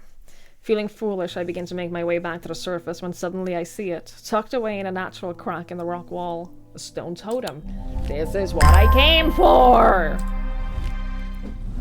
Okay, great. Now we have so many new items. But the nice thing is... we got a lot of stuff cleared. Now we have this. The Bishop Square is a simple tool in my grate. I don't know what to do with this. I don't know what to do with that yet. I don't know, but it's probably fine. Anyway. I got to thinking after I left earlier. Transferring this secret to an ecumenical only adds an extra step. Yes, it's safer than walking around with it in my head, but I would know where to find it. What I really need is a truth conduit so I can deceive them into thinking I know nothing at all.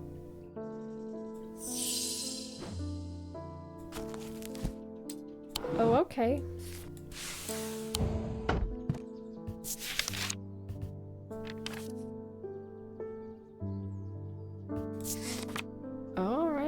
These items are used by tricksters and swindlers to distort and deceive. They do not warrant the designation of dark article that some want to apply to them, but they can be, and have been, used maliciously. The gentle sound they produce anchors the mind as a spell is woven, combining symbology with a deeper, more primitive power. One of the archive nodes doesn't look checkmarked?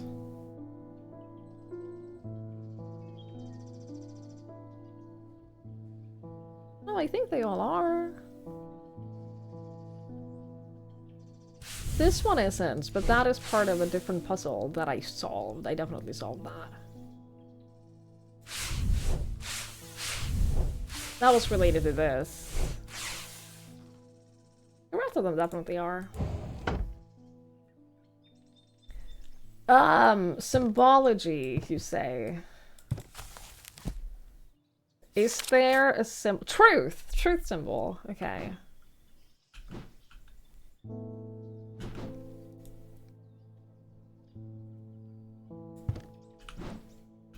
What do you mean when you say dark article? We don't know, okay. So I'm just looking for anything that has a truth symbol, I guess. You don't have the truth symbol.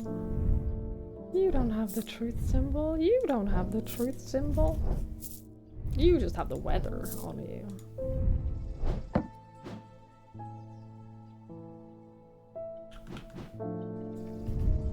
You have the seasons. That's not helpful. You would think— oh, this has a truth symbol!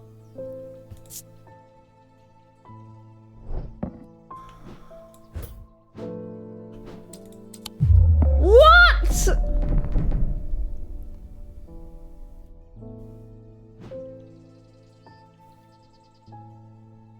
That's not a truth. They're not connected. I'm an idiot.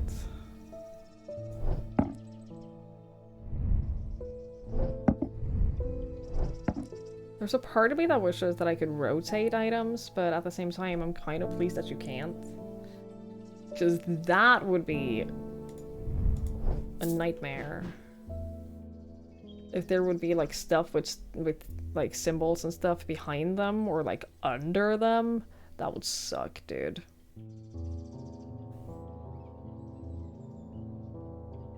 That would suck, dude.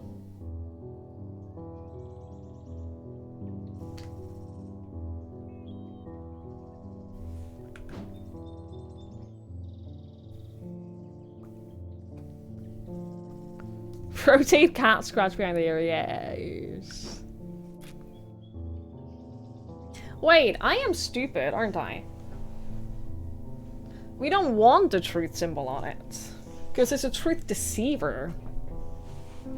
It is. It's not a, this is a thing used to tell the truth. It is a, I want to deceive you. So, deception? Dude, is it this? Is it this guy? Soft tinkling sounds when it moves.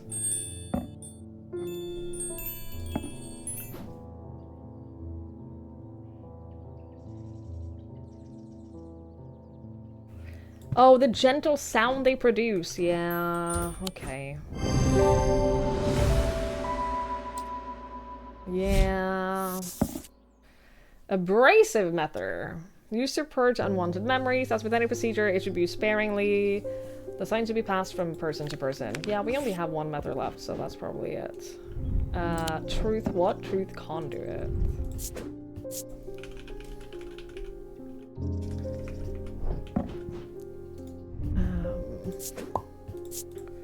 Abrasive method.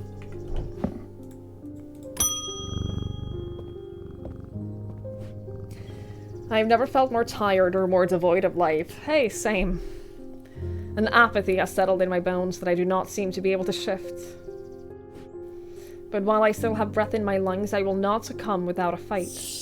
By the grace of Grey, I will find a way forwards. I have a strength item. The one that... I definitely know that I have an item that is meant to, like, give back strength that you've lost. I know for sure we've had that, right?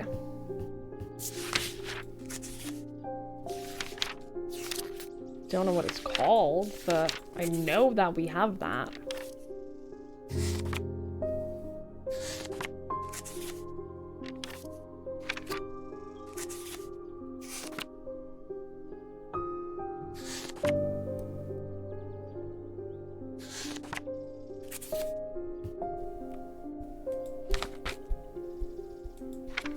I know we have that.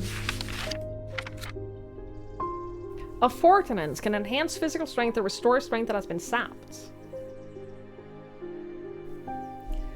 Stone or iron take the small of its form of a small totem. Hang on. Hang on, first though. There is a Grace. One at a penance to dispel melancholy. And she's specifically referencing the Grace of Grey.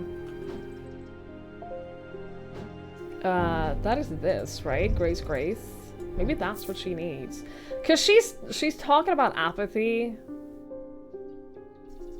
I wonder if this is the right item for her.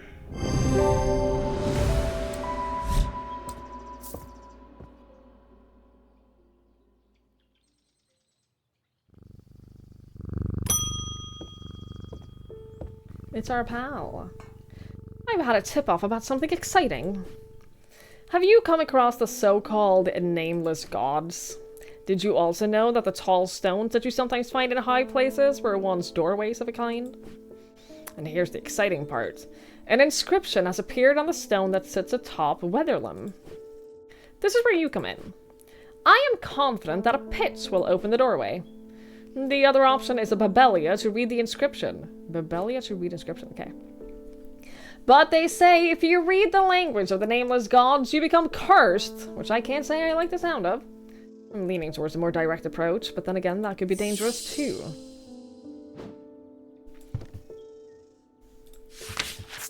There's that one tomb downstairs where I couldn't read the inscription, is what I need the Babelia for. Probably. I don't know. If you read the language of the nameless gods, you become cursed. That's probably not something we want. But what is the downside of using a pit? Like you said, that could be dangerous too. The three different elements that make up a pit allegedly represent the earth, sun, and death, darkness, the Dradic, the Diurnic, and the Noctic. These energies balance each other in such a way that the objects do not produce a recognizable thaumic field. They can be directed to emit powerful vibrations, capable of cracking solid rock. Okay, so here's what I'm thinking. If we do that and we open this doorway or whatever, by cracking open the stone, that will piss off the gods, right? Like, there's no way that won't piss off the gods. I would, if I was a nameless god, I'd be more pissed off at that than someone just reading what I wrote.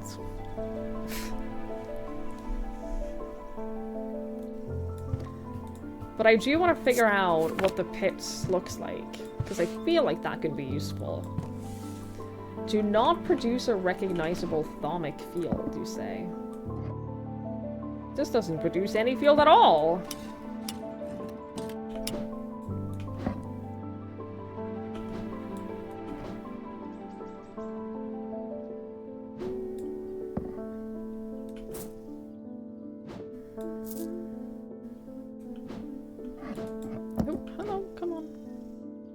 There's this field, and I don't know that we know about that field, do we?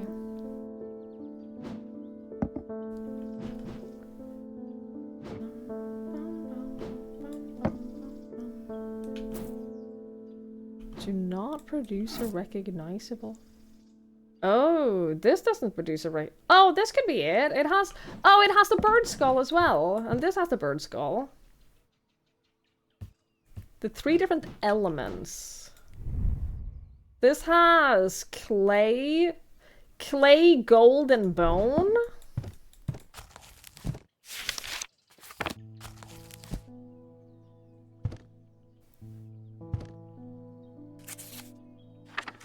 I mean, those represent different...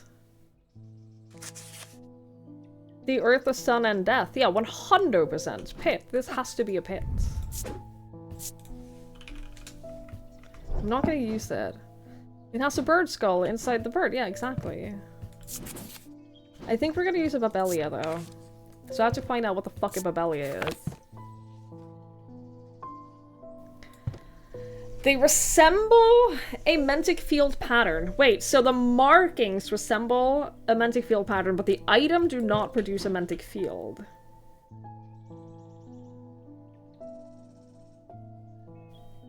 What?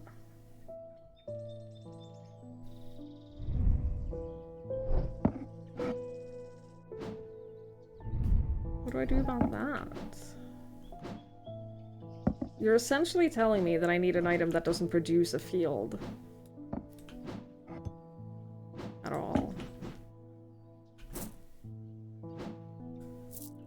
Which in theory should be easy, right?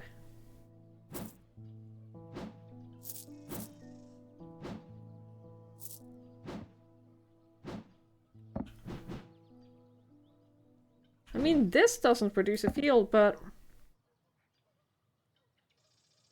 The markings on a Babelia resemble a Mantic field pattern. This one does not do that.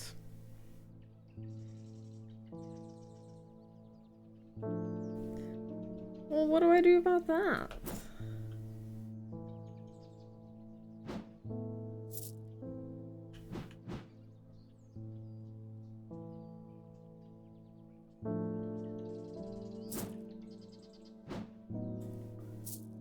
Now it's time to find the Brad.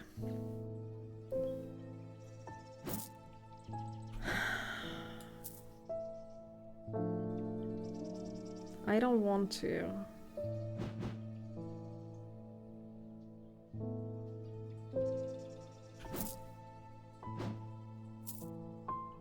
Like, in theory, this is really simple. Just find the item that doesn't produce a field, which is this, but this can't be it.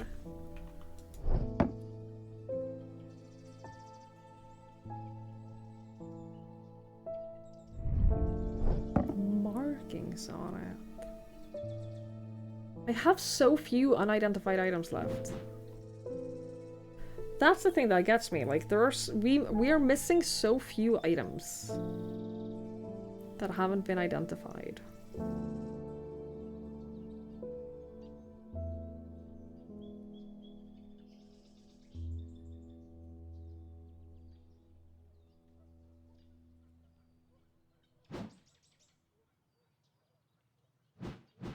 I mean, that isn't a thing that I can do, mage.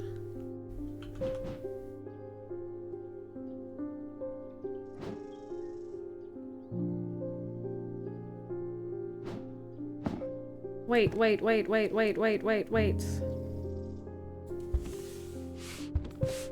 Where did I put the magnifying glass? That was a physical item, right? Where did I put that? Did I put that somewhere?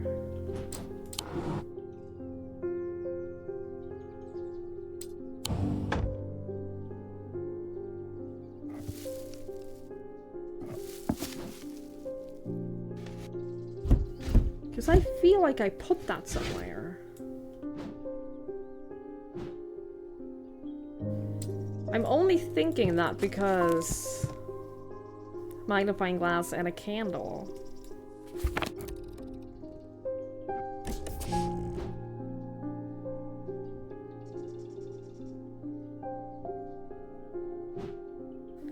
And I know that the magnifying glass was a physical item that was in this drawer right here.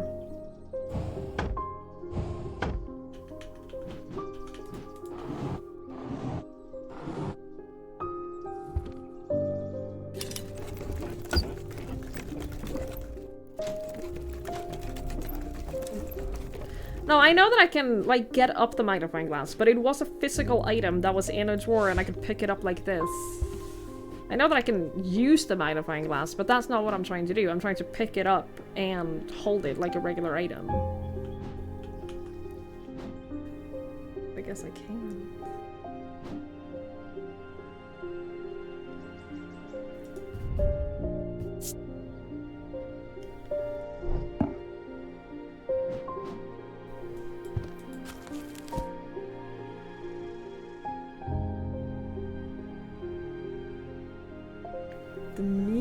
The unusual markings is not clear. They resemble a mantic field pattern, but do not produce a mantic field.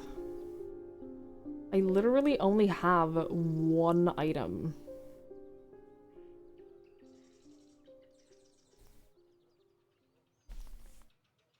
I literally only have one item that doesn't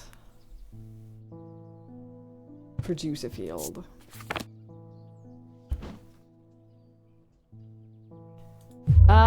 My indicator is red. I just have a growing fear within me. I think that if you deplete this whole thing, then it's probably like a game over thing. Or like, I don't know if it's a game over. I don't know. Can I try this? Yes. Because this has like weird patterns and we haven't seen, like I don't think that this means anything.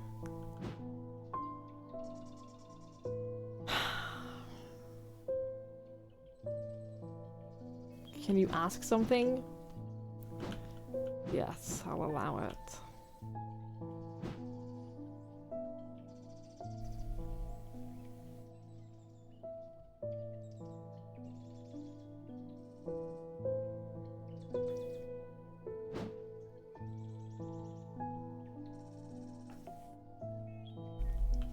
What's the difference between a thalamic field and a mantic field?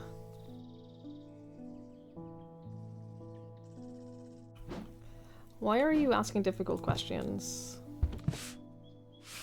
that I don't have answers for?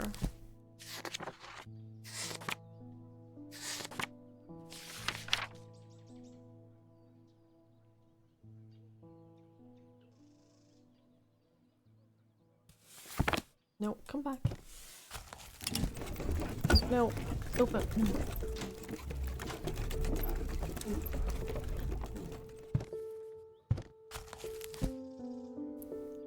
They don't produce a mantic field.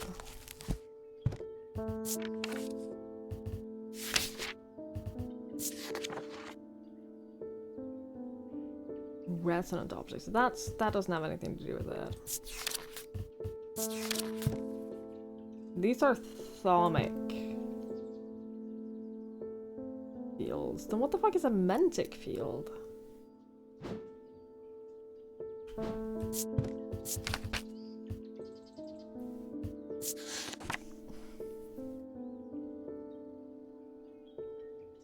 Oh, is it just this? Oh, because that's a mine? Wait. They resemble a mantic. They do not produce a mantic field. Oh. Oh, I've been overthinking this.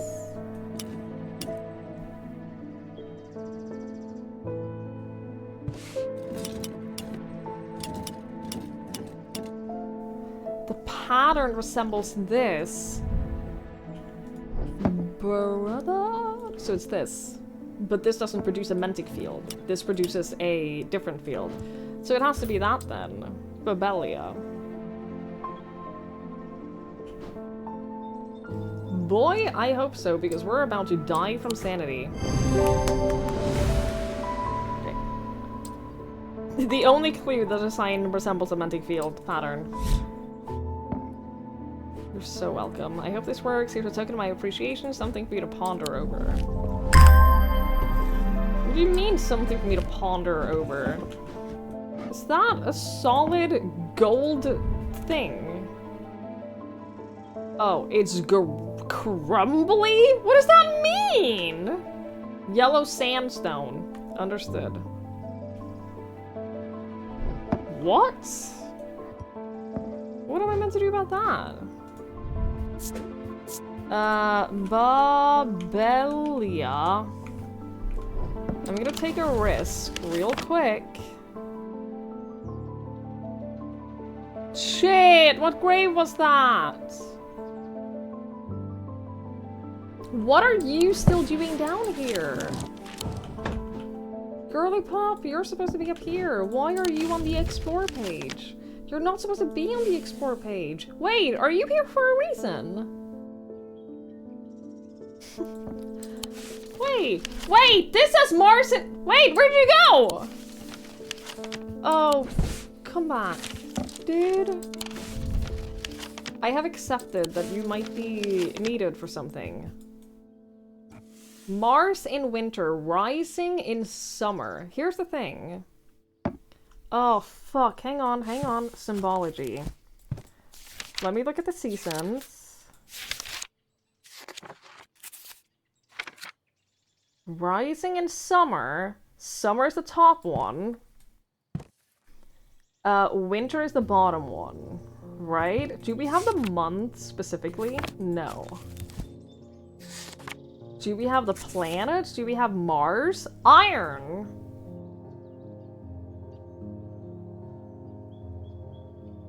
Okay, so Mars in winter...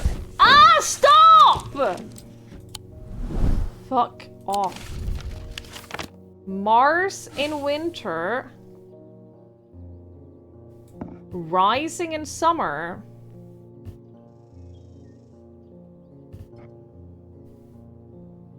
We've been to the kitchens before, right? And this is the same room. Those are the same rooms, the courtyard. We've been to the kitchens. I feel like we have, and there wasn't anything, but maybe it's different now that we have this. The smells and sounds of cooking greet me as I enter the castle kitchens. I feel a little foolish as I try to avoid the cook's glares while following the clues left to me by a madman. What was I thinking?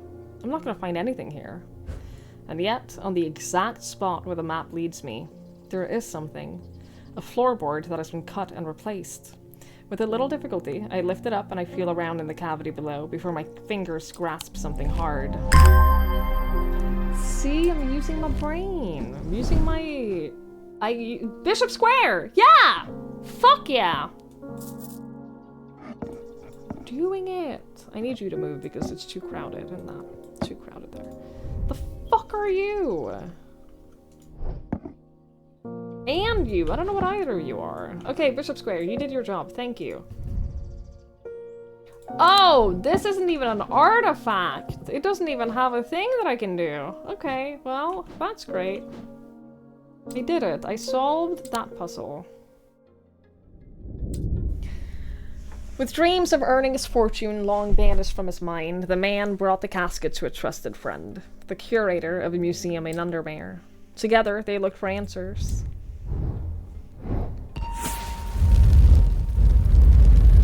A sword.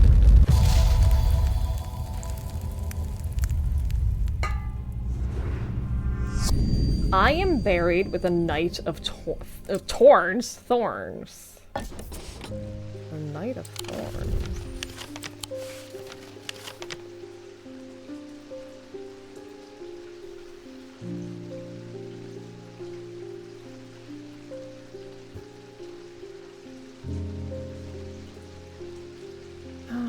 Lamper, have a good night. Thank you for hanging out. I really appreciate that. I hope you have a lovely night. Best of luck with the run tomorrow. I hope that goes so good. I hope it goes so good, and I wish you the best of luck. The Knight of Thorns. See, I was thinking this, but that's more of a flower with leaves.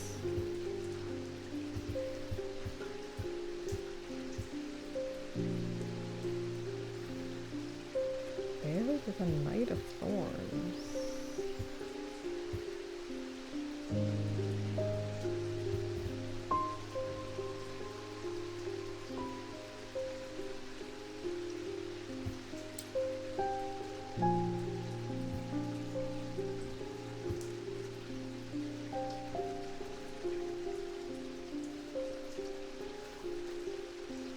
We've done this. That was a shield guy. I was thinking it's the same symbol as...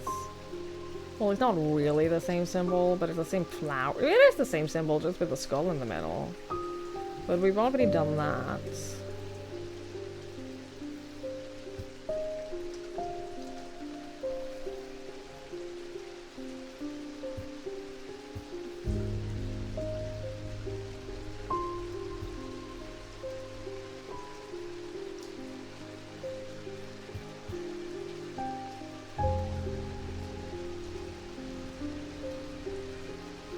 This guy has a sword.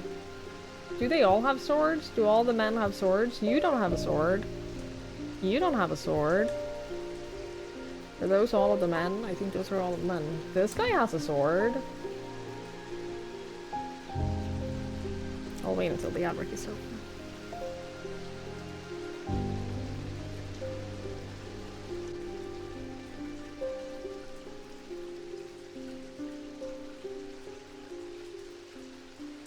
I don't know how long, like, the final days are gonna be. I don't know if this is a... I have most things uncovered by now, so theoretically things could get easier. But also theoretically there could be a lot of story towards the end, so I don't know if, like, the later days get faster or not. We'll see. We'll quickly find out.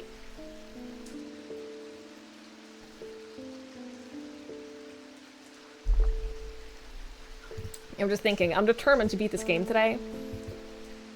But, like, I don't know if we have 2 hours left or if we have 6. You know?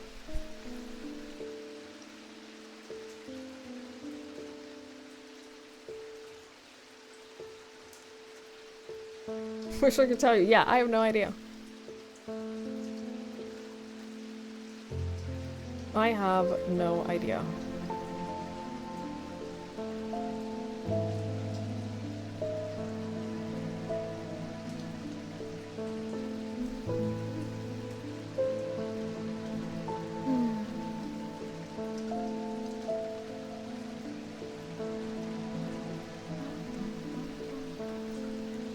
I have no idea.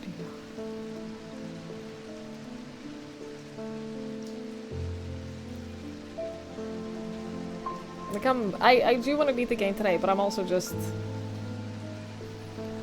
mentally and physically exhausted. You know?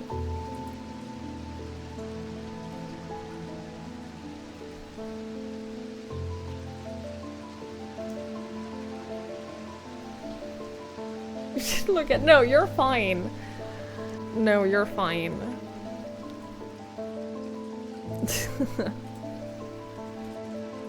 I mean, it was a reasonable question.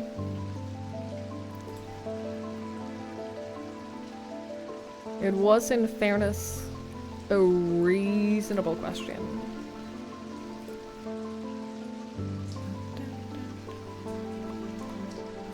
Alright, I think it's gotta be this guy because he has a sword. The tomb of the Knight of Thorns resides alongside the ossuary filled with the unknown dead from the Battle of Suther Fell. It's an unpleasant place that I do not plan on lingering. How happily I am able to find the item that I came for without any difficulty, and I quickly leave and I don't look back until I'm out in the bright of the day once more. Okay. You can go over here. Yeah, we have a few unidentified items left, but not that many. I think we're doing pretty alright. I've noticed that some people claim to not fear death. They say that dying scares them, but not death itself. Not me! Not the great Thomas Pope! Give me pain, give me fear, if I can feel that I know I'm alive. Going back to the nothingness? That's what I fear. I'm going to do my best to live forever, starting today with a loam. Okay. I mean, who am I to say that you can't live forever? Sometimes called a Hand of Jupiter or a Fire Palm, a loam is an item with enticing power. They can reverse the signs of aging, but anyone who's played that game knows that it can only last so long before time catches up, and when it does, it often hits harder. A Fire Palm? Wait, real quick. Real quick. Jupiter has a 4. Jupiter's symbol is a 4. It's a hand. Could be this. Although, this is just a hand. It doesn't have any Jupiter in it. We also have this. This is a hand. And we have this. This is also a hand.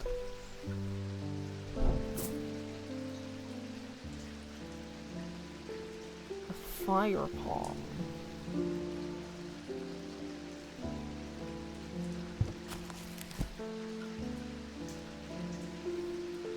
You would think that would have a yellow or orange gemstone, right? For sunstone, fire and light, heat and life. Right?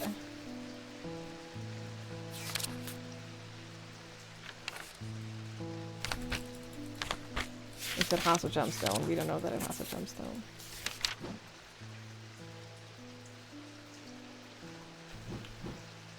I don't think I have a ton of things that would fit that description.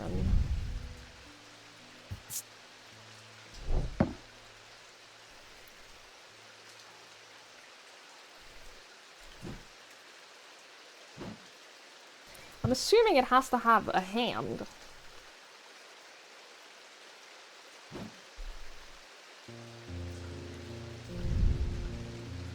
This wouldn't make sense.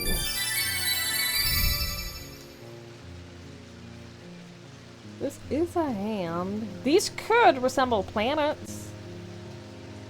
That could be what that means. Race detailing. Benny, thank you so much for the raid. I really appreciate that. Thank you. That's very kind of you. I really appreciate that. Thank you, thank you, thank you, thank you. I hope you had a lovely stream. You got your third cup of tea this evening? That sounds lovely. Maybe I should make a cup of tea. Maybe that would be nice.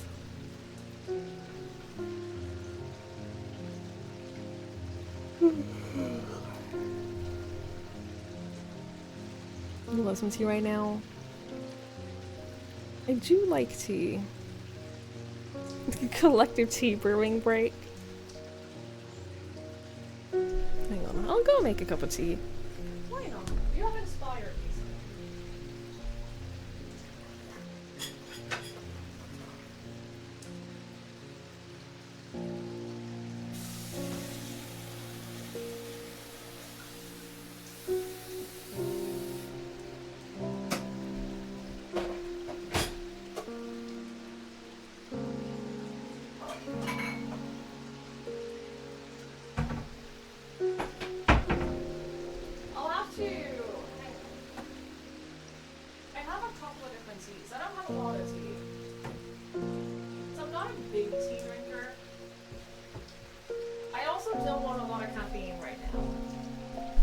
So I actually only have 3 teas. You got your brother if you don't think he has tea. Well, you can have tea in spirit. I have forest fruits, I have mandarin and orange, and I have peach and mango. I think forest fruit is the winner. I think that forest fruit is a good one. And you love a good forest fruit.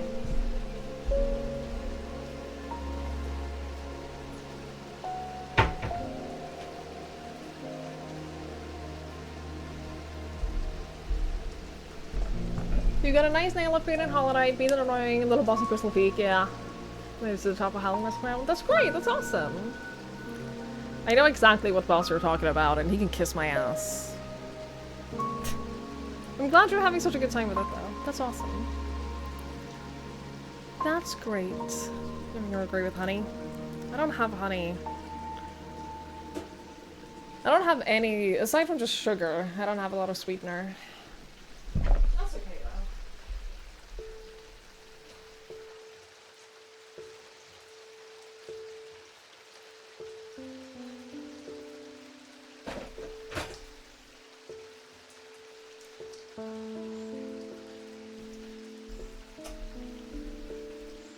What I like about tea is how quickly you can just make a cup.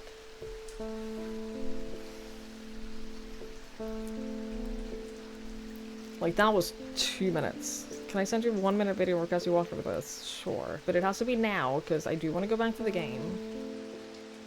I do want to beat the game today. Vanskelig å komme på hva du skal ha til middag? Det har Runa tenkt på. Det stemmer. Jeg elsker nemlig norske klassikere. Og nå har jeg samlet mine oppskrifter på blant annet kjøttkaker med kålstuing, fiskekaker med eggesmør og lammelår med rotgrønnsaker. Du finner det i middagsdisken hos Ekstra. Tenk på noe annet. Vi har tenkt på middag. Håper det smaker. Hos Ekstra. I don't have a Coop Extra. After a stressful week, when I'm trying to unwind, there's only one beverage. Lipton. Lipton iced tea. Take a vacation in the condensation. Lipton. Is this an official ad or is this homemade? Because I can't tell. Sip the Lipton. Sip the Lipton. Sip the Lipton. Use your lips to sip it, don't drip it. Sip it, sip it, sip it, sip it, sip it, sip it, sip it, sip it, sip it. Sip it and drink it. Don't drip it. Just sip it. Contest submission? I hope she won. Lipton. Lipton iced tea. Lipton iced tea. I hope she won. I love her.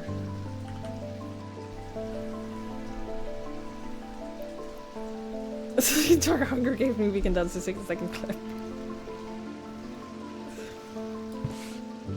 Oh, Jesus. I've never seen that before. I do think that I saw the solution to this, though, because I was so preoccupied with the symbol of Jupiter that I failed to realize that it's also associated with tin. And this little guy is made of tin, so I'm assuming this has to be it. I think that's the only tin item that we have. A hand that is a sign made of tin, a triangle, the symbol of fire. Yeah, I missed that part. But we got there. We got it. Cassander. The eyes of a Cassander focuses the power of the mind, enabling those skilled enough to see the path or paths ahead. These items do not produce a mentic field as one might expect, but rather the more mysterious selenic. Care should always be taken with any object of prophecy, and these are no different. Many have been seduced or driven mad by the paths shown to them, and have been led to ruin. Hang on, what was it? A Loam.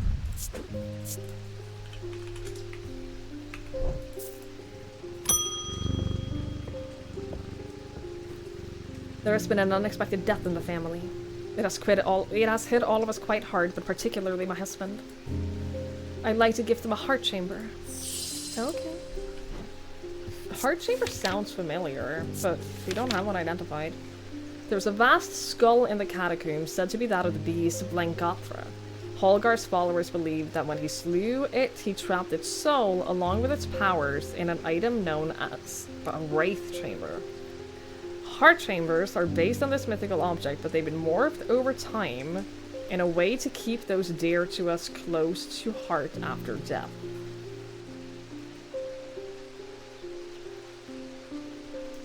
When he slew it, he trapped its soul along with its powers. I mean, that skull is this down here. I've tried going to it, haven't we? After we got... Wait, have we tried going to it after we got the... I must have taken the wrong tunnel. This isn't where I meant to come. Okay. Understood.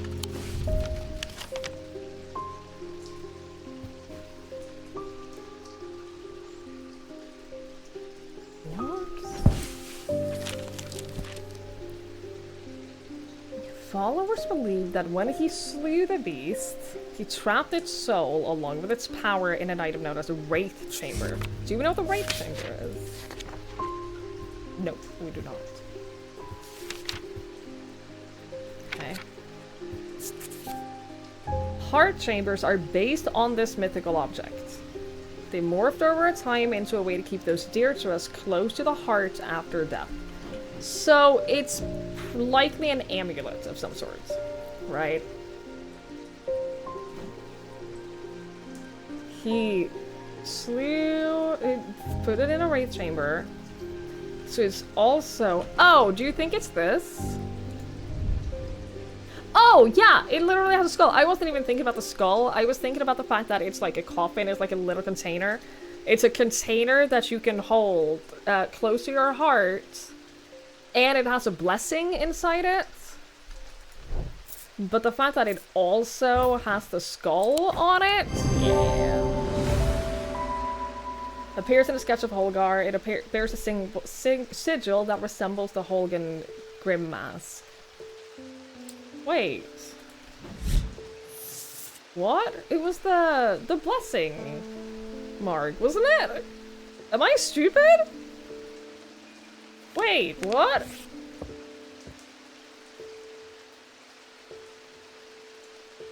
Oh my god, he's literally wearing it. Jesus Christ. I love that you can sometimes come to the right deductions though without necessarily using what the game has intended for you to use. I do like that. I think that that's good design.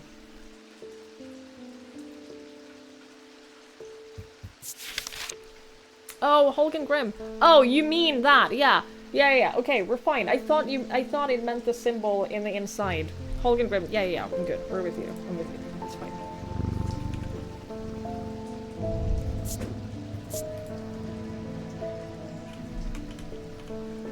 Heart chamber. We're good. We're fine. Did you ever work out what that Bishop Square thingy was? I did. I suddenly remembered this note that I found some time ago, and it occurred to me that it might be related. Oh yeah? I almost threw it away, but it intrigued me, so I held on to it. I haven't a clue what it means. Blessings in spring, risings in autumn.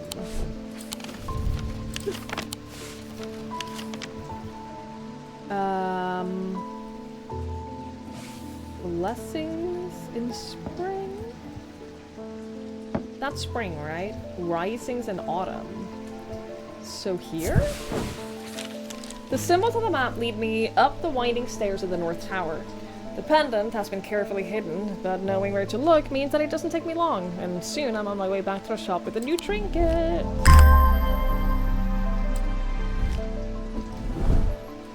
I thought that surely we must be getting close to the end because we're running out of space.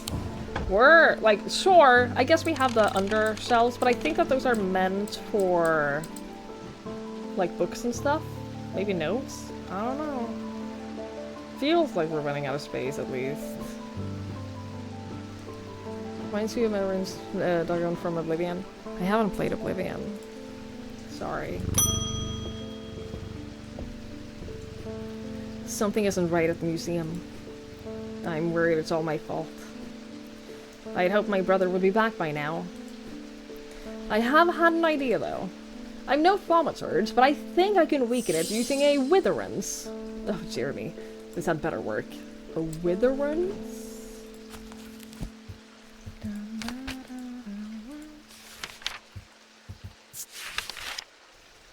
The inverse of a fortinance that is sometimes put to more malicious use. They can be crafted from stone, but wood is more commonly used. Oh, witherance. It smells strongly of linseed.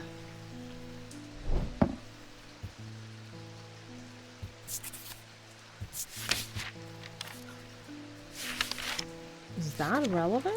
It must be, otherwise they wouldn't mention it.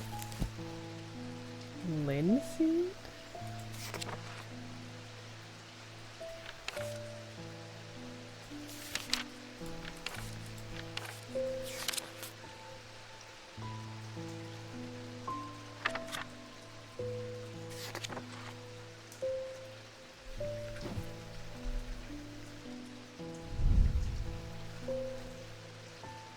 I'm becoming drained of energy as I handle it. What was the symbol again?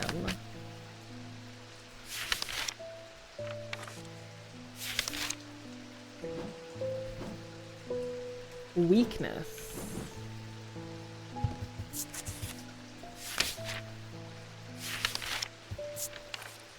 Inverse of a 4 hands. What do you know? Can enhance physical strength, restore strength, made of stone iron, taste small of a small totem. I mean, I guess? Oh. Use for strength, the inverse of which is weakness. This item bears a symbol of weakness. It is made of wood. What? Why does it smell like that? A folium. A blade is drawn across the face of a folium 6 times during the ritual of the Hand of Prior. Dreyer huntsmen and those wanting to prove themselves perform this ritual before seeking out the basilisk, as the folium blade is the only known way to pierce its thick armor. Is this that? Because it has so many cross thingies. I don't know. Maybe. My mind is severed. Need mother. Your mind is severed, you say. Okay, I'm sure we can fix that for you. Mether. We have abrasive methers. Purges unwanted memories. As with any procedure that can alter the mind, it should be used sparingly, considerately. Communal ceremonies designated to be. That's probably not it. Oh, not it. The solemn method, consider the most powerful, permits the drinker to forge pathways in the mind to recall what has been forgotten or to repair that which hath been broken. That's probably it, right? And the other one is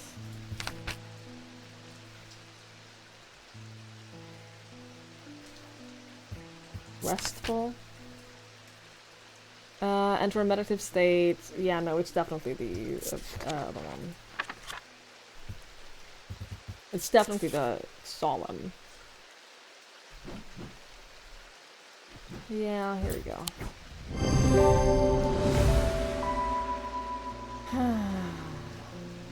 Stronger rhythmic field. A Wixic cord. Despite the name, these simple-looking items do not produce a Wixic field. They belong to the diurnal branch. They cause a freezing effect in the body, earning them the nickname Medusa Stone. Fortunately, this effect is not permanent. Okay.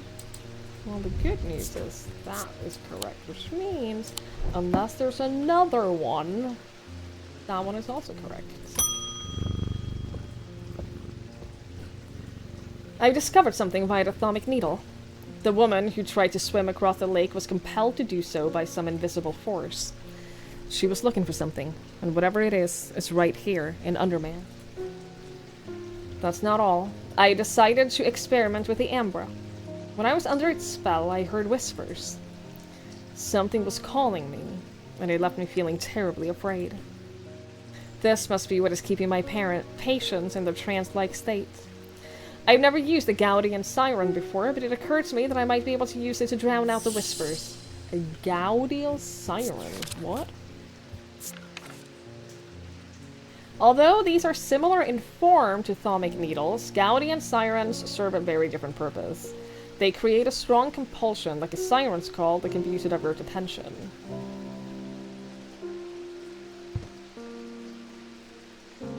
Well, that's the Minecraft rock, isn't it? This? Takes great effort to tear my eyes away. It doesn't... A strong compulsion that can be used to divert attention. What was the... Thaumic needle again? That was the... That was this. They have the same shape. Yeah, they have the exact same shape. So it seems likely that it's this. Yup. Herrick's candle. These items produce an invisible light that peels back the years, allowing a glimpse into the past. The effect is often murky and blurred, but it works passively on stationary objects. Oh! The grave that had withered away text, right? Depiction of a candle on their surface. Gaudium sun. Gaudium sun. A candle, an item with a candle. Do you have a candle on you? No. You don't have a candle on you. You don't have a candle on you. None of you have a candle on you, do you? Oh well, maybe I don't have it yet. I mean, I guess we are now ending a day, which means we're getting a new item. We still have like 4 days left. The curator learned that the Nalian casket is a dark article, a class reserved for the most cursed and the most dangerous of objects. He locked it away deep within the museum's archives, along with other such artifacts that are best kept from the public eyes. Ooh, we're starting out here today? Blacksmith? Probably not blacksmith. I am under the barn where the axe meets the tree. Under the barn where the axe meets the tree.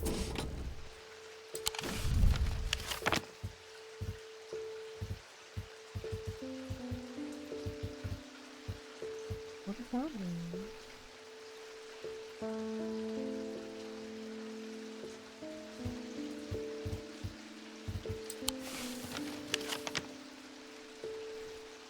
Under the barn.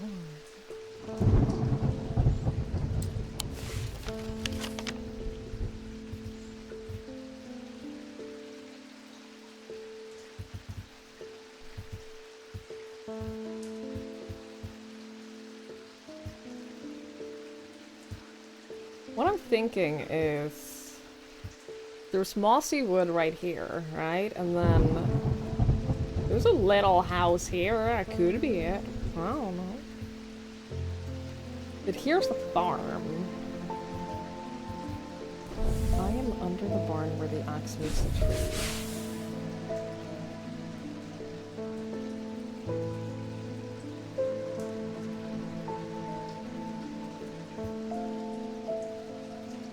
I don't think there's a penalty for going to named locations.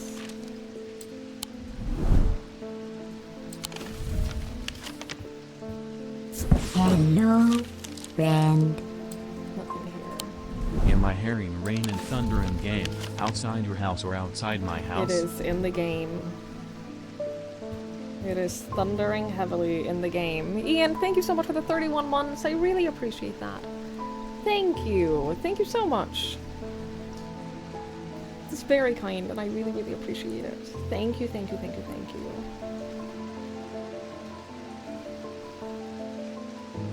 I appreciate that a lot.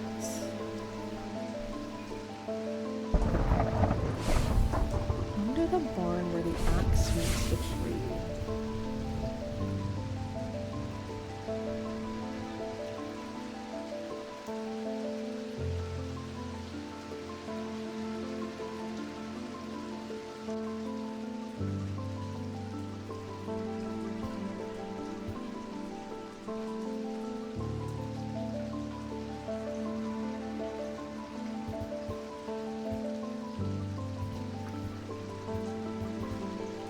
Like, I don't know if any of these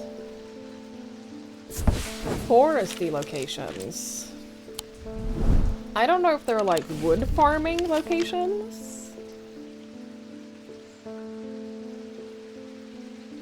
Look at the car on the back to me, the back of the car on the back to me, the cards have 2 tickets that show you like.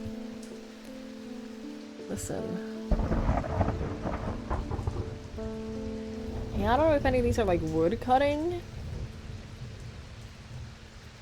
forests.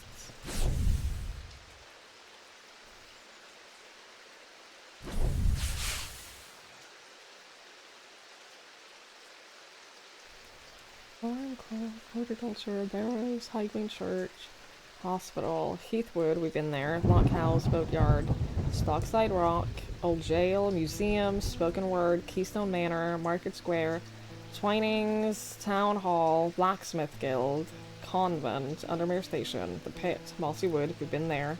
Right? Yeah. Gallifrey's Tower, Marybelle, Bleakstones, Calgarth Hall, Woodsworth Library. No, sorry, Wordsworth Library. It's a pun. Jacob's Folly, Undermere Church, Strange Antiquities, Royston Farm, the Quarry Yard, and the Eye.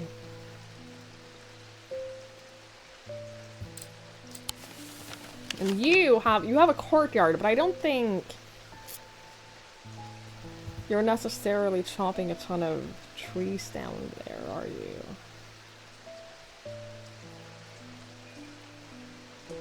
Also don't think there's a barn. I also don't think that there's anything of relevance here, which means it has to be in the city.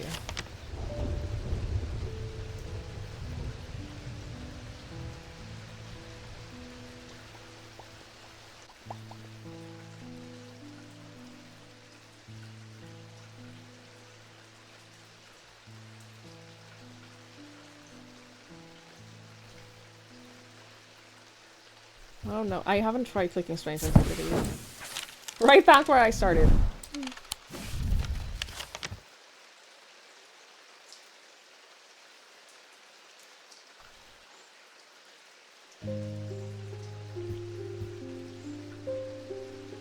What is Woodcutter's Lane? Does that mean that these are the trees that are being woodcut? This is Pine Road!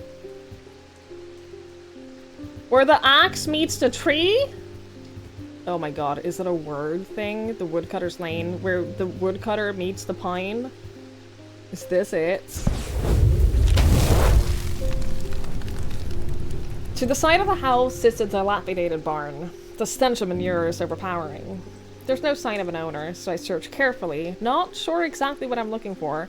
Suddenly, I spy a flash of blue. A bottle. This is it. Yay! What does that do? What does that do for me? I'm running out of space! Yay, I got it. Simone Green, hello! Good morning! Yes, and to you too, Jupiter. I'm getting more concerned about my mother. Hearing about that poor lady who drowned frightened me. But she'll turn up. She always does. I've had another breakthrough. This time, I'm certain it's a clue that leads to another hidden part of Strange Antiquities. Yeah? Okay. From the individual, a stone for dark purposes. From the celestial, a stone of the earth. From the diurnal, a stone of death.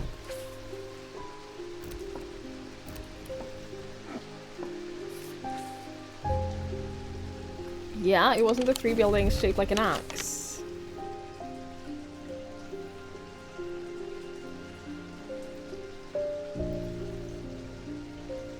What are the buildings shaped like an axe?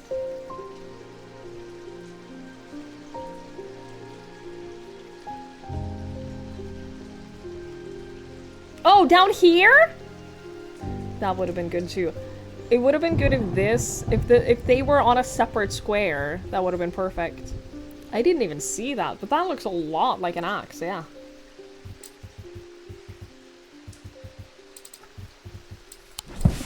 I forgot how to exit the map for a moment. I straight up forgot how do I get out of the map. Okay, so personal, individual, mentic and wixic of the mind and of the body.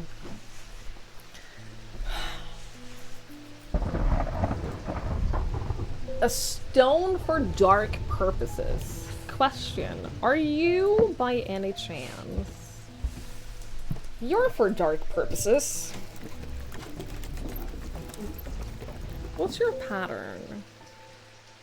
That pattern? What does that mean? What does that mean exactly? If you are a mentic or wixic pattern, that would be lovely.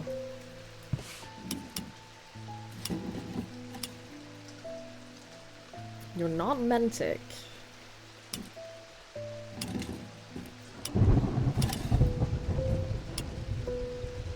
Is that? That's Wixic, right? Okay, so you go first. That is an individual stone for dark purposes. A stone of the earth. Hang on, stone of the earth.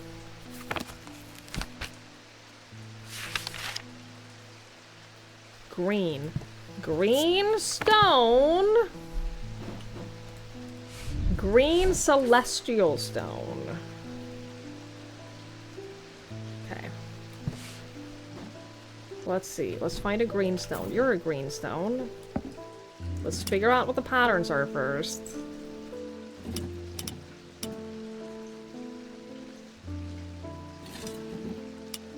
Okay. Horizontal wiggly wiggly. Horizontal wiggly wiggly and triple circle. You are neither. Horizontal wiggly wiggly and triple circle.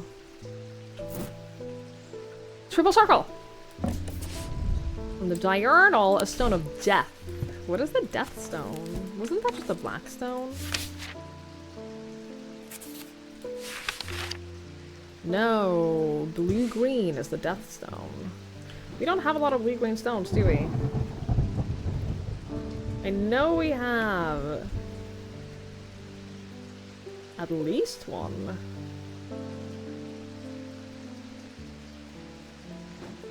Wait, where the fuck is that?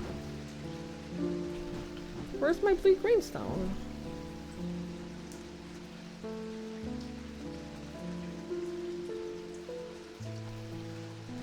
I know for a fact we've seen that.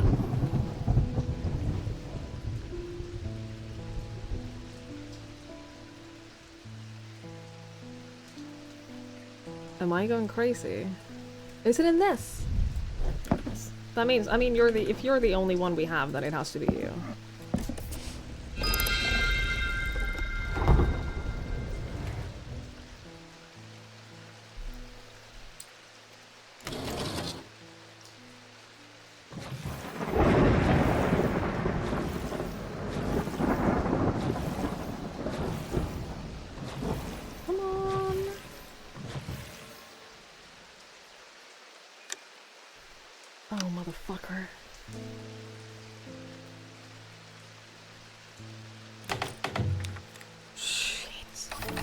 Do we think that this is the same as this?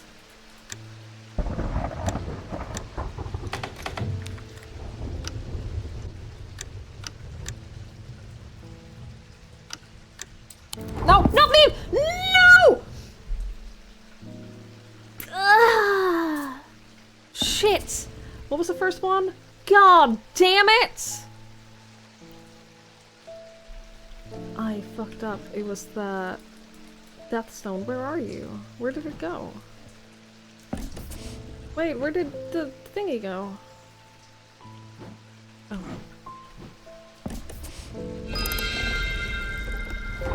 Hi, Norik!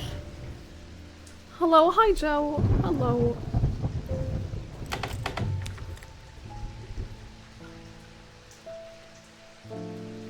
It's definitely the same as this. I'm thinking the ones that are like this would match up. The moon matches up.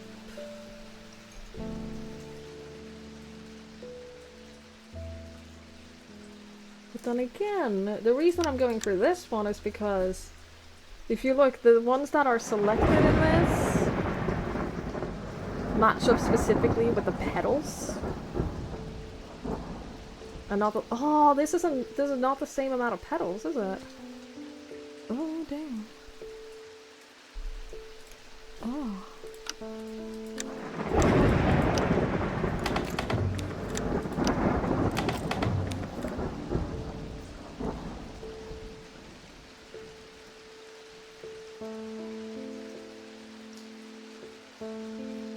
What?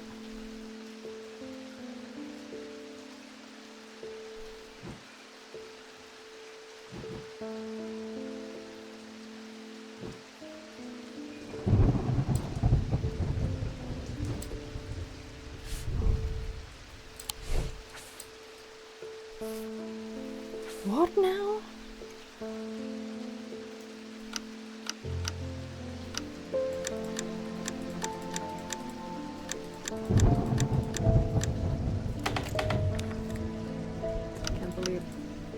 Can't believe that pushing them all in wasn't the solution.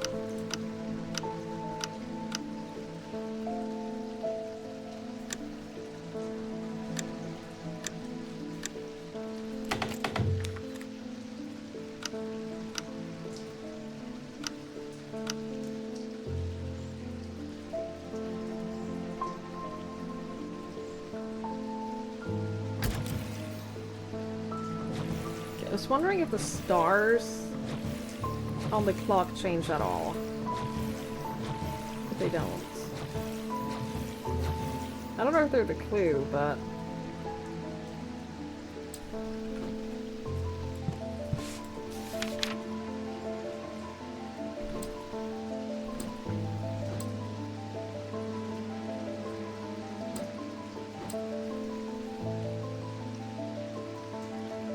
I can't believe that it's not, like, just this being the solution.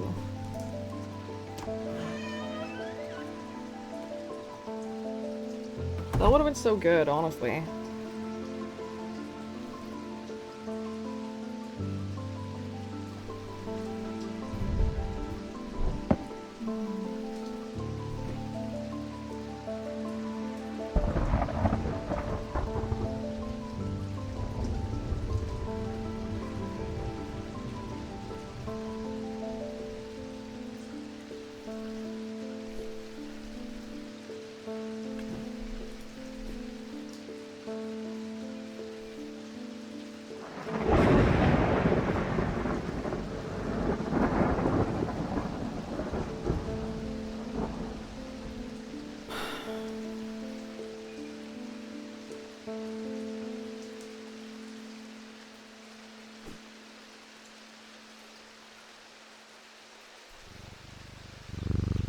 Will you knock things over now that you're sleeping, or is that like a, no, I'm good now?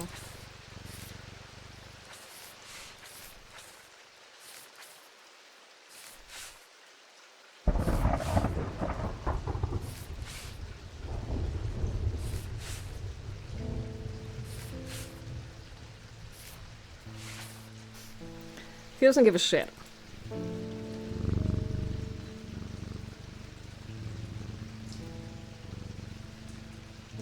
Okay.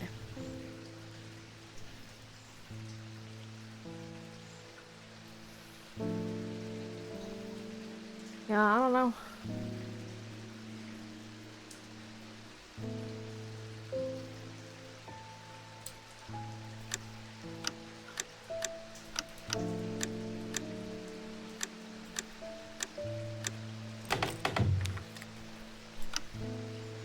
I was trying to see if I have any items that would be like a hint, but I don't see anything. I don't see any items that would help with this.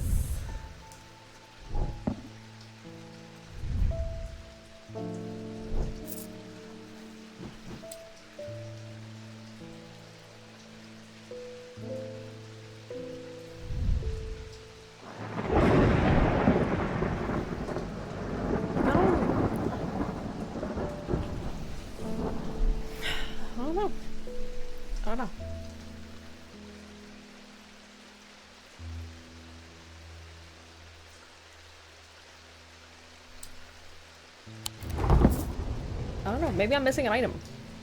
Maybe I'm straight up just missing a thing to help me, like, see the pattern. I don't know. Thank you for the mether. I have seen into the yawning deep. I have seen beauty beyond the comprehending mind. If the price is steep, but I pay it gladly. My shadow anchor, broken, must replace.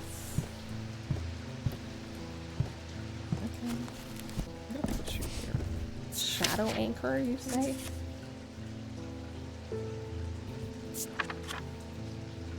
Shadow anchor is sometimes used in the practice of shadow casting, the art of projecting one's presence outside of the body.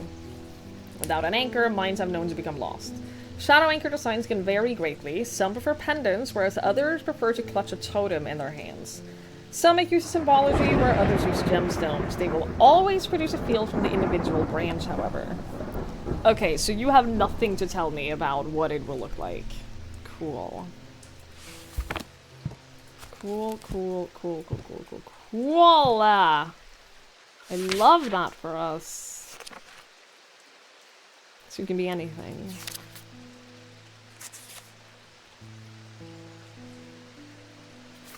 Great, I'm so happy about that. Could have gemstones? What kind of gemstones would that be?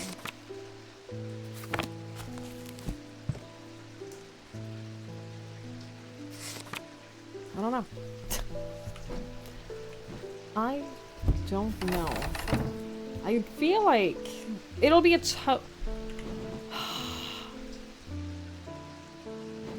I was gonna say, it will be a totem or a necklace, but that's not even the case either, is it? Probably won't be this, because the black stone and the snakes, that's like a little evil. What about a blue stone? That's water? That doesn't seem like it's relevant.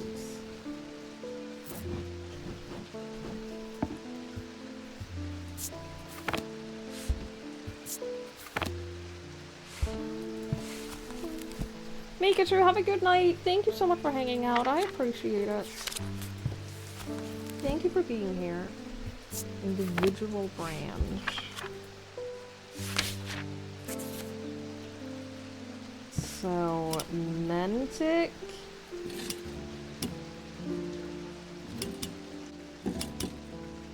Okay, so that or Wigglies. Okay, so it's not this. Definitely not that. Not that. We have that labeled. Not that. Not that. Could be this. I'll keep that here. Not that. Could be that. We'll keep that here.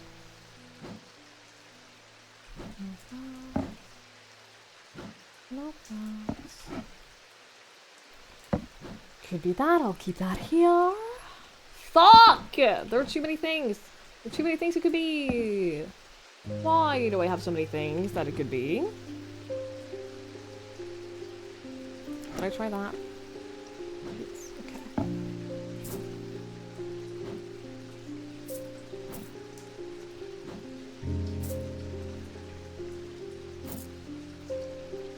Okay, so I have 4 alternatives for this.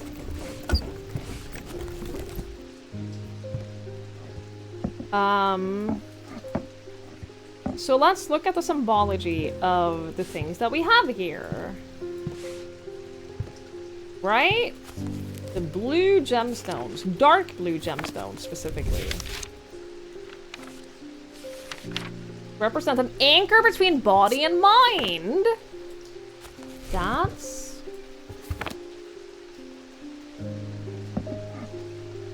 that seems probably it, then.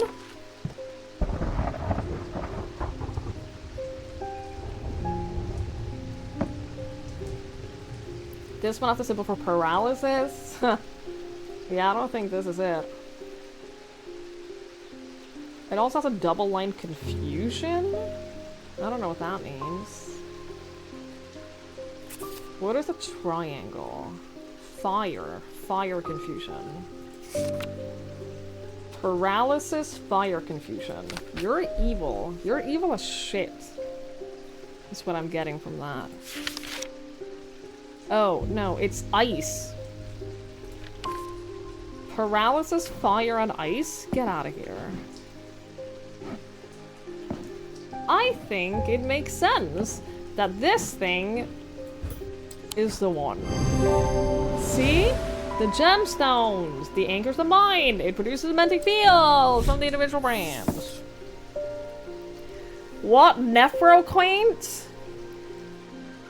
These were once worn by the necromancers of the Five Gnolls who used them in their rituals of resurrection. Their powers became bound to them, such as if they were to remove them, even after death, the necroquant would crumble to dust. Today, their power is much diminished, but they can be used to draw out infections. However, they will cause abraxas if held against bare skin for long periods. Okay. Well, that's lovely. Well, that's nice. A letter for me? I'm afraid this letter was sorted incorrectly and has ended up doing a round trip to Kendall and back. Better late than never. Sure, dude. I have spent a long time looking for an object that is believed to have been lost somewhere in the catacombs. My adventurer and thaumaturge Marwyn left a trail to her hidden stash, or so the story goes. I followed it as far as the ossuary of the damned, a chilling bone-filled alcove carved into the natural chamber in the upper levels, but it seems the markings have been worn away by time after that. I pass this story to you in hopes that you can succeed where I have failed. Do you think that that is that one place that I tried to go to before?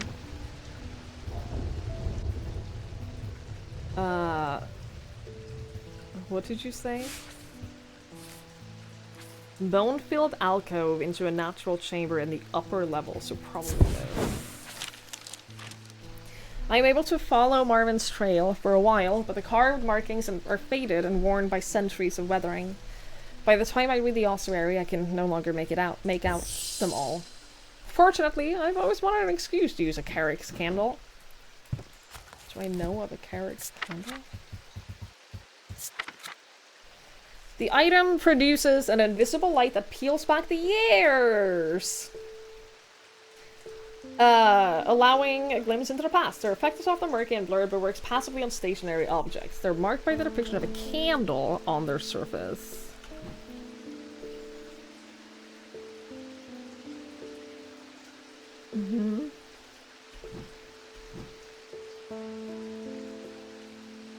I was thinking, right? It won't be that. There's no way. Do you have a candle? No. Do you have a candle? No. Do you have a candle? No. Do you have a candle? No. Unless... I mean, I don't think the candle will be an icon.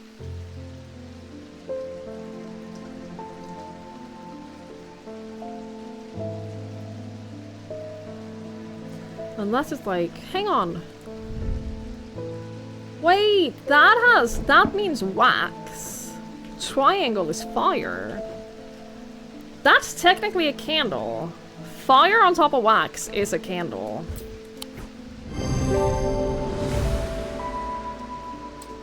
Nice. Stalagmites retreat under the light of the candle as I hold it aloft and search the shifting rock walls for any sign of Marvin's trail. Suddenly I see it. An M etched into the rock, as clear as day, as clear as if it had been carved yesterday. I follow the trail in an excited hurry, tripping and stumbling as the candle distorts the height of the floor until I come to its end, or small boulder. Rolling the rock to one side, I reach behind it and reclaim Marvin's lost treasure. It's a gingerbread cookie out form shape. Yep. Carrick's candle. That's not a Carrick's candle.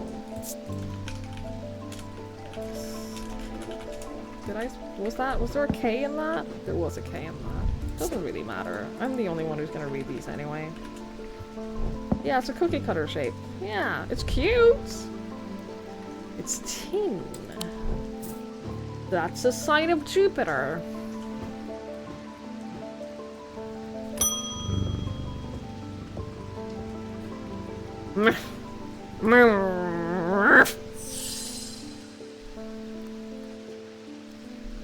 Yeah, well said.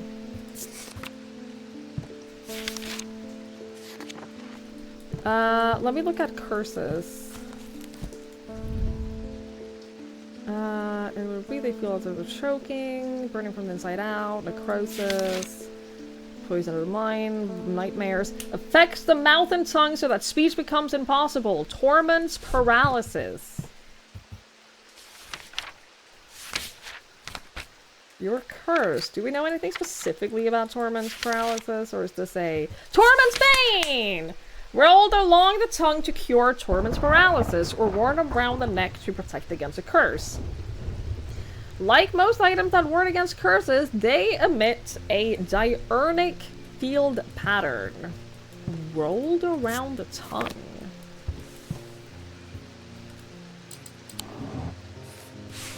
Okay. So we're looking for a small-ish item that can be, like, rolled around. Diurnic pattern, you say? So we are looking for a thing.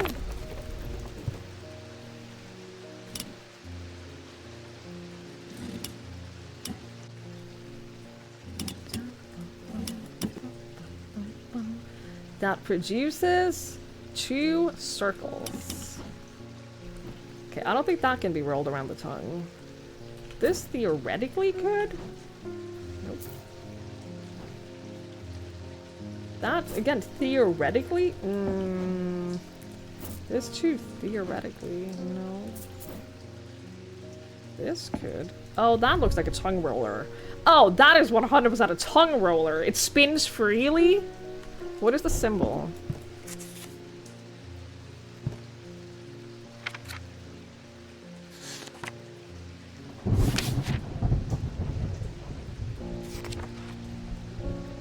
Wait, what is that symbol?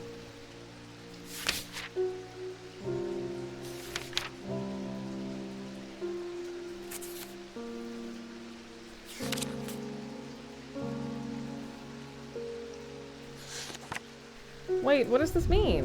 What is that symbol? It is... what? Can you lick it? No, okay. What is that symbol? Am I going crazy? Can I not find it?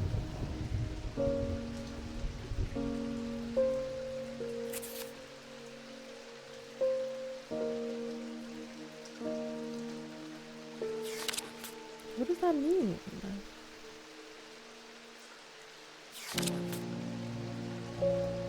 Concerning that I don't know, but...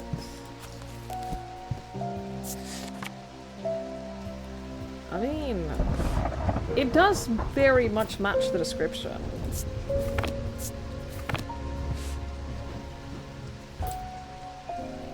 Good night, Benny! Thank you so much for hanging out. I really appreciate it. I hope you have a lovely, lovely night.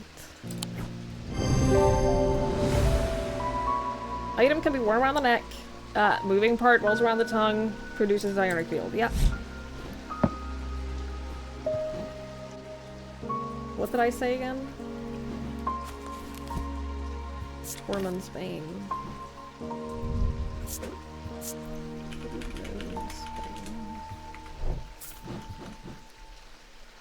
I don't even know how I managed to get down from Weatherlam. Everything went dark after reading the inscription on the tall stone, but somehow I knew if I made it to Strange Antiquities, I'd be okay. Through the darkness, I received a message from the Nameless Ones. They seek an item called the Nalian Casket. If we give it to them, they promise to free those it has infected. I don't think we have a choice. At least we can be certain of one thing. If they have the casket, they will not allow it to be opened. All they desire, all they value, is power.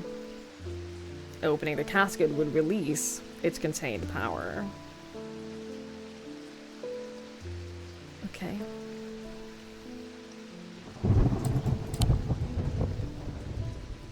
Do we know?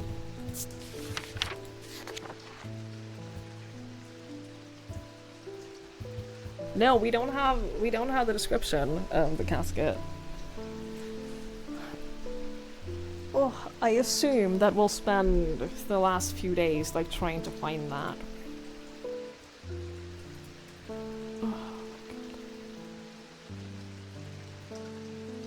I assume that'll be at least like one of the last recipes that we get. I say recipes, it's not recipe.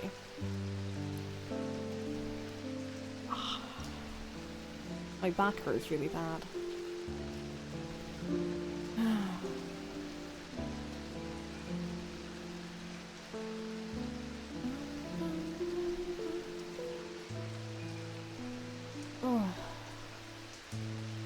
Which is another reason why it would be nice to just like have a TV and just like lie down occasionally to watch stuff rather than just sitting all the time. I end up sitting so much. Not a Lipton ad. You should complain. You should complain about that.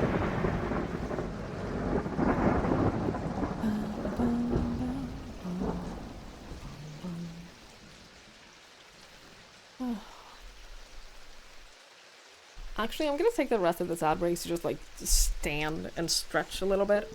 That's what I'm gonna do. I'm just gonna stand there, not in view of the camera, because y'all don't need to see me stretching, but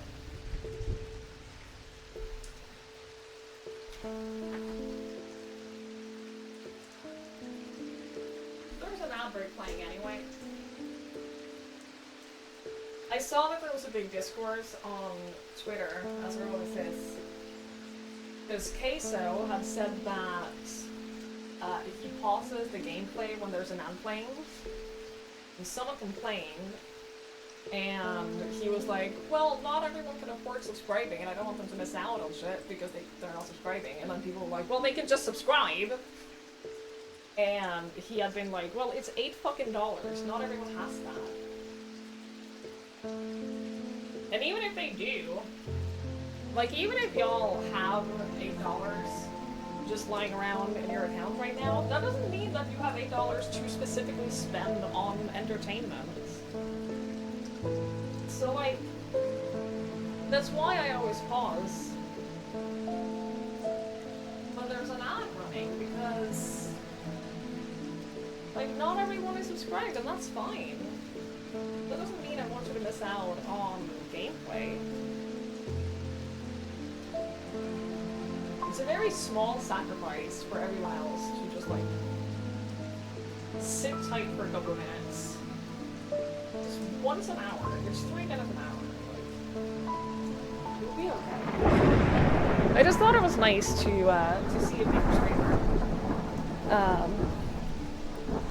talk about that and just, like, be sympathetic over the fact that not everyone can afford to subscribe. Well, that was nice. Anyway, not a porn game. Do you want to know what is really upsetting? I uploaded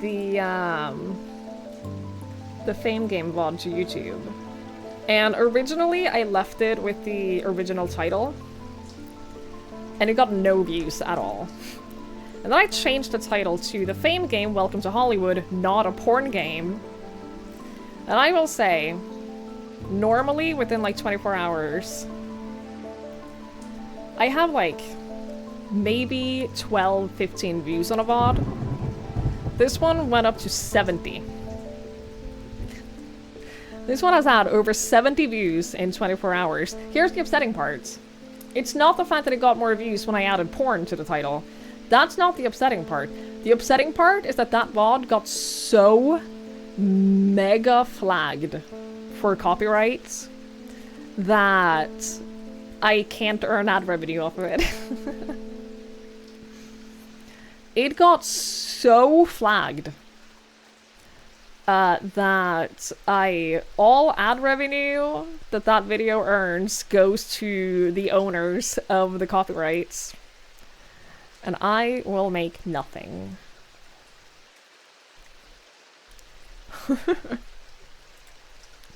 And that is upsetting. You see the Chinese FME from YouTubers? Yeah, I expect the same will be the road to Impress. I'm sure we'll have the same issue. And it's fine, like, I don't make money from YouTube anyway, but it's still upsetting. It's still upsetting that they're taking... Like, for once, I have a VOD that is, like, actually that is like actually getting a little bit of use. But no ad revenue for me. It's alright. It's whatever. It's alright. I'm not that upset about it. It's just so funny that for once I have a VOD that is actually getting views and that I just can't earn from it. Take it down so they don't get it either. No, but what about that one person who will end up actually watching something else or coming over to Twitch because they found me from that video? What do you mean the time has come to decide? The casket wants to be opened. The casket will be opened. Nothing can stop it now, and yet there is still a part of this mind that will not be quieted. Help me to calm this clamoring rage inside my head. This is your chance to elevate yourself above the scurrying ants that absently crawl through their meaningless lives. What? Uh-oh. Uh-oh. Sephirim or Abrasive Mether? Sephirim? Oh, Sephirim is an item that give off a faint odor that will be familiar to any thaumaturge. It's the scent of the storm, of ozone, and power, the scent of magic. When these vapors are inhaled deeply, they can unlock deep wells of anger and channel them into a powerful maelstrom. This is the power of the west wind.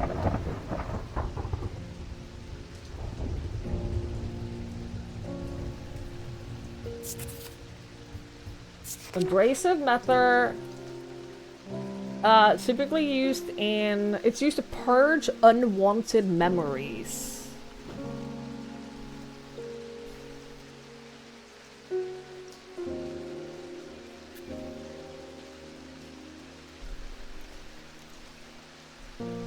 Help to calm the rage inside my head. Okay, so this is not Verona talking to me.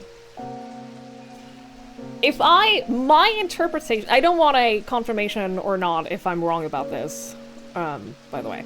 But the way that I see this, the text is different. She's clearly, like, possessed right now, right? She's clearly possessed. She's not, this is not her talking. It is not Verona asking me to calm the rage inside her. It is the unnamed gods that have taken over her. I don't know if it's the gods that have taken over or if it's whatever is possessing her is asking, hey, we need to calm this piece of shit that is trying to rage against what I'm doing right now. Right? If we give her an abrasive Mether, the way that I'm interpreting this is that the Mether will purge the memories of Verona as a person. I could be completely wrong. I could be completely wrong about this, but the way that I'm interpreting this is that the Mether will just, like, remove the memories of Verona as a person and not give her the strength to fight back. I don't know what the outcome of any of these will be, but my gut feeling is that I should give her the Sephirim. I feel like I should give her the Sephirim and give her the rage to fight back. Which could come back and bite me in the ass. It could come back and bite me in the ass. But I just feel like the fact that this is clearly not her talking to me. And the fact that clearly not her is asking me to calm the rage within her means that I should do the opposite. And that's what I'm gonna do. Where's the compass? It's a resonant object. So I need to find resonant objects that smell. Nothing to remark, nothing to remark.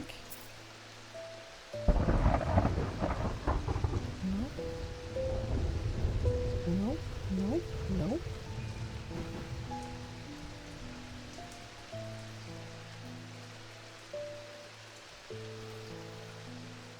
Yes. A scent like that of a brewing storm. Okay. Yeah, it has to be this, right? Cool and smooth, scent of a brewing storm.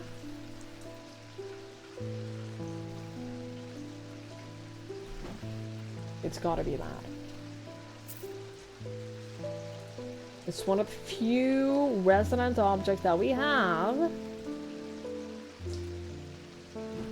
Smells like a storm. I'm gonna do it. I'm gonna do that. I feel...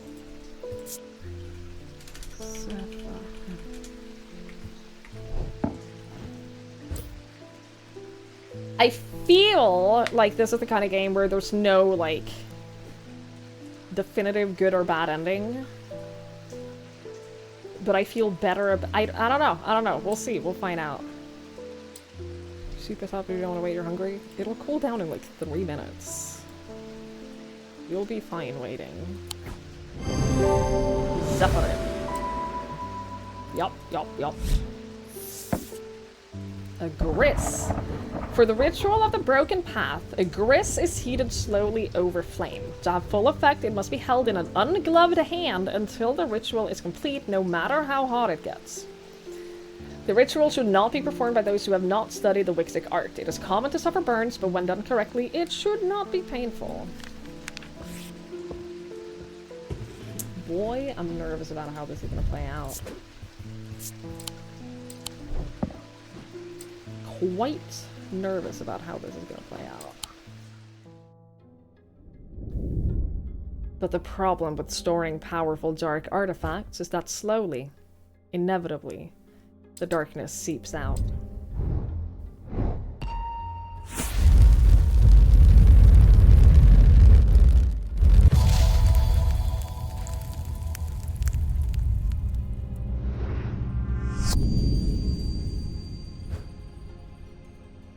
Cool, thank you. Cool, thanks. Love this hint. This is great. Yeah, no, this is... Mm-hmm. Hey, Hey, Jupiter. Hey, Jupiter.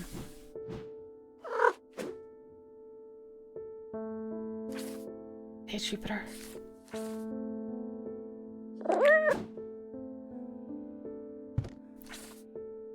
I keep hoping that he'll, like, knock it down here. See, if I made this game...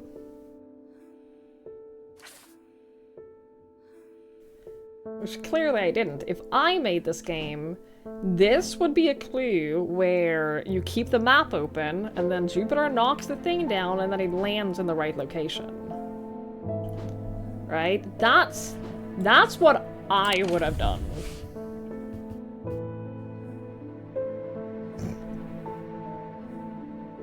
That would have been the solution to my puzzle.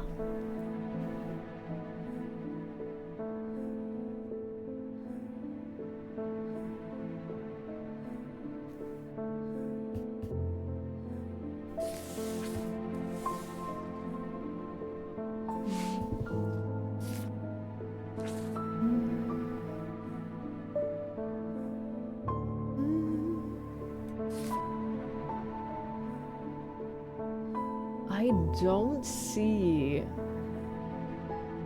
any place that has this shape. I don't see it. Dude, this music is so pretty. It made your cat look up. I'm sorry.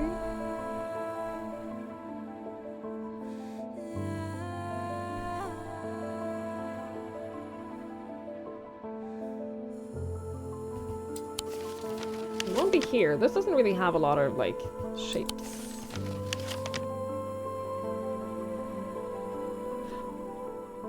Oh shit, is it here? Is it this?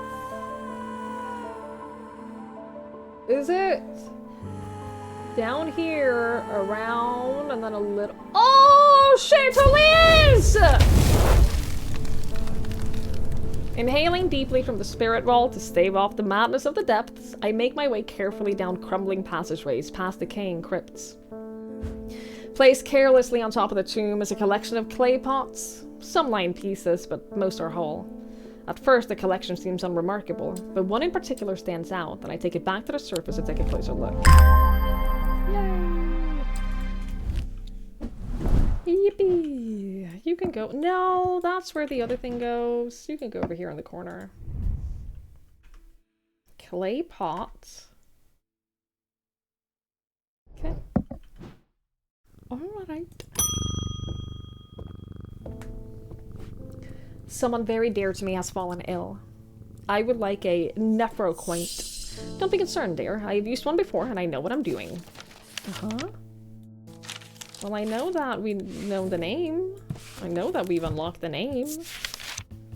I remember that, but I don't remember the item. These were once worn by the necromancers of the Five Nulls who used them in their rituals of resurrections. Their power became bound to them in such that if they were to remove them, even after death, the nephroquaint would crumble to dust. Today, their power is much diminished, but they can be used to draw out infections. However, they will cause praxis if held against bare skin for long periods. What's praxis? Necrosis of the flesh. The afflicted will feel no pain, but the scarring has no cure.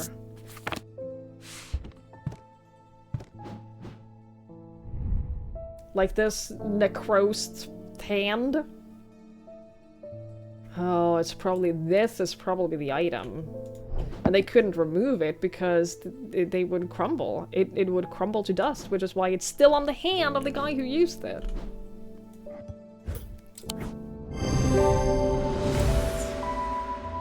The item is the ring. It is attached to a hand scarred by Braxis. Spiral is representation of rebirth. Oh, I didn't know that. A Dread Vivant is the only way to handle some of the more dangerous artifacts. It can siphon power away from oneself for a time. The power rising off a Dread Vivant is subtle but noticeably invigorating. These objects represent the balance of life and death, of good and evil, of hope and despair. I really am trying to get smart. That's what I'm saying. That's what I'm always saying. Please do pay us a visit. We have some items that we're confident will be of interest to you. Okay. The Twinings. Alright. I've seen that. We've been there before.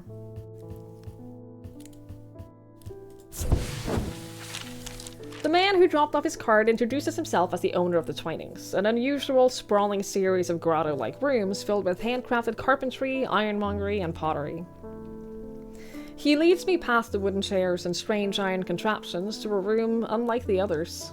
This one is filled with small trinkets, ornaments, and jars of various sizes containing ominous-looking liquids and organic materials. I know it might not look like much, but there are some items of value among the junk here, says the man. Take your time and let me know if you find anything interesting. 2 hours later, I have indeed unearthed something very interesting that I'm keen to take back to the shop for further investigation. Oh, that's dangerous. I am leaving the Twinings with my haul when the man shouts at me from across the street. As I look round, annoyed, I notice to my horror that the man's eyes are as black as coal. He rushes towards me and I stumble backwards, fumbling with the strap on my satchel as I try to grab an item to stop him. Row.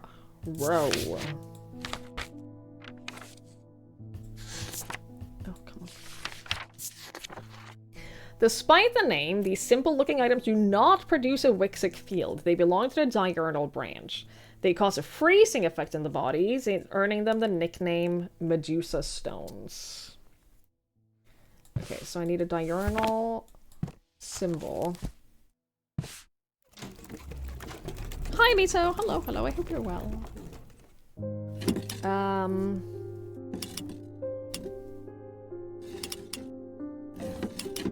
Okay, so we're looking for 2 circles. Side-by-side circles. Simple looking. Freezing effect. Okay.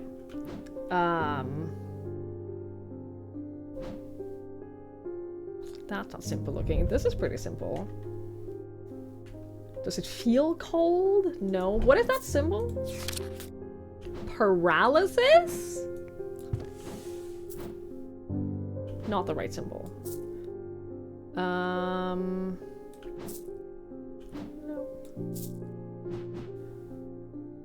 Could be this. No. I think that is made of tin for a reason. Wait, I identified this. We used that, right? Oh, motherfucker, what was that? Oh, shit. I know that I know what that is. Oh. Oh, no. Oh, no. Mind something.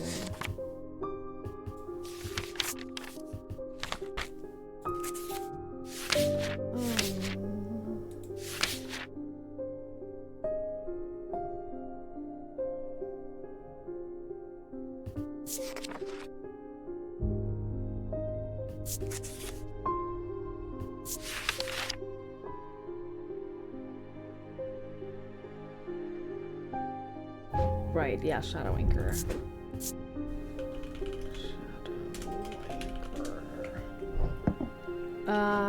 That's not what I'm looking for now, though. Not this.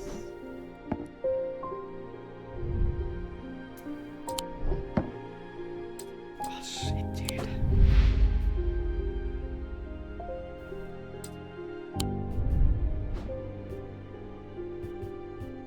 What if I had the auto thing on? That would be nice, huh? That would be great. That would be lovely at this point.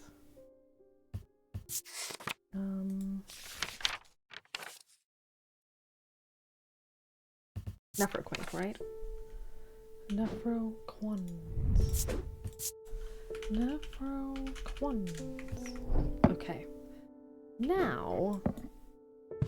Nope. Wixic cord.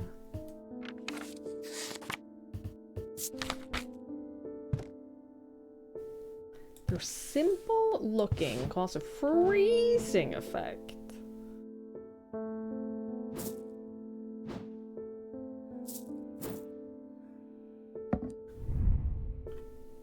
Hard and cool. Could be that. That's the water gem though, isn't it?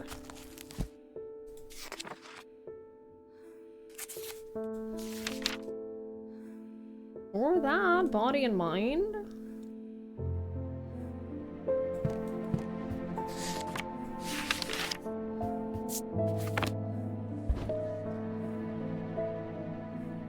This is not a simple item, like, it just isn't. It's not simple looking. Neither is this. Could be that. Could be. I think I tried the other ones. Problem is, this is one of the ones that, that feel like, it feels like it'll be bad if I don't get the right one. New guy drove the electric pallet truck into a warehouse shelf. 2 sections came down. Yikes. That sucks. That sucks for everyone involved. Dude, this music is so pretty. Did I check that one?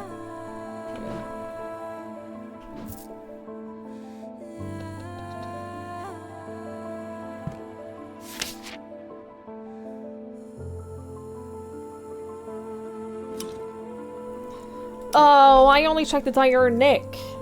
It's... Oh, shit, it can be either one of these. Fuck. Oh, shit. So it can be the spiral as well. Spiral or circles. 2 circles. Damn it! That means that this is an option, isn't it? What was that again? Paralysis?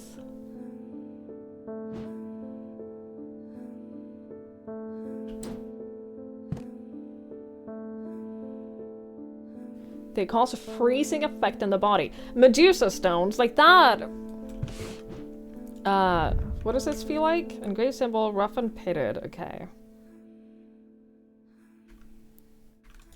The thing about this one, though, is that it does feel cool, but that could also just be because it's bronze. It's turquoise. It just... The other blue one was dark blue, and I think that it specifies if it's...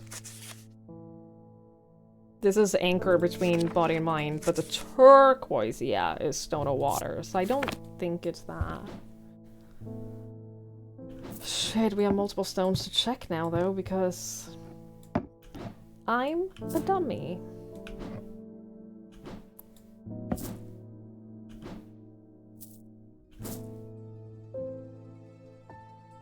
Could be that as well. Textured. Black gemstone. Probably won't be a black gemstone. Black gemstone is evil.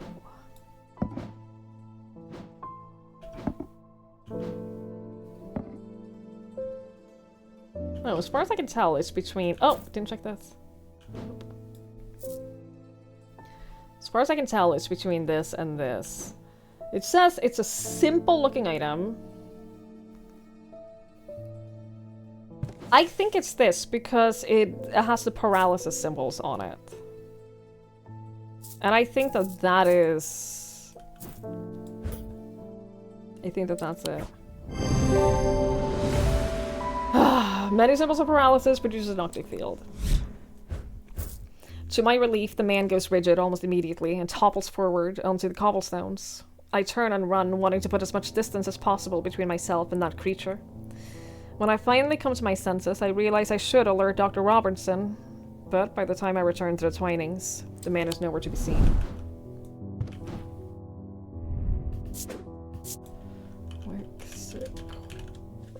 That's not how you spell that. That's not ward, it's not a word. As far as I know. Also, we got this.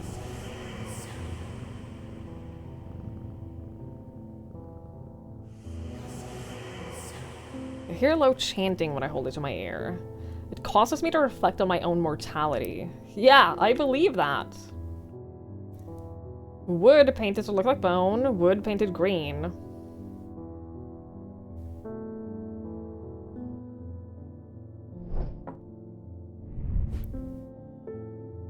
Chat, that's blue, right? That's not green.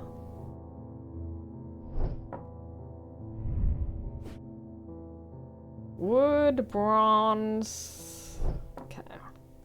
Where do we put you? You can go here. Not the gem, the wood behind it. The gem is both. Yes, I'm talking about this, the background. I'm talking about the background is blue. Blue or gray, yeah. It's not green.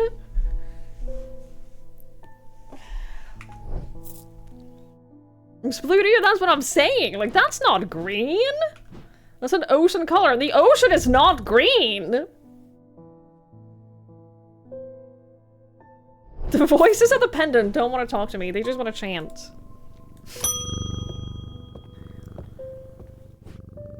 Something bad is about to happen. Yeah, Edmund? The ravens know it. My grandfather once taught me to use a Cassander to see the paths ahead, but I saw what it did to him and I vowed never to touch one again after he died, but now you changed your mind. Because everyone's about to die. The gnawing worry of what's coming has become too much for me. Yeah.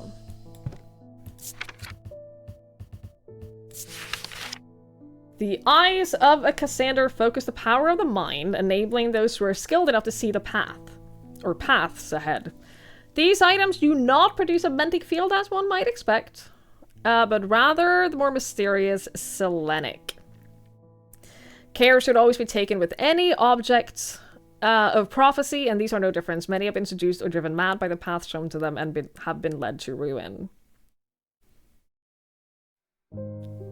Yeah, well...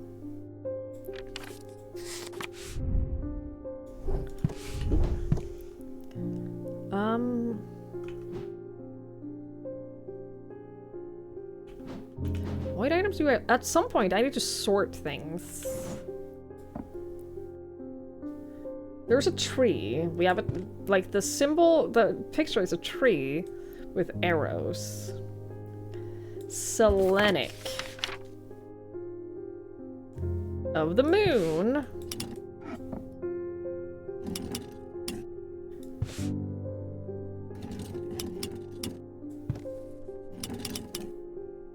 Okay. Horizontal squigglies. You produce horizontal squigglies. Okay, so could be you. I'll put you here. Nope. Nope. Nope. Nope, thank God. Nope. I'm pretty sure I'm gonna stick with you are that. Hand? No.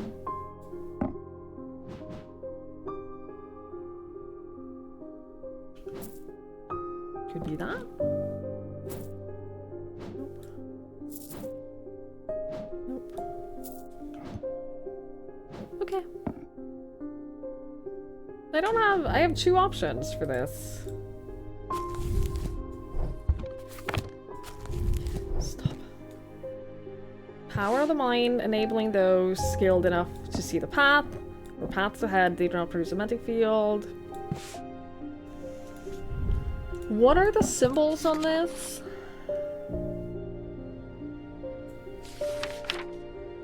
Air, water, fire, and earth.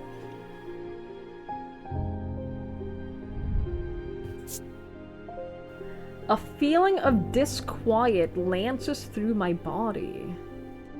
What the fuck is that supposed to mean?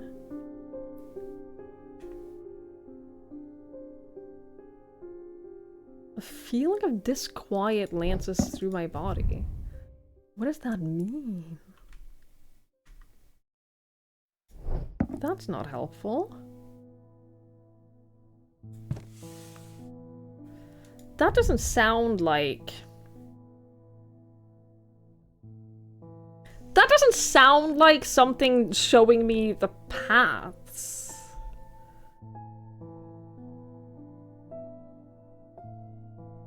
Does it?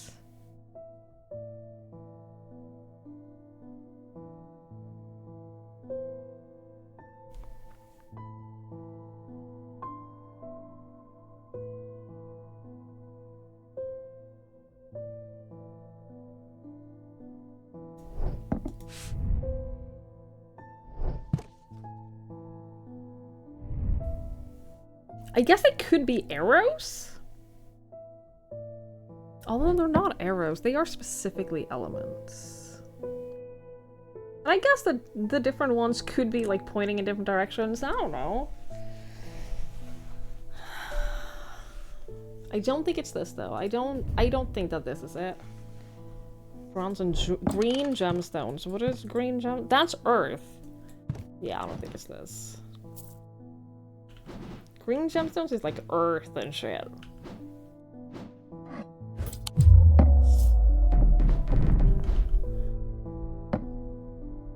Okay, then here's the issue. I've looked at the patterns of every item that is unidentified, and those were it. So unless it's this...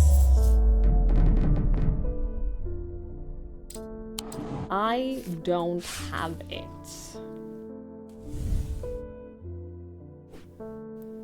Bishop Square, simple tool. Yeah, perhaps he spent too much long studying his Zaya. He imagined invisible enemies coming to steal his way. He began hiding them about his castle, noting their location that only... Yeah, we've done that. We've done all the ones that we have. So this is the only other thing that we have unsolved. Let us go back to that real quick.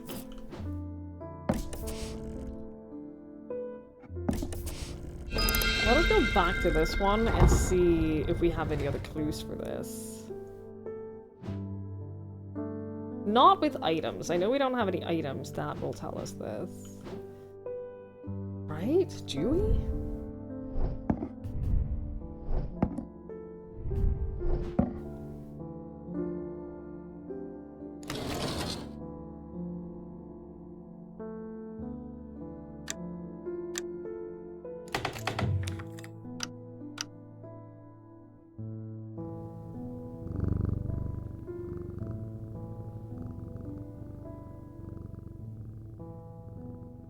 I do know that there is one clue we haven't used for anything.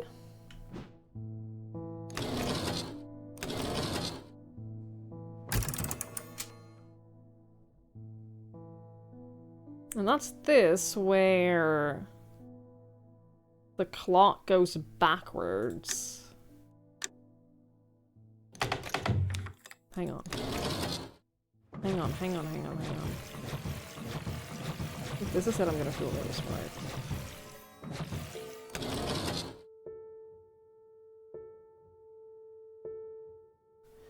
Wait, why did you stop moving?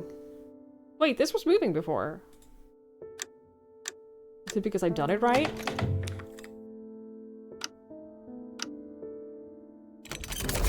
Oh my god. It was definitely moving before, right? Hey, gimme. Gimme! Dark green ow. Dark green gemstone vibrates with energy. Nothing to remark. It was 100% moving before. You know what? I'm not even gonna... we did it.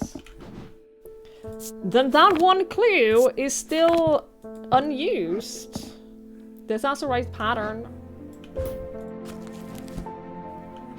Focuses the mind, enabling those skilled enough to see the path.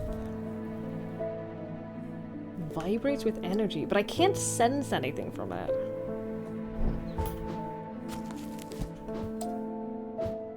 It's dark green stones, which mean earth. Maybe the clue is earth and nature. That's green. Is there one for dark green? The fourth eye, a stone of sight. Yeah, okay. Cool. Take it. 2 malachite gemstones, stones of sight, produces a Hellenic field. A weaving edge is used to enter the red night, a bloodthirsty state of mind. Tradition dictates that the handle should be made from the wood of great oak. Wait, where did it go? Oh, down here. I love this music so much. It is a perfect, like... It's perfect for the vibe of the way that this is escalating.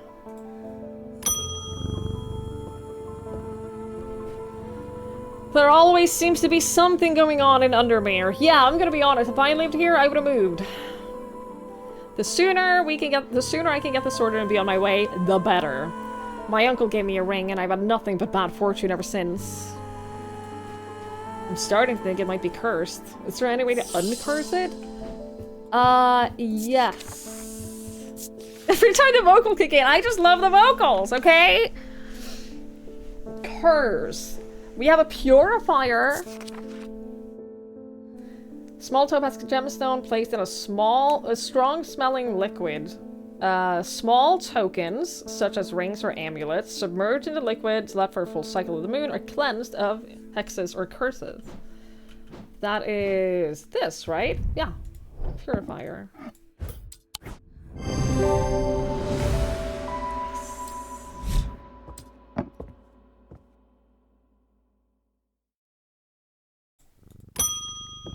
Sometimes I forget that I have to click the button.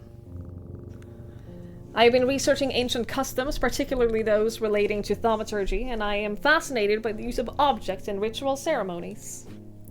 If you were able to get your hands on a gris, I would be very interested in studying it further. Okay. For the ritual of the broken path, a gris is heated slowly over flame. To have full effect, it must be held in an ungloved hand until the ritual is complete. The broken path.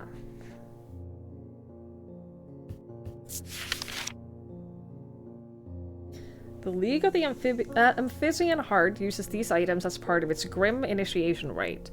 They guard their secrets closely, but it is said that they worship the ancient nameless gods, communing with them via the broken path. Acolytes must press the tip of the talon hard against their cheekbone to the point of drawing blood. They perform this act nightly for 49 days. 7 sevens, after which the scar will forever mark them.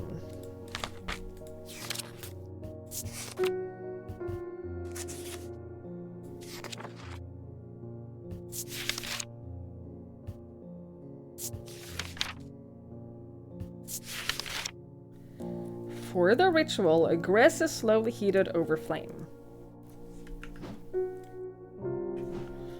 So this is what they use for that. That is the Amphibian talent. What I wonder...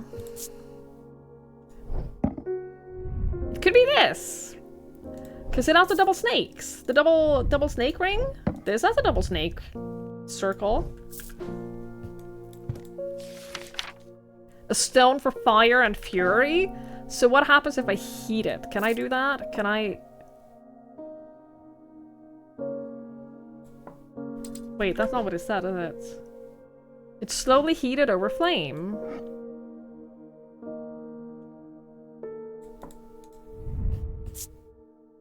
Textured, okay. So you're not gonna say anything about how warm it is.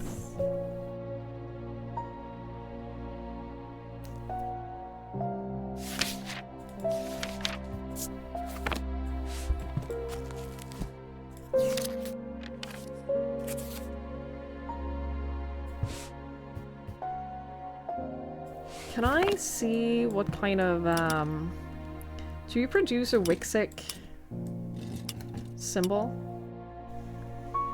Do you produce those squigglies? Where did I put it? Here. You do not produce the squigglies? Shit. Everything else matches though. And this doesn't say that it just says this shouldn't be performed by those who haven't studied Wixic art. When done correctly, it should not be painful. What else do I have that it could be? This has a snake. Not the right squigglies.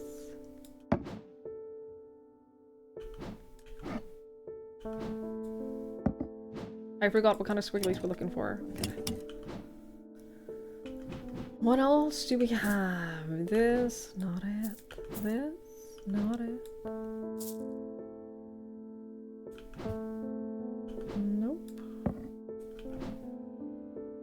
Oh, there's this. What do those mean? That's fire. The top one is fire. I know that we looked at what the other ones meant as well. I think that's paralysis at the bottom. The middle one is ice.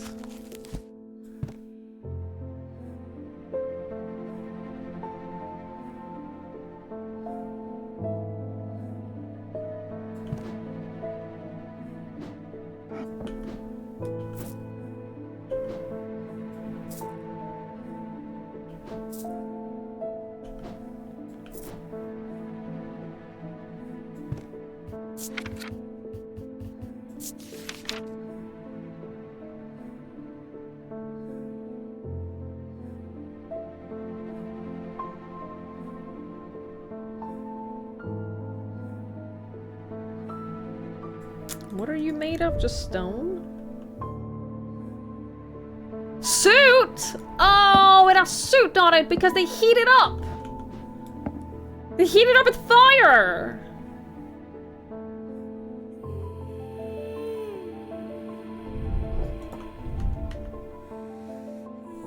No, you don't. Have you noticed how good the music is? They heat it up with fire to heat it up, and then it gets like unbearably warm. Yeah, that has to be the clue, that it's been heated up with fire. Suit, which produces a held over flame, produces a Wixic field. Illumina, also known as a moon pool, or Heart of Tranquility, harnesses the power of the elements to create an aura of unease. I know exactly what that is. They can be used to keep people away from places they are not welcome.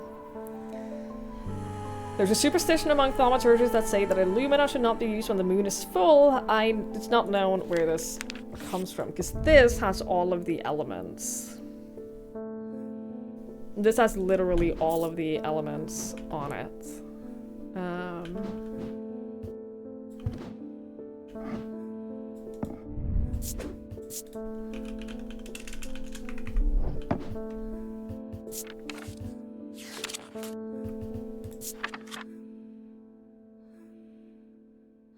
Question.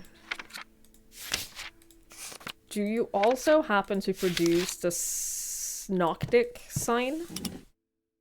Because if you also produce a Noctic sign, then there's no question about it. That is a spiral. Do you produce a spiral? Shit! Fine. Never fucking... No! Selenic! I thought night, but it's not of the night, it's of the moon. I could still be right about this. Wait, I already forgot what you produced. Not that, though. Shit! Okay, well, maybe I'm wrong. Maybe I'm wrong. It's fine.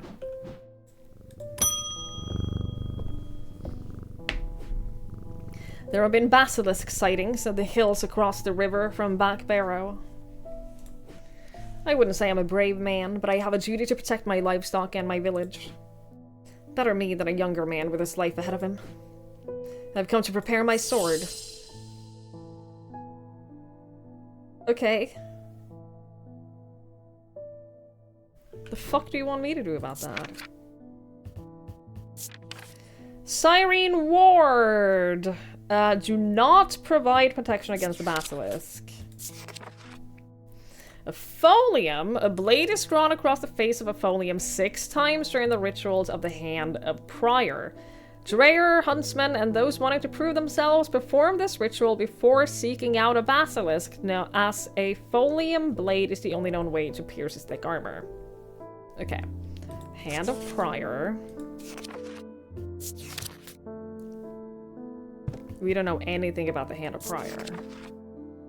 Now, when we got this, I thought immediately that it's this, because look at the markings. That's clearly been, like, marked with a sword, right?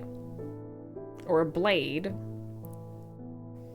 They performed this ritual before seeking out the basilisk.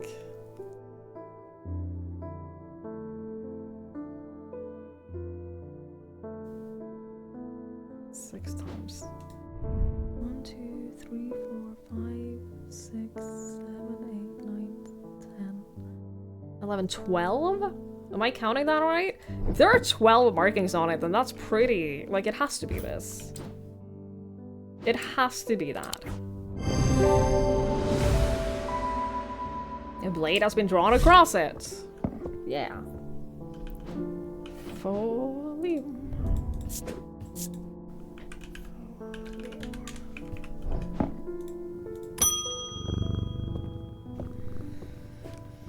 They've escaped!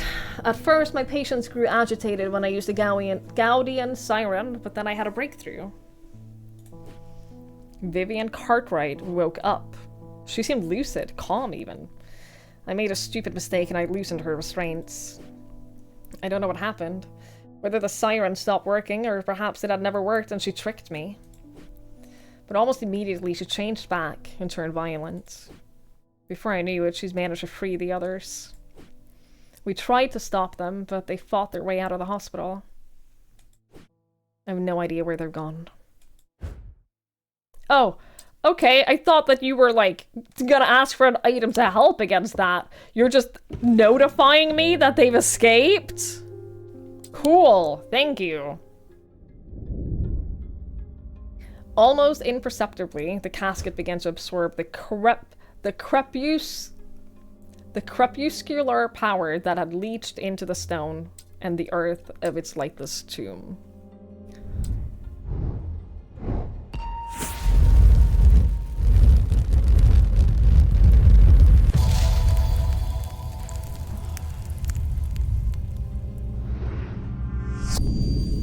Oh.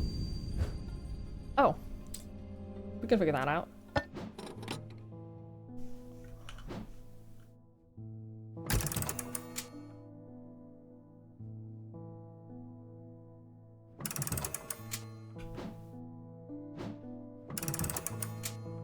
Each moon cycle has a different time. We know that. Ah! Okay, so this is half moon, right lit. Jesus.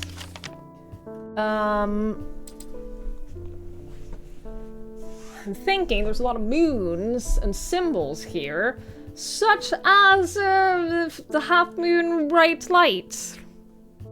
Tomb over here. The air is stifling in the darkness, and the claustrophobia of the tunnels almost overwhelms me. But I press on. I remind myself that there are few who venture down here, which means the chances of an interesting find are higher. It doesn't take long for my search to bear fruit. Ooh, a dagger? You can hang here, I guess.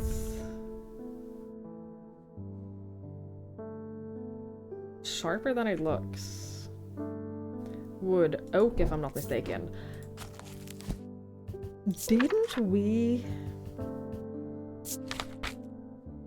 Hang on. This, by the way, I'm pretty sure has... No, never mind. I think this has to be... the Wiccan Triple Goddess. It has to be this, right? Maybe? I don't know.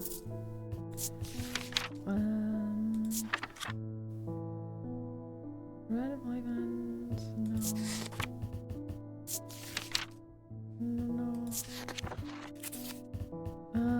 Not Lumina, not Pit, not Resonant Compass. Why can't I say Compass? Why do I always go Compass? I don't know. I wish I had an answer. Spirit Eye, no. Weaving Edge? A weaving edge is used to enter the Red Night, a bloodthirsty state of mind. Tradition dictates that the handle should be made from the wood of a great oak. This has a handle made from great oak. Or oak, at least. Okay. So that's probably a weaving edge.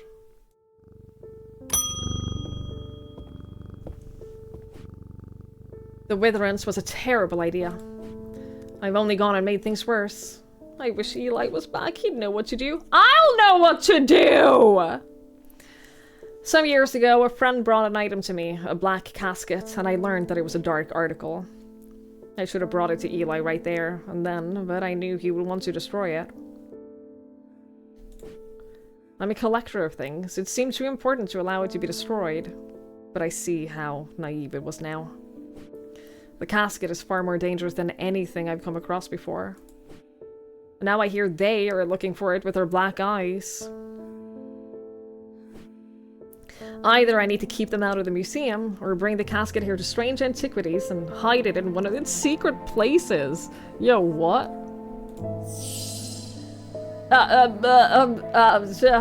Okay?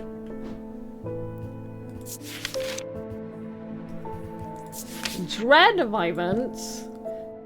The only way to handle some of the more dangerous artifacts, it can siphon power away from oneself for a time. The power rising up off a Dread Vivant is subtle but noticeably invigorating. These objects represent the balance of life and death, of good and evil, of hope and despair.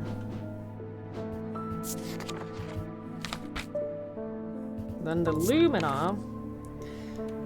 The Heart of Tranquility harnesses power from the elements to create an aura of unease. They can be used to keep people away from places they are not welcome. There is a superstition says that Lumina should not be used when the moon is full. It's not known where the idea came from. Okay, the music is really good.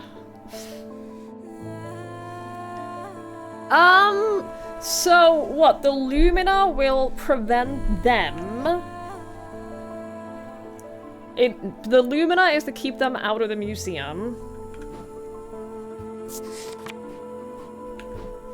And the Dread Virant is to move it here.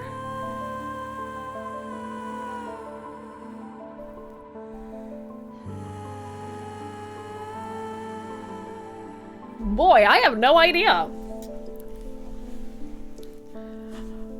Boy, I have no clue what the right answer is. I feel like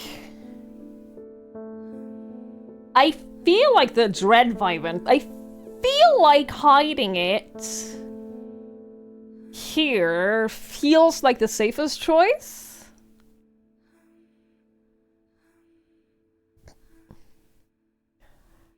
I feel like it is the safest choice because I don't trust that they will be... I don't trust that they will be impacted by the Lumina. I simply don't trust that the Lumina will be able to keep them away, and so I feel... because we know that they have been, like, stronger than spells before.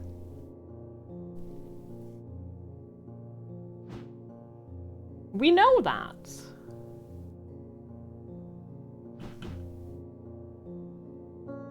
So I think that we shouldn't try to do that. I think that we should use the Dread Vibrant.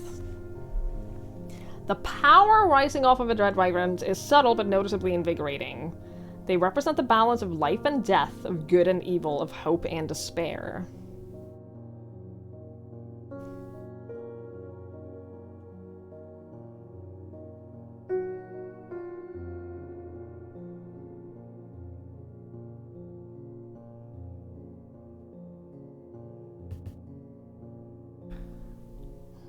What do we... I think that this is a Lumina.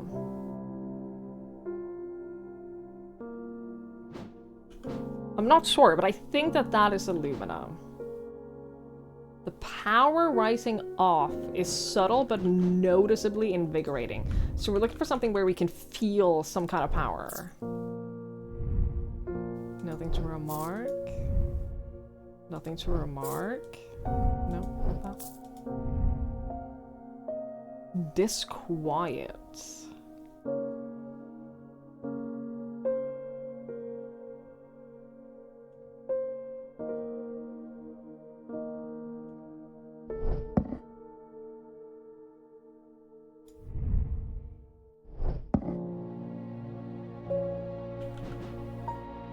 We really don't have a lot of items that causes me to reflect on my own mortality. This is kind of like a life and death thing. Let me look at the gemstones again. Dark green or black with flecks of red. A dark stone for dark purposes, and black is for death. No, it's not. Fire and fury. Oh no, it's different blacks. It's pure volcanic black and striated. Striped. That's not what we're dealing with at all. We're dealing with this. Stone of death and decay. What had that stone then? This has that stone. Right. The night and darkness. Some who fear it and some who are seduced by it. But this doesn't make us feel anything. This makes me reflect on my own mortality, which doesn't sound like what we're looking for, does it? I find it unsettling. The eyes seem to pierce my soul.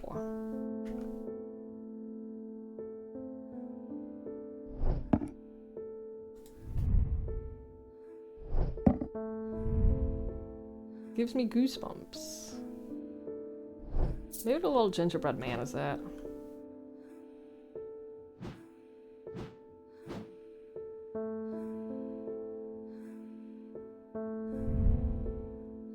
Disquiet.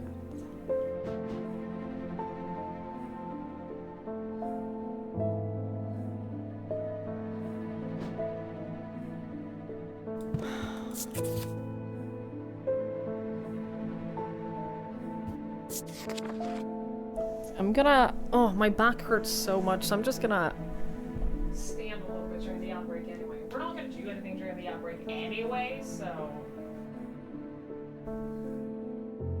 Oh my god. I'm gonna walk around a little bit.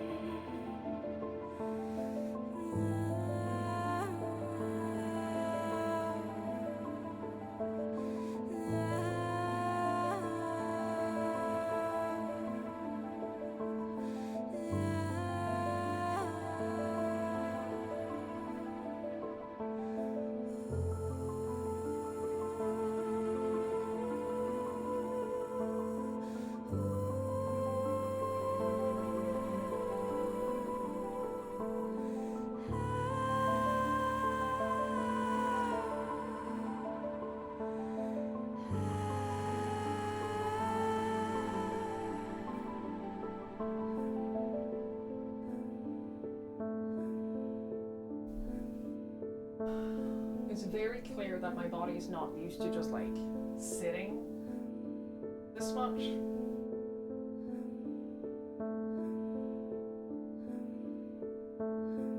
It's a problem for me.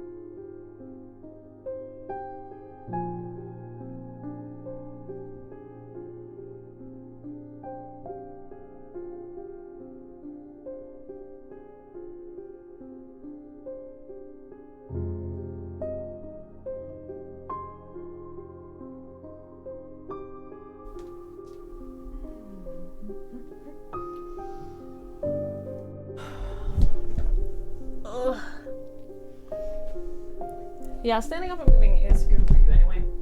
Did you know that if you sit a lot, you should be standing up and moving around at least once an hour anyway?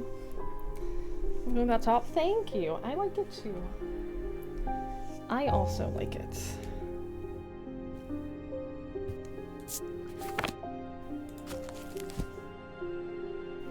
All right. Ugh.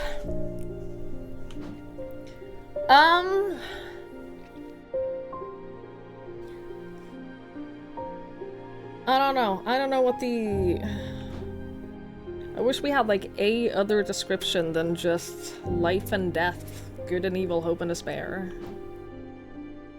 I don't think it's this. Although it does have like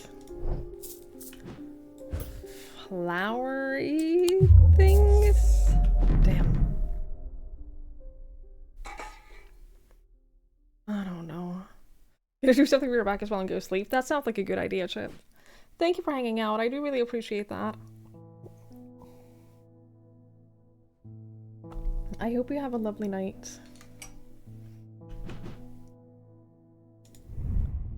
I promise, this is not like life or death. This is like fire and ice. It does have opposites, but I don't think it has opposites in the way that we're looking for.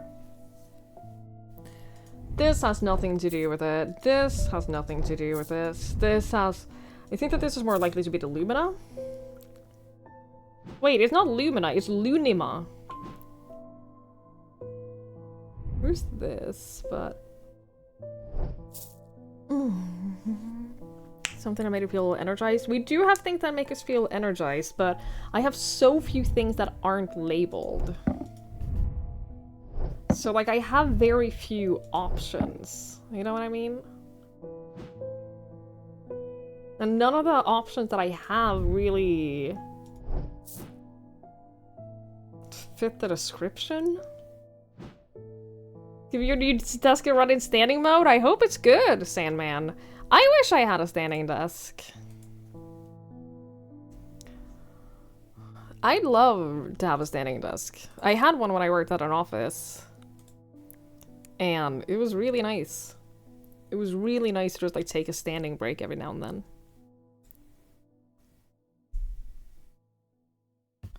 We don't have any unsolved notes, right? Even this, yeah. Even that we...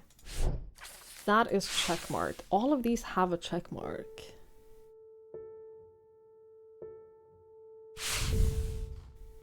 This one doesn't, but I'm pretty sure, like, that... How is that not connected to...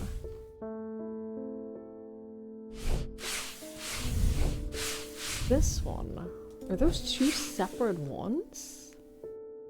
Did this not have anything to do with the weights? 3 resonant objects, lightest first, heaviest. I was looking at, not resonant objects. I was looking at just patterns. Oh my god. I do have a whole thing that we haven't done. Shit, man. Okay, this is a resonant object. This is a resonant object. This is a resonant object. So in theory, stop putting them down there. Come here. In theory, if we sort this, what was it, heaviest to lightest or lightest to heavy? Lightest first. Oh my god, I'm about to be really upset, aren't I?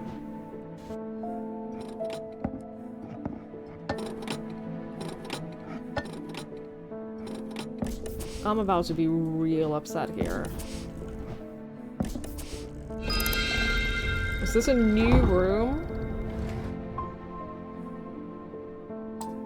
It is a new room. Ah, so no, that was correct. Oh.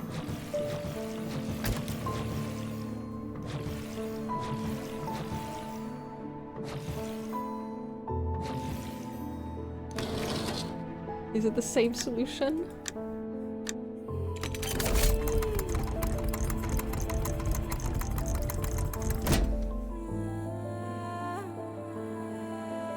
Wow, what a life and death looking item. There's something unusual about this item. I can't quite put my finger on it though. I can't tell if that low hum is coming from the item or my own imagination. It feels unusual. Not hot exactly, but energetic somehow.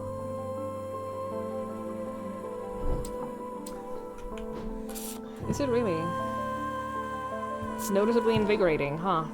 Wow, that's crazy. That... Sorry? Oh, because I put that there. Oh, sorry. I thought I ran over your tail or something. Ah, sorry. Hey, I'm back.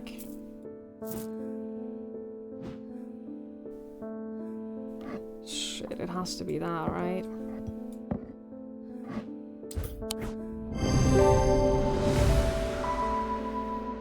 Cons of the balance is reflected in the skull and the flower.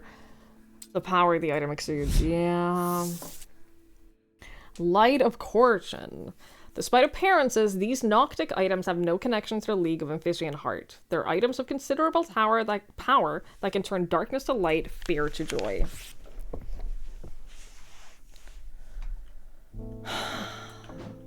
Tread vivant. Tread vivant. You can go over here in the corner. Yeah, I wish I had a standing desk. I also, the only problem that I have with standing desk is you have to have decent cable management. I don't think it's possible to have a standing desk without, like, I just picture, like, your whole PC falling off and, like, monitors getting unplugged and stuff just, like, you have to have decent cable management for a standing desk. And when I worked in an office, it was fine because my PC, my laptop just went into, like, the docking station. And then everything was connected to the docking station, so I didn't have to do anything with the cable management. All I had to do was bring my laptop every day and plug it in. And that was it. You buy really long cables. Yeah, this is a good design, isn't it? I'd wear this as a necklace too. It's pretty. It's pretty.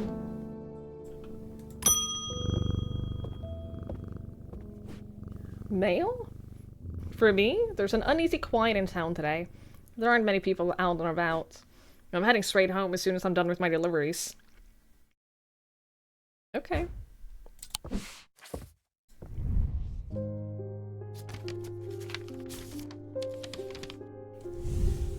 I have recently come into possession of a number of texts on the subject of arcane artifacts. You're welcome to them if they are of any use to you. If I don't hear from you, then I will donate them to the library across the street. Okay.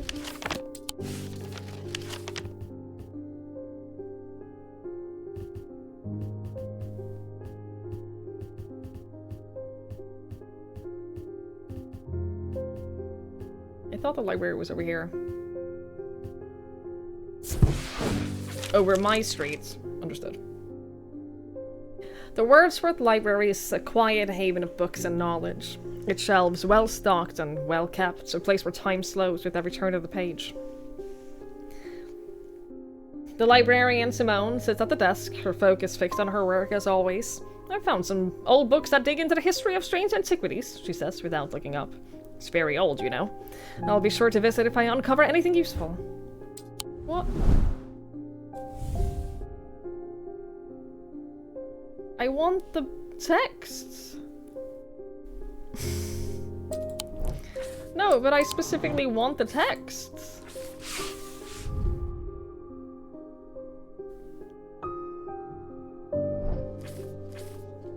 How do I get them?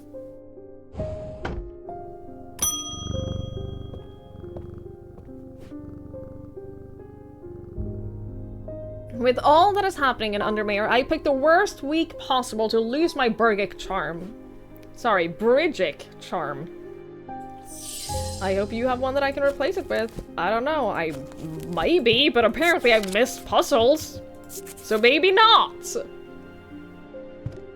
A powerful item that offers hope in times of worry, protection in times of darkness, and wisdom in times of uncertainty. It wields the power of the maiden, the mother, and the crone, the Wiccan triple goddess. Got you.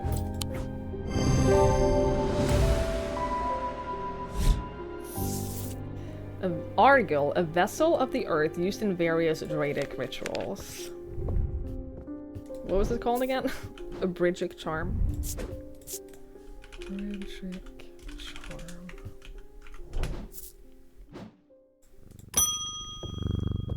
Eli! I'm sorry. I did not intend to be away for so long. I trust the shop is not in too much trouble to look after in my absence. Actually, it's been pretty fucking hectic. I've learned a lot from my time in Oxford. There's a powerful dark article here in Undermere called The Nalian Casket. I know! And now you're telling me that my foolish half-wit of a brother has had it in his museum this whole time. Actually, he's moving it here. I know how to destroy it, but it is not going to be easy. Whatever happens, it must not be opened. We will need to create a Pillar of Calaris. From what I gather, such a feat has not been attempted in over 500 years. Uh-huh. I just hope there is enough time to prepare. I'm afraid I can't stay, but I'll be back as soon as I can. A Pillar of Calaris is a powerful blast of energy that can consume the darkness. In my opinion, it is the safest way to destroy powerful dark articles. It can only be produced at a place of significant thaumic convergence. Strength and weakness, light and darkness. Align the opposing powers at opposing compass points. With Coruscant's light, the strong will be made weak and the dark will be made light. Uh-huh. Yep.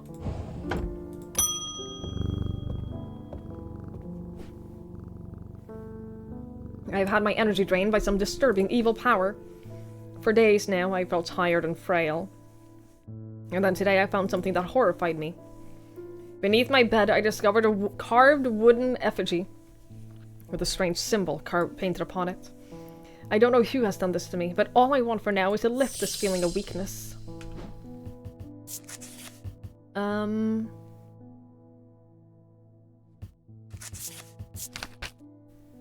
that. A Fortinance, right? Enhanced physical strength, restore strength that has been sapped, whether by extortion or by hex. A small totem. That'll be a red label, right? Because we've never used that before, right? Yeah, we don't have that confirmed.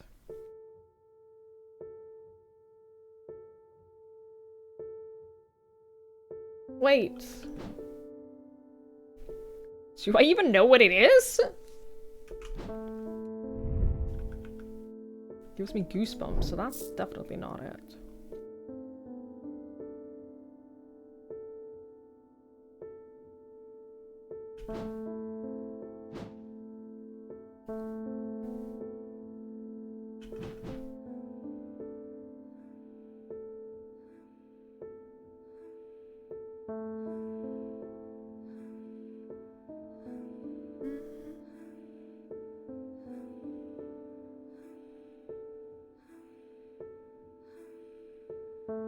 Uh-oh.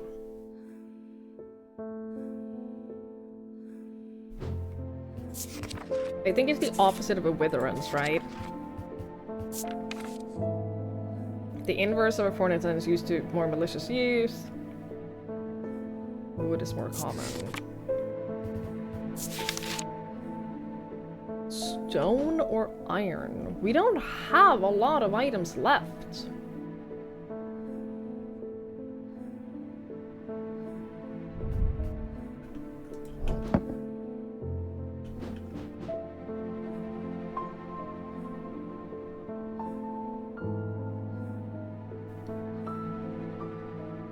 Won't be that.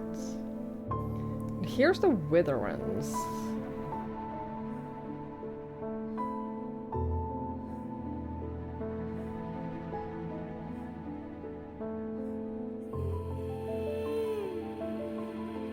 Uh-oh. Wait, what?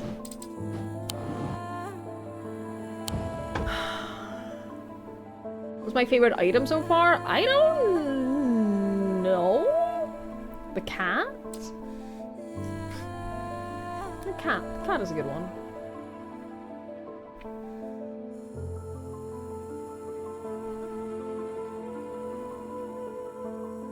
I am so confused because I have a memory. I have a memory of us getting the fucking I have a memory of us getting it. Or noting it? Yeah, what could possibly be more important? That's what I'm saying. Lift this feeling of weakness.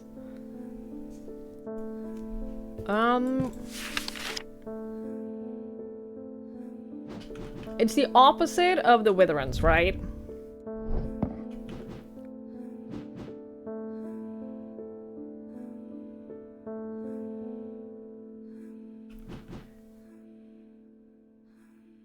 We do have this, and this is a totem.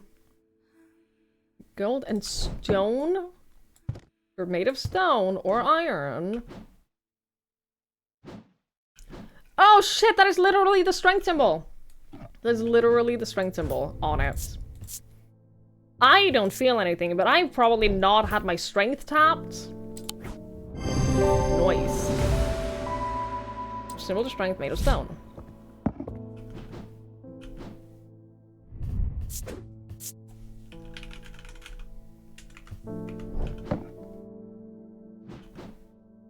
Cool. I would like a bloodbeck. Nameless ones are restless. I'm ready to hear their voices. Girl? The fuck is a bloodbeck? I don't have the recipe for that. What?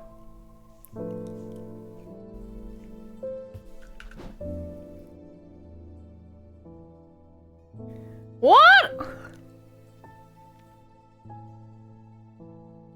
A river of blood, yeah, but, what?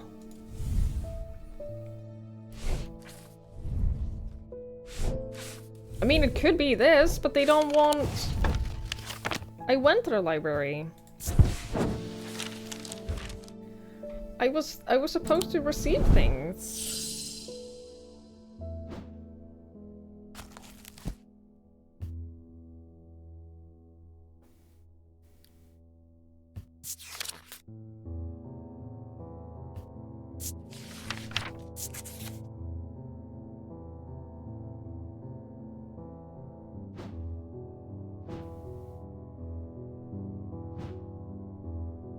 You ready to hear their voices?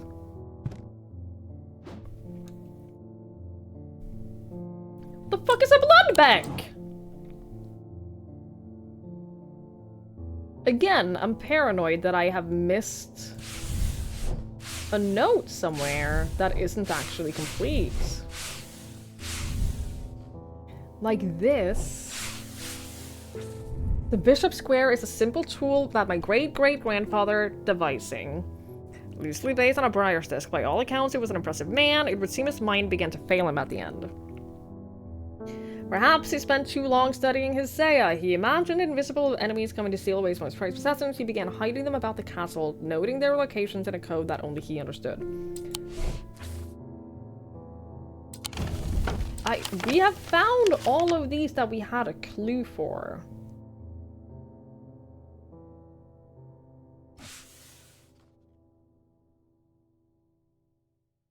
I'm not really keen on just, like, exploring them all willy-nilly.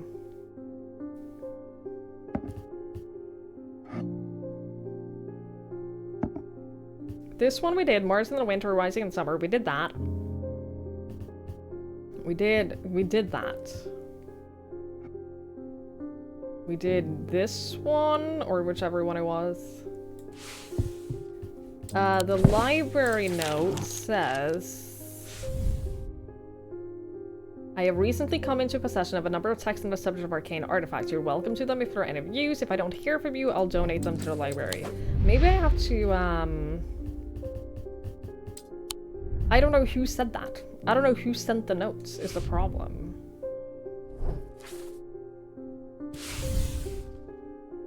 Is it Barton? Should I go see Barton? Where the fuck does Barton live?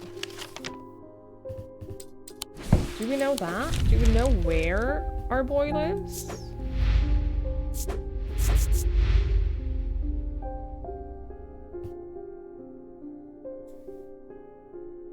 I don't think we do.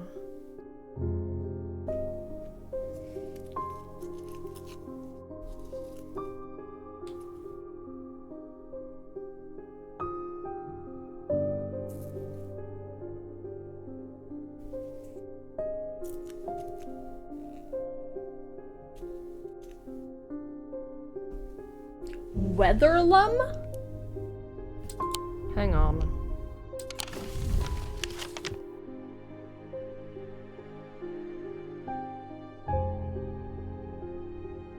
Is that a place we can go to? It's not.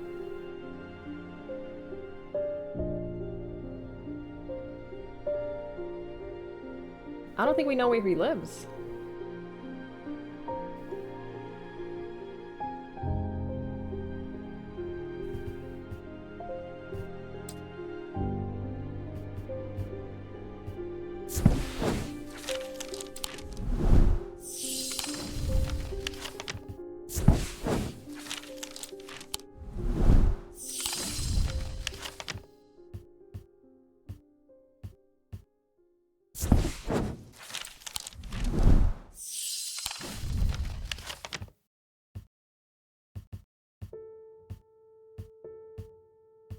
Do we know where he lives?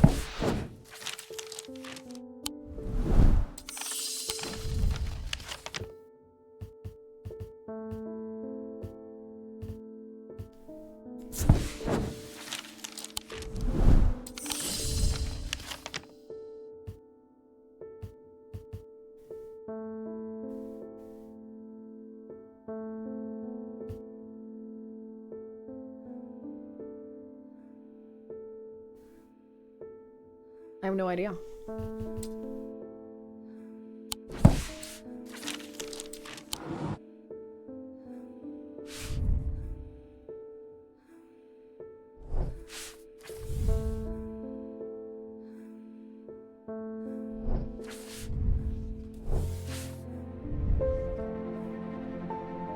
But I imagine I have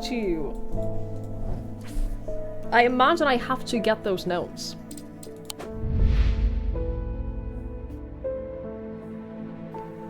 I imagine I have to.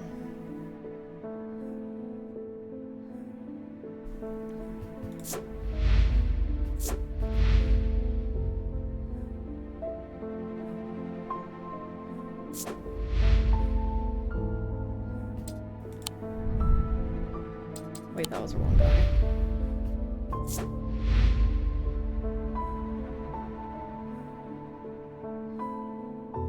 Relic Hunter. He's not at the museum. There was another place though, wasn't it? Not the Twinings.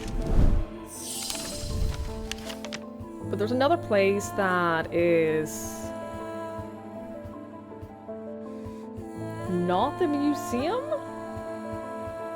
That is like collecting things, isn't it? Oh god, I don't know. Am I going insane? What I'm also thinking about is that normally, if I don't know what the item is, then it doesn't say the name of it. You know what I mean? If I don't know what the item is, then usually it just says question marks.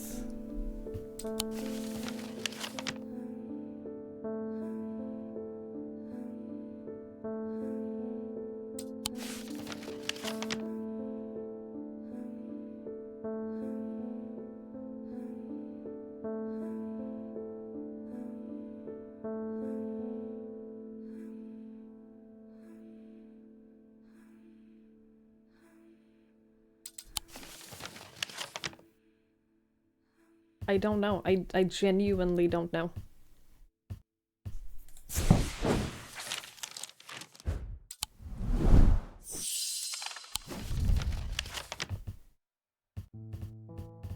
I'm clearly doing something wrong, or like clearly missing something. Not necessarily doing something wrong, but like I'm very clearly missing something.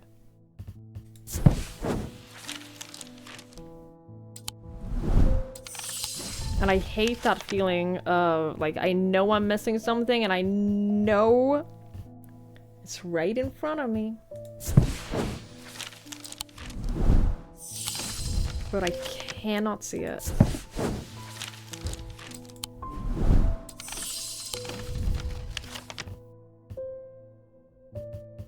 And that is so frustrating.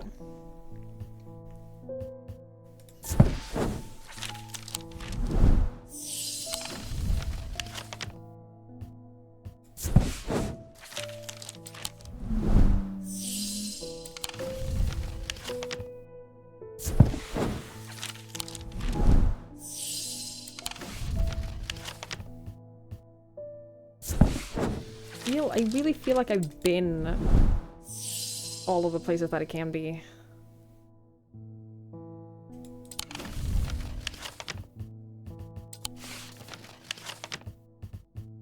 We've been all the places here too, haven't we?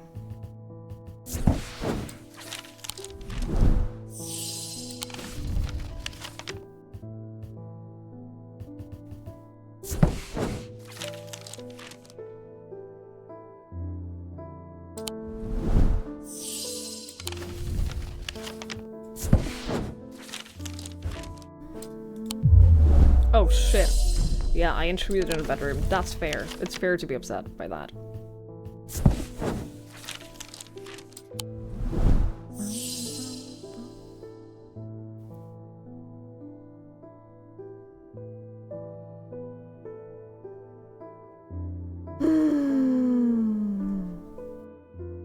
Some connection to the library? Sure, but I can't just check out all of the places. Maybe it is literally like the house across the street from the library.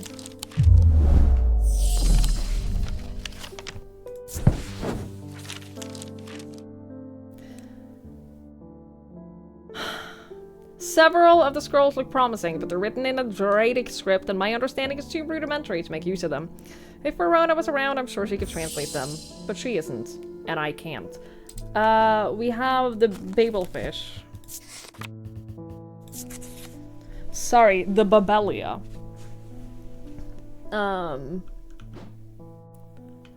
If only I remembered what the Babelia looked like, huh?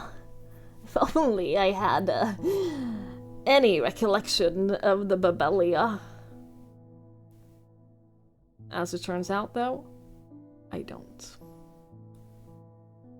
Babelia! Translate! The effects of the Babelia makes my head spin, and I close my eyes tight for a moment as my mind catches up. The pages swirl and blur in front of me, letters and words floating in and out of focus. After a time, I find that I can read them, though it takes some effort, and I feel drained as I reach the end. Yo, Bloodbeck!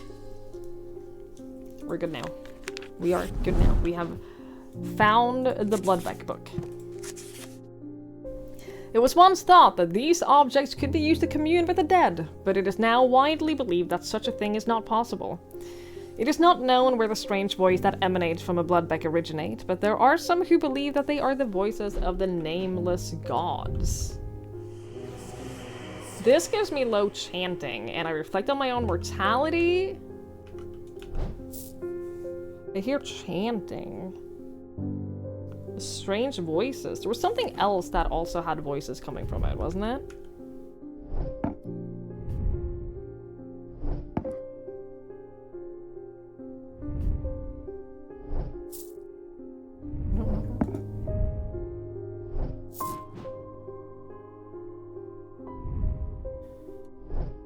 Was that what you were gonna guess, Dark Wolf? That it was across from the library? I think it's this. I think that this is the Bloodbeck. Because we can hear chanting, we can hear voices. And also death. Oh my god. Corchetta! These are used to call on the guile and wisdom of the goddess Corchin. She's a goddess of the earth, creation, and rebirth. It is maintained by some that these are not objects of power, but they exude an imposing aura that is hard to explain. Bloodbeck.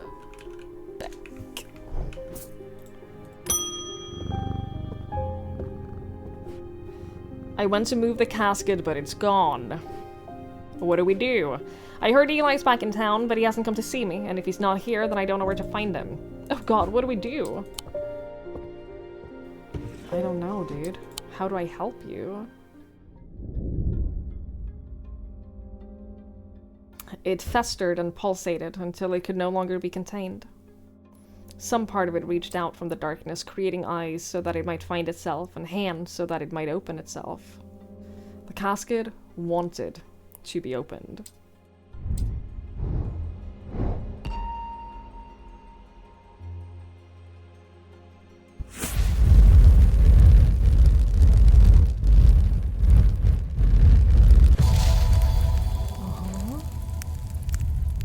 Library?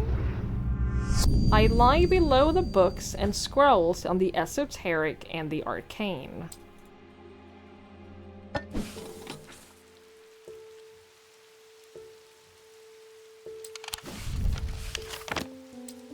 The library is upstairs, right? It is. It sure is. If the library goes from here to here, below the books and scrolls on the esoteric and the arcane. But there are multiple rooms. This one? What is that symbol? It's the only symbol there, so it has to be the one, right?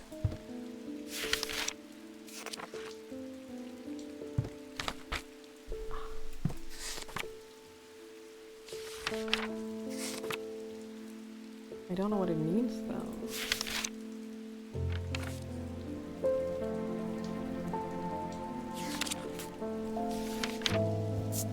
But it is the only symbol up here, so...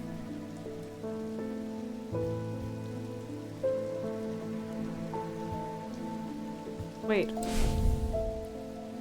On the esoteric and the arcane. Because it'll be one of these rooms. It'll be one of the rooms that are below the library. What is that other symbol thing?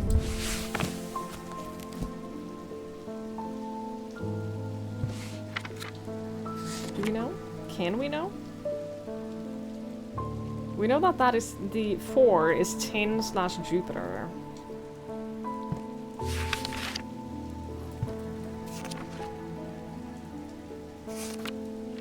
We don't know what the other one is. Oh, Quicksilver. Mercury.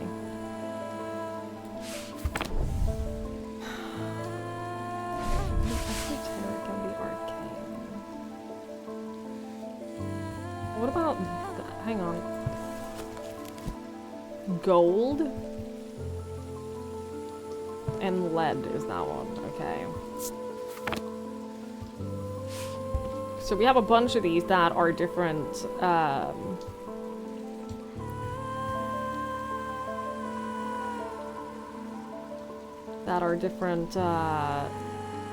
different elements. How do I know which one it is then?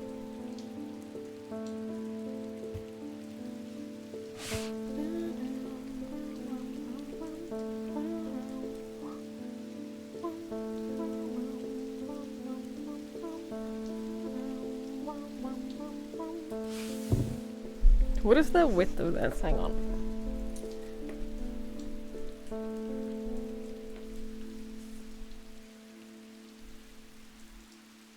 Okay, so it goes to this room specifically.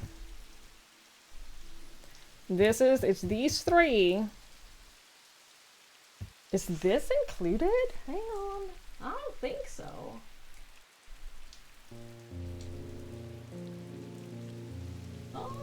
Yeah, it is. Okay. Just barely. I don't think the whole room is though, because there's a curvature here. I know that you guys can't see it. There's a curvature here, and I think that that cuts off parts of this room.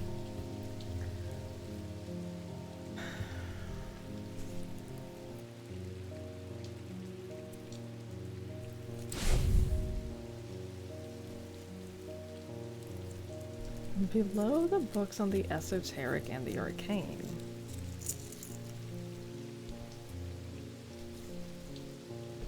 How does that help us narrow down the room? I do not know. There's so many rooms. There are so many rooms it could be.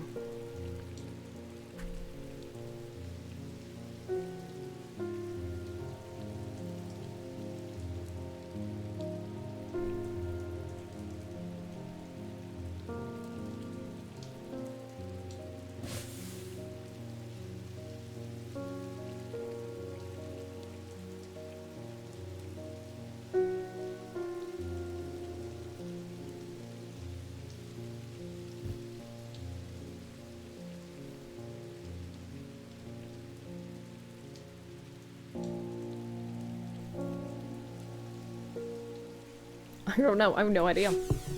It has to be here, though, right?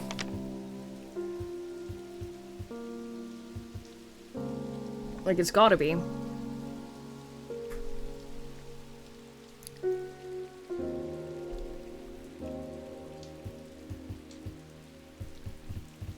Yeah.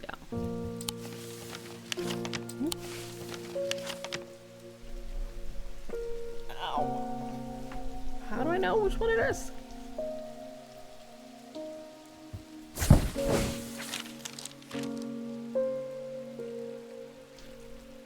Oh!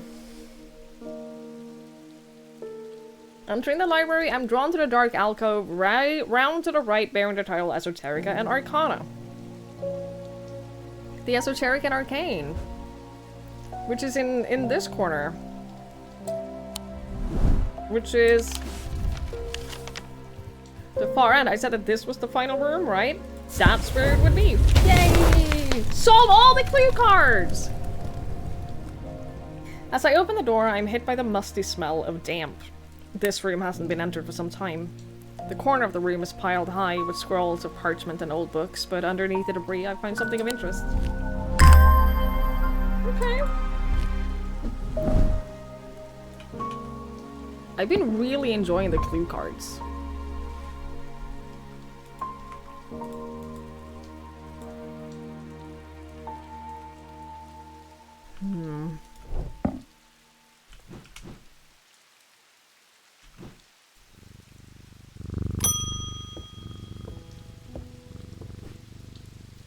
The museum was ransacked last night. I went looking for my brother, but he's nowhere to be found. The good news is they didn't find what I was looking for. I moved the casket myself and hid it in one of the strange antiquities vaults. Okay. It's safe for now, but we can't leave it here for long. I have more to prepare, but I left instructions on how to access the vault in the desk drawer. Okay.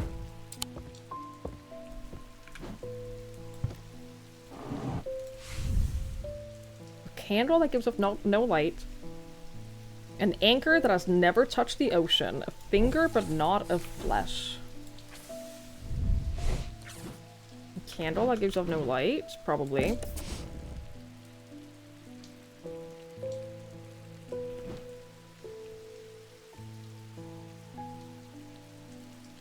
We have Shadow Anchor. And Witch's Finger, right? That's not a Witch's Finger. Tree. Come on.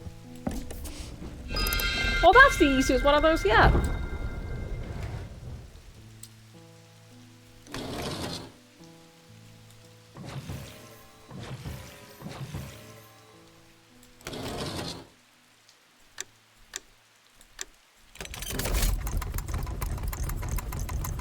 Cool. Why did we open this? Sorry. Why did I do that? Just to prove that I could? Oh, what if we just lost because, or got the bad ending because we just took this out? Oh no. Oh, I probably shouldn't have done this.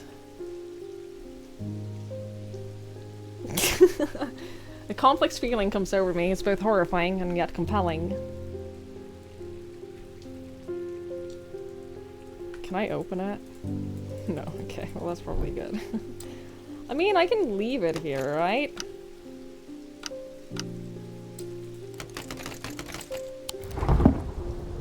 Now we know where it is.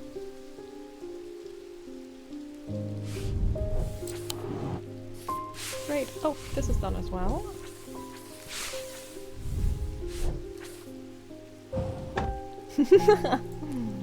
Shit, man. The lake has turned black. As omens go, I'd say that's probably quite a bad one. But mail won't deliver itself. Great, thank you.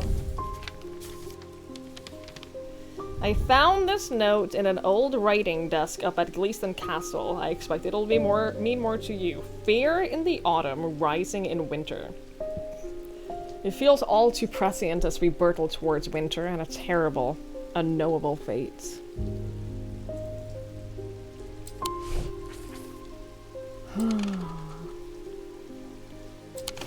Alright.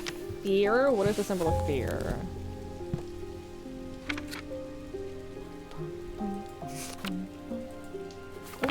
Wait, there has to be a symbol of fear, right?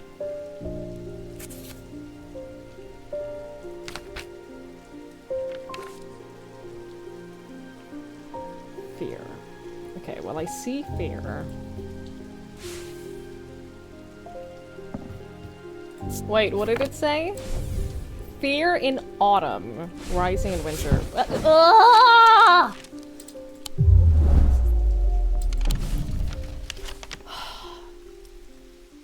Fear in autumn. Which one is autumn?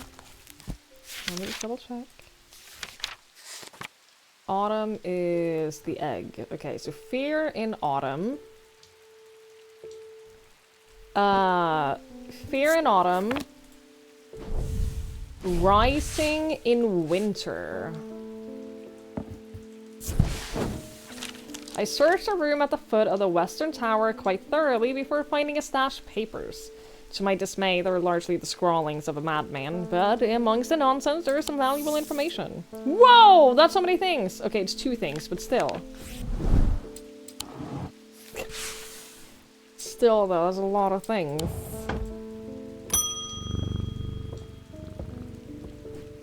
I have discovered the missing piece of the puzzle.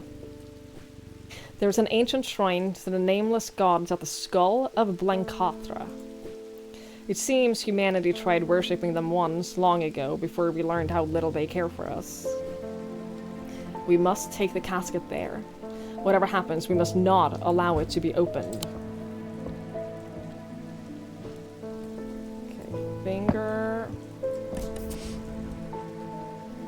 Anchor... Candle.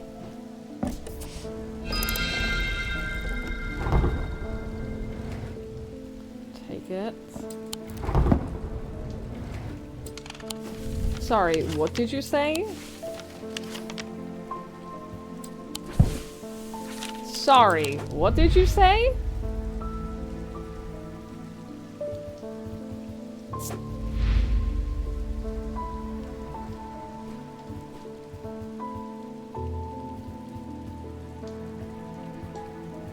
Sorry, what did you say? The skull of Blencathra? That's the skull down at the bottom right of the catacombs, right? Sure is. So now the question is...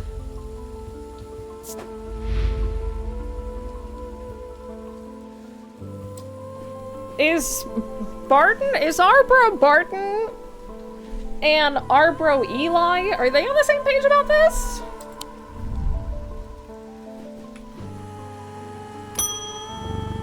Eli? It's time to end this, now. Bring the casket to the pit. Oh, piss right off! Why the pit? Why the pit? Why the pit? Explain to me. I want them both standing in front of me, and I want them to lay out why they want to take it to the pit and the thingy.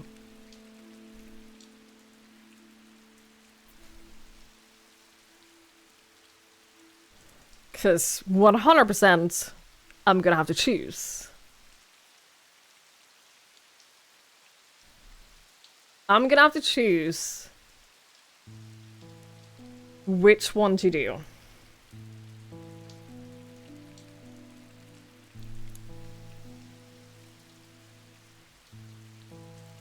Clearly you're going to the pit. I mean, I trust Eli, I think. Ow, sorry. For that, though, I probably need... This was Eli that brought me this, right?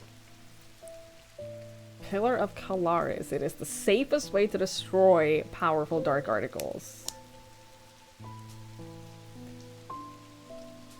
With Corshun's Light. Do I know Corshun's Light?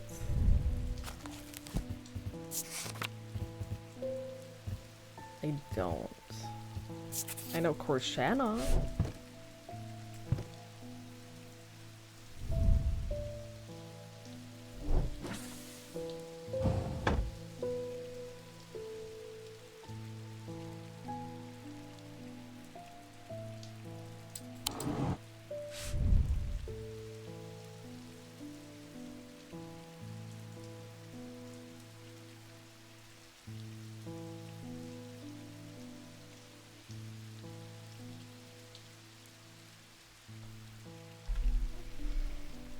Hi, Seppa. Hello, hello.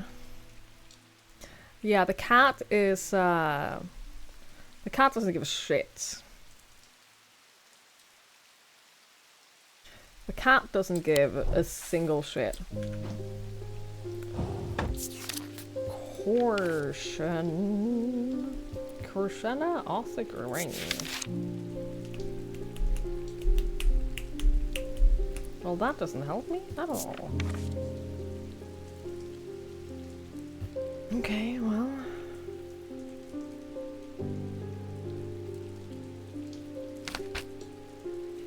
Can I, Is this like a thing I have to do now?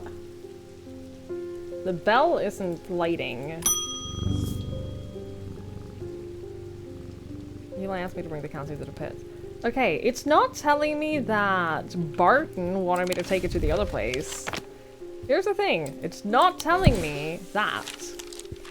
Which leads me to believe that Eli's ending is like the streamlined ending, but if you want to go for a different one, you can follow Barton instead, depending on who you trust. Let's do Eli. Oh fuck! Light of Caution!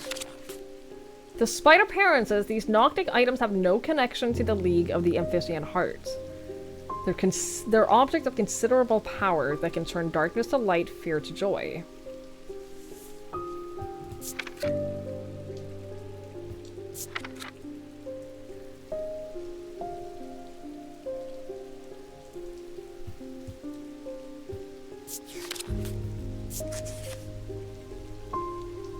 Despite appearances, they have no connection to the League of the Amphictyonian Heart.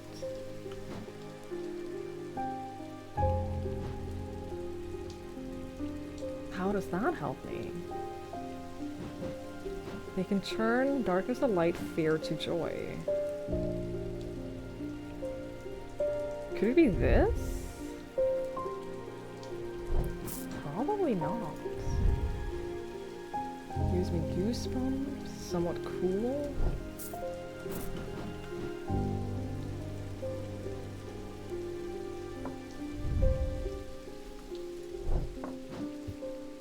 Yo, can you turn darkness to light? No.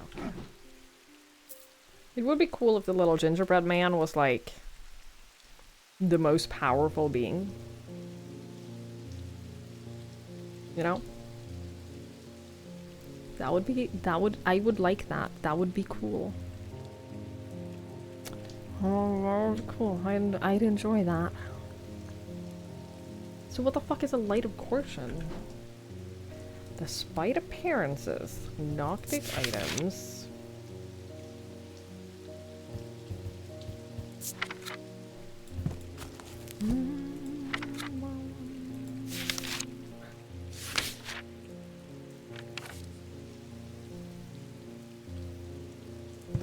So we're looking for a Noctic item. Hang on. I'm assuming that means it gives off a Noctic thing.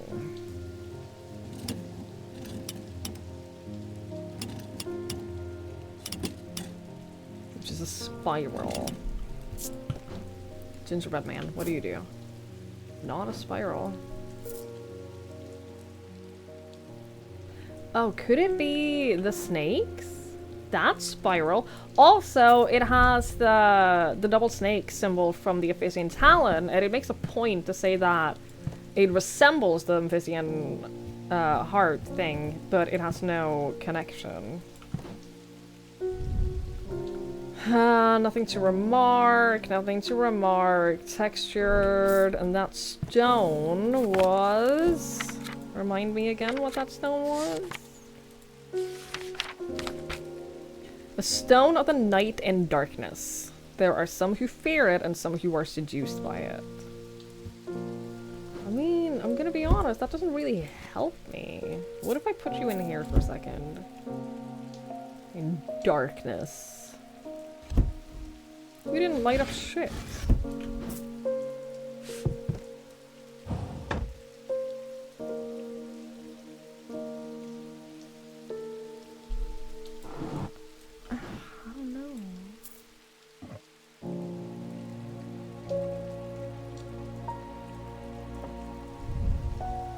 You don't seem any different no matter what I do. What else do we have? We have this. I think that this is a Lunima. This, I don't know. It's not a spiral. This is not a spiral. This is not a spiral. Oh, I forgot about this new thing. Not a spiral, though.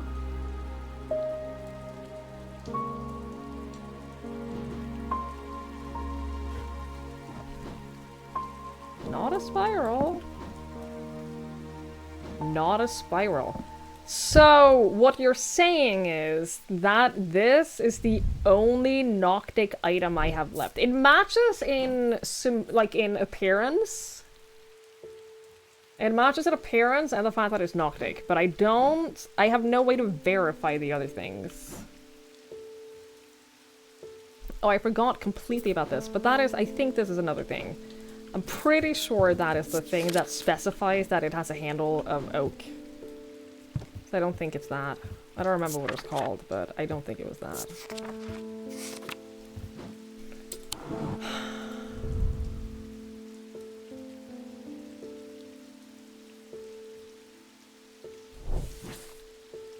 I'm gonna go to the pits and hope that we have everything that we need.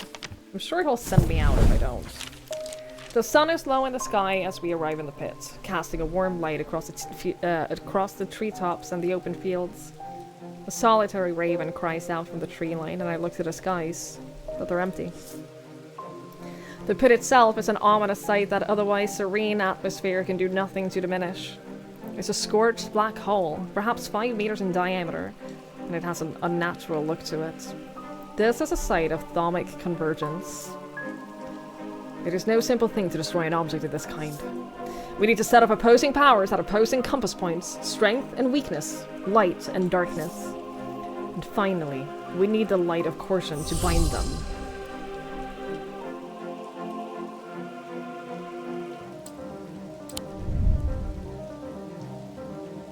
Strength and weakness, light and darkness.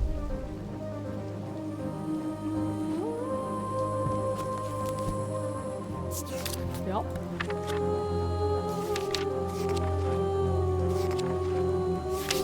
Music is pretty again.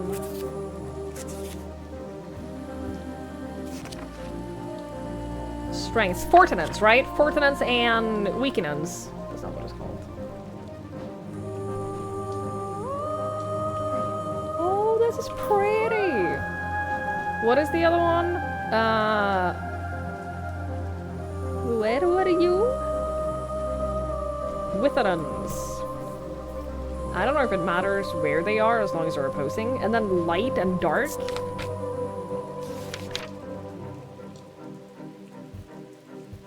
Shadow Home?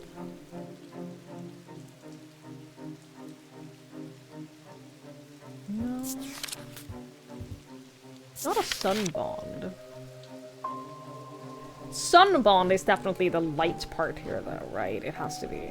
Sunbond has to be the brightness, the sun part, you know? It's gotta be. There's no way it isn't. So what is the opposite of a Sunbond?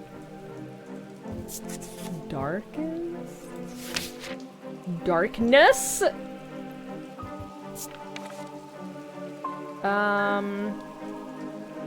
Powerful light of no. Light of portion. Yeah. Pit. No. Cloak. Create a sphere of enshrouding darkness that will cloak all within its reach. That's gotta be it. What was it called? Tenebrant Cloak. What is that? You know we have it. Tenebrant Cloak.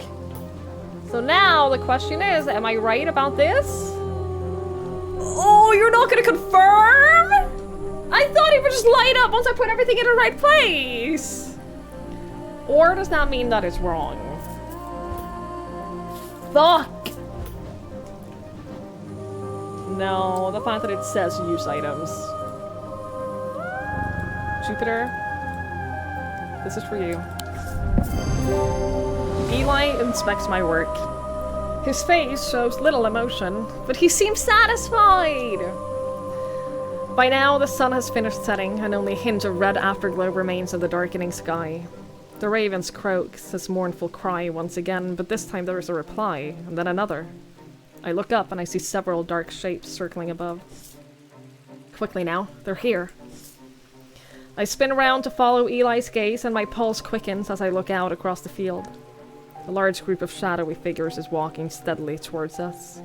We can't see their faces at this distance in the low light, but I'd be willing to bet that every one of them has pools of midnight for eyes. In the sky above, the ravens continue to grow in number, and their caws and cries get louder and louder. I look down at the black object in my hands. Such a small thing, and yet its seductive powers is impossible to ignore. It wants to be open. Suddenly, it feels inevitable. The casket, now! But I'm not sure I want to give it to him.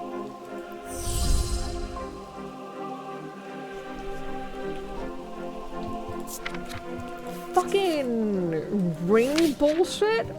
A Wixit cord cause a freezing effect in the body, earning them. No. Nullian casket?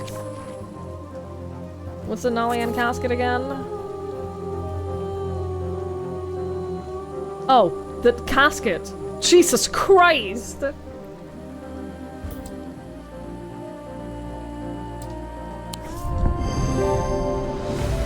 The wave of intoxicating power washes over me, but I hold strong against it. I hand over the casket, and together we begin activating the items arranged around the pit. Working as fast as we can, it still takes longer than we'd like, and when I look up again, the thaumaturge has fear in his eyes. We're too late. The mob is upon us. One of them grabs Eli and tries to wrestle the casket out from his hands. I rush across to help him, but it's no use. They're all around us. The man tears the casket free and it clatters to the floor, skittering towards the edge of the pit before coming to rest on the precipice. A grey-haired woman stoops to pick it up, and I'm surprised to find that I recognize her. It's Verona Green, the occult scholar. The mob cheers, but Verona turns towards me and I am no longer afraid. Her eyes are ringed with darkness, but they're not black. Back from the dead. She winks at me and throws the casket into the pit. At the same moment, Eli activates a light of caution. Time stands still, and then there's a rush and a roar as a swirling vortex of blue-green light races up out of the pit. The casket is sent soaring into the night sky, where it seems to hang for a moment, turning slowly in the air until, with a shrieking, splintering crash, it shatters into 1,000 pieces. And then there is nothing but smoke and the smell of ozone. And then all is quiet.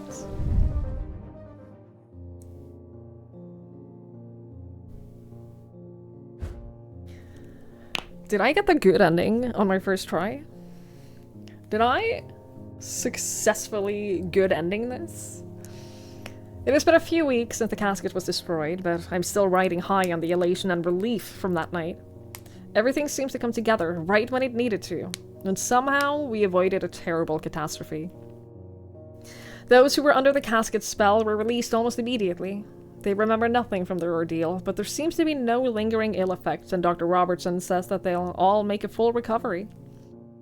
It is rare for Eli to express much emotion, but even he congratulated me on my strength and resolve in the face of darkness. He too felt the allure of the casket and was worried that it would overwhelm him. He told me with a hint of pride that I would make a fine thaumaturge. Yay! Alive, alive, alive! Proud of your abilities, found the strength to resist the casket. Able to paint again, enjoying the quiet life, glad everything turned out well. Alive, stayed at the castle, weathered the storm. Glad her patients recovered, sad that the one she could not save. Insane! Oh fuck, Bonnie? Oh, I can pause this, okay. Jesus, I was gonna say, I don't have time! Bonnie, her thoughts are scattered after being sliced with a diverging hook. Yeah, but it saved our cat, so... Audrey, deceased, murdered by her own bloodthirsty followers when they saw her weakness. I probably could have prevented that. Jack Hungerford, insane, never recovered after falling deeper into the trance. His mind is forever broken. Thaddeus, ashamed of the part he played. Simone, alive, ready for a new challenge. Jupiter! Rescued! Rescued and fully recovered from the catnapping ordeal. You know what? I'm feeling pretty good about that. You know what? I'm feeling pretty good about that ending. That was fantastic. What do you mean? Wait, what do you mean it was made by 2 people? What do you mean this game was made by 2 people? 4 if you include music. What?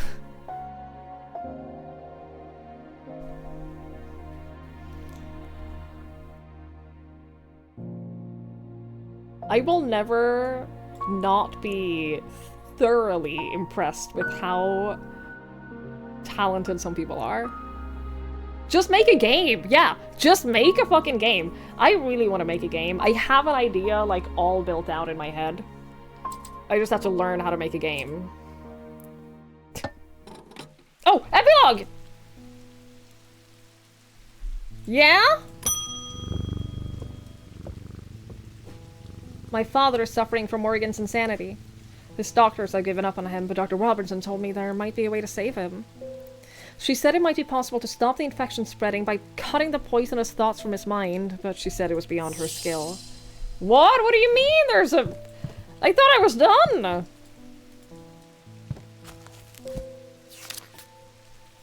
Morgan's insanity, a poison of the mind. Great.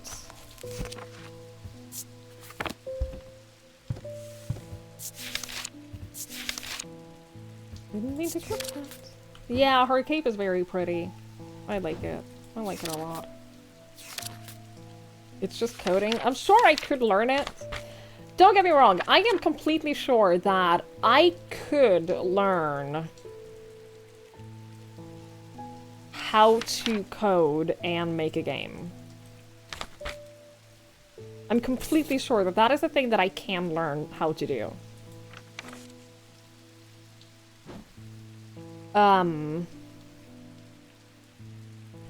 The problem is, I would have to sit down and learn and practice and, like, dedicate the time to do that, and that's harder for me.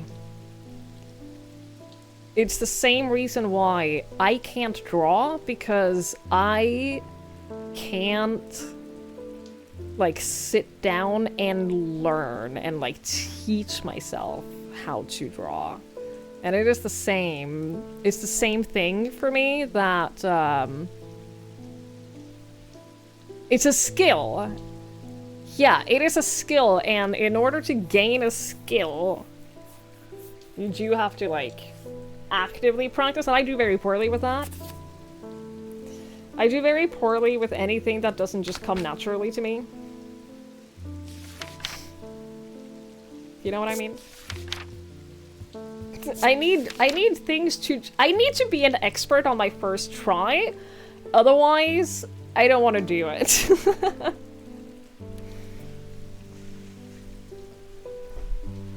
So... yeah, if I'm not immediately a natural at something. And the worst thing is, it goes like it... I used to be decent at playing the guitar. I used to be decent because I used to practice a lot. I used to practice the guitar, like, I would play every day for fun. I used to be decent. Not good, but I used to be decent. Now, I touch that thing, like, once every few months, and then I immediately try playing something that is a little bit too hard for me. And then I feel really bad about it, because I'm bad because I don't practice, and then I put it away, and rinse and repeat like half a year later.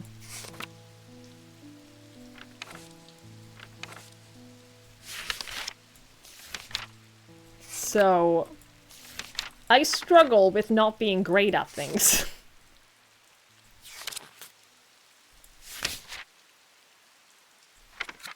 That's where I'm at. That's where I'm at.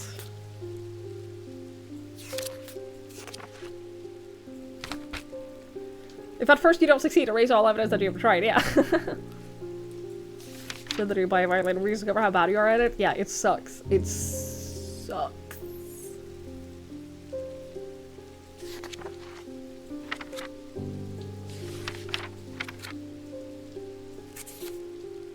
Am I stupid?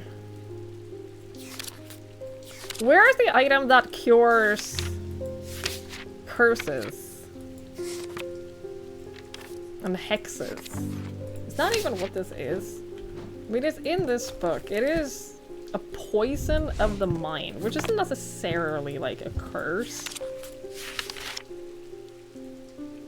Black heart curse? Not it.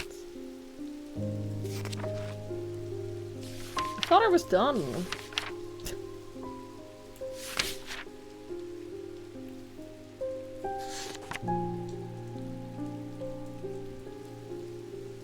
Morgan's Folly. A folly symbol can be revealed to induce a trance-like state upon anyone who casts it, making a moment just ability.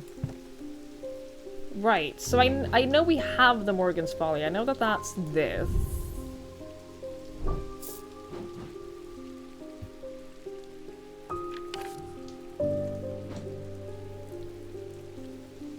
Morgan's Insanity.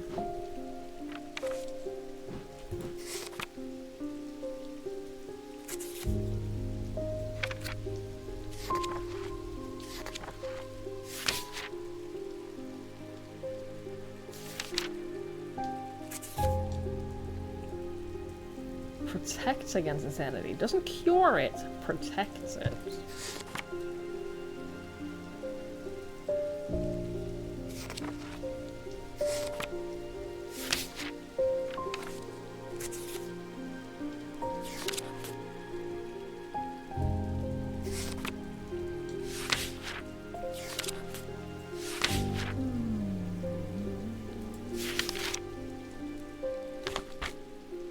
The problem is, it's been 7.5 hours and my brain feels like mush.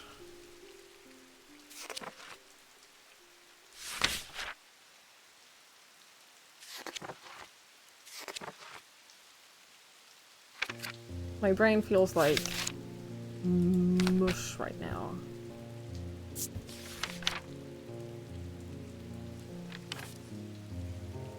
I mean, I don't want to end when there's literally a whole epilogue that we haven't done.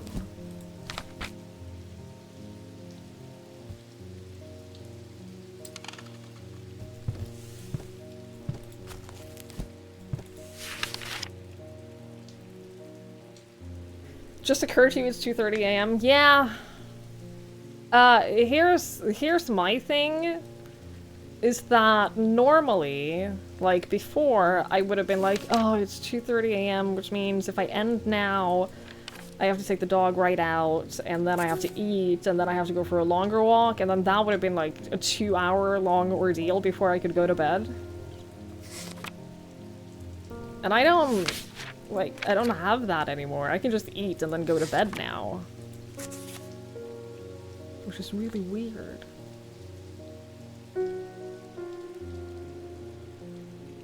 Explains why your brain is also mushy. You should get some sleep, Cyan. Yeah, those little reminders, because they're all over the place. Those little reminders, they don't stop, you know? I'm not gonna go for a walk alone at like 3 a.m. That I'm not gonna do.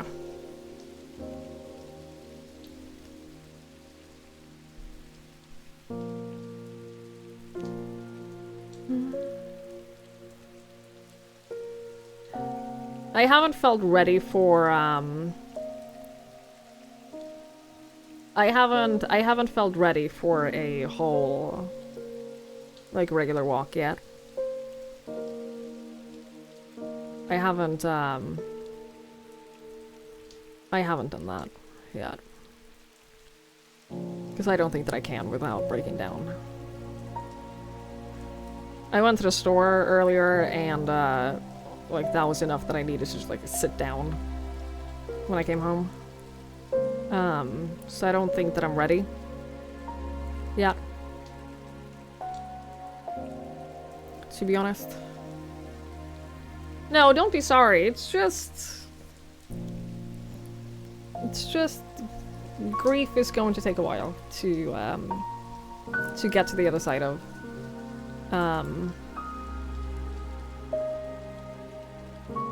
It's just gonna be a process. It's gonna take some time.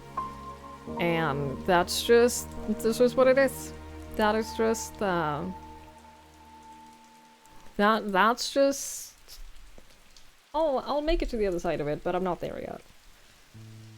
Maybe with family. I don't know. My family, if they're going for walks, it's way too early for me, so I'm not really super keen on that either.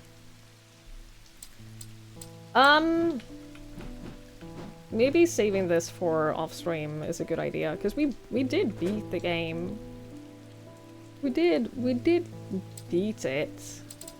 And honestly, I kind of want to get some food.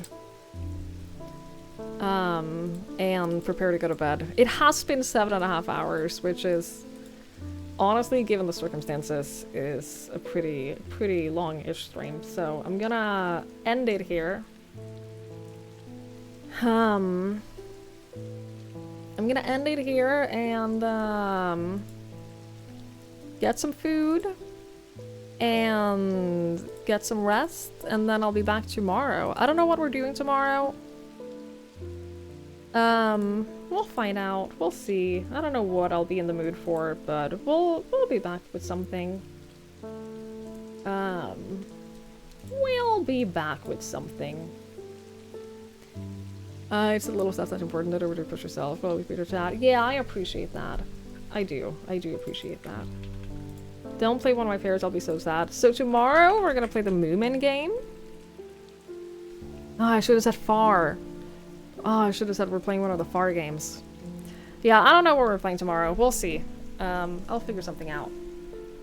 For now, though, I'm gonna go. I'm gonna radio over to Kelly, who's playing some Hades 2, which I have been playing off-stream. Which I have been thoroughly enjoying. It is a phenomenal game.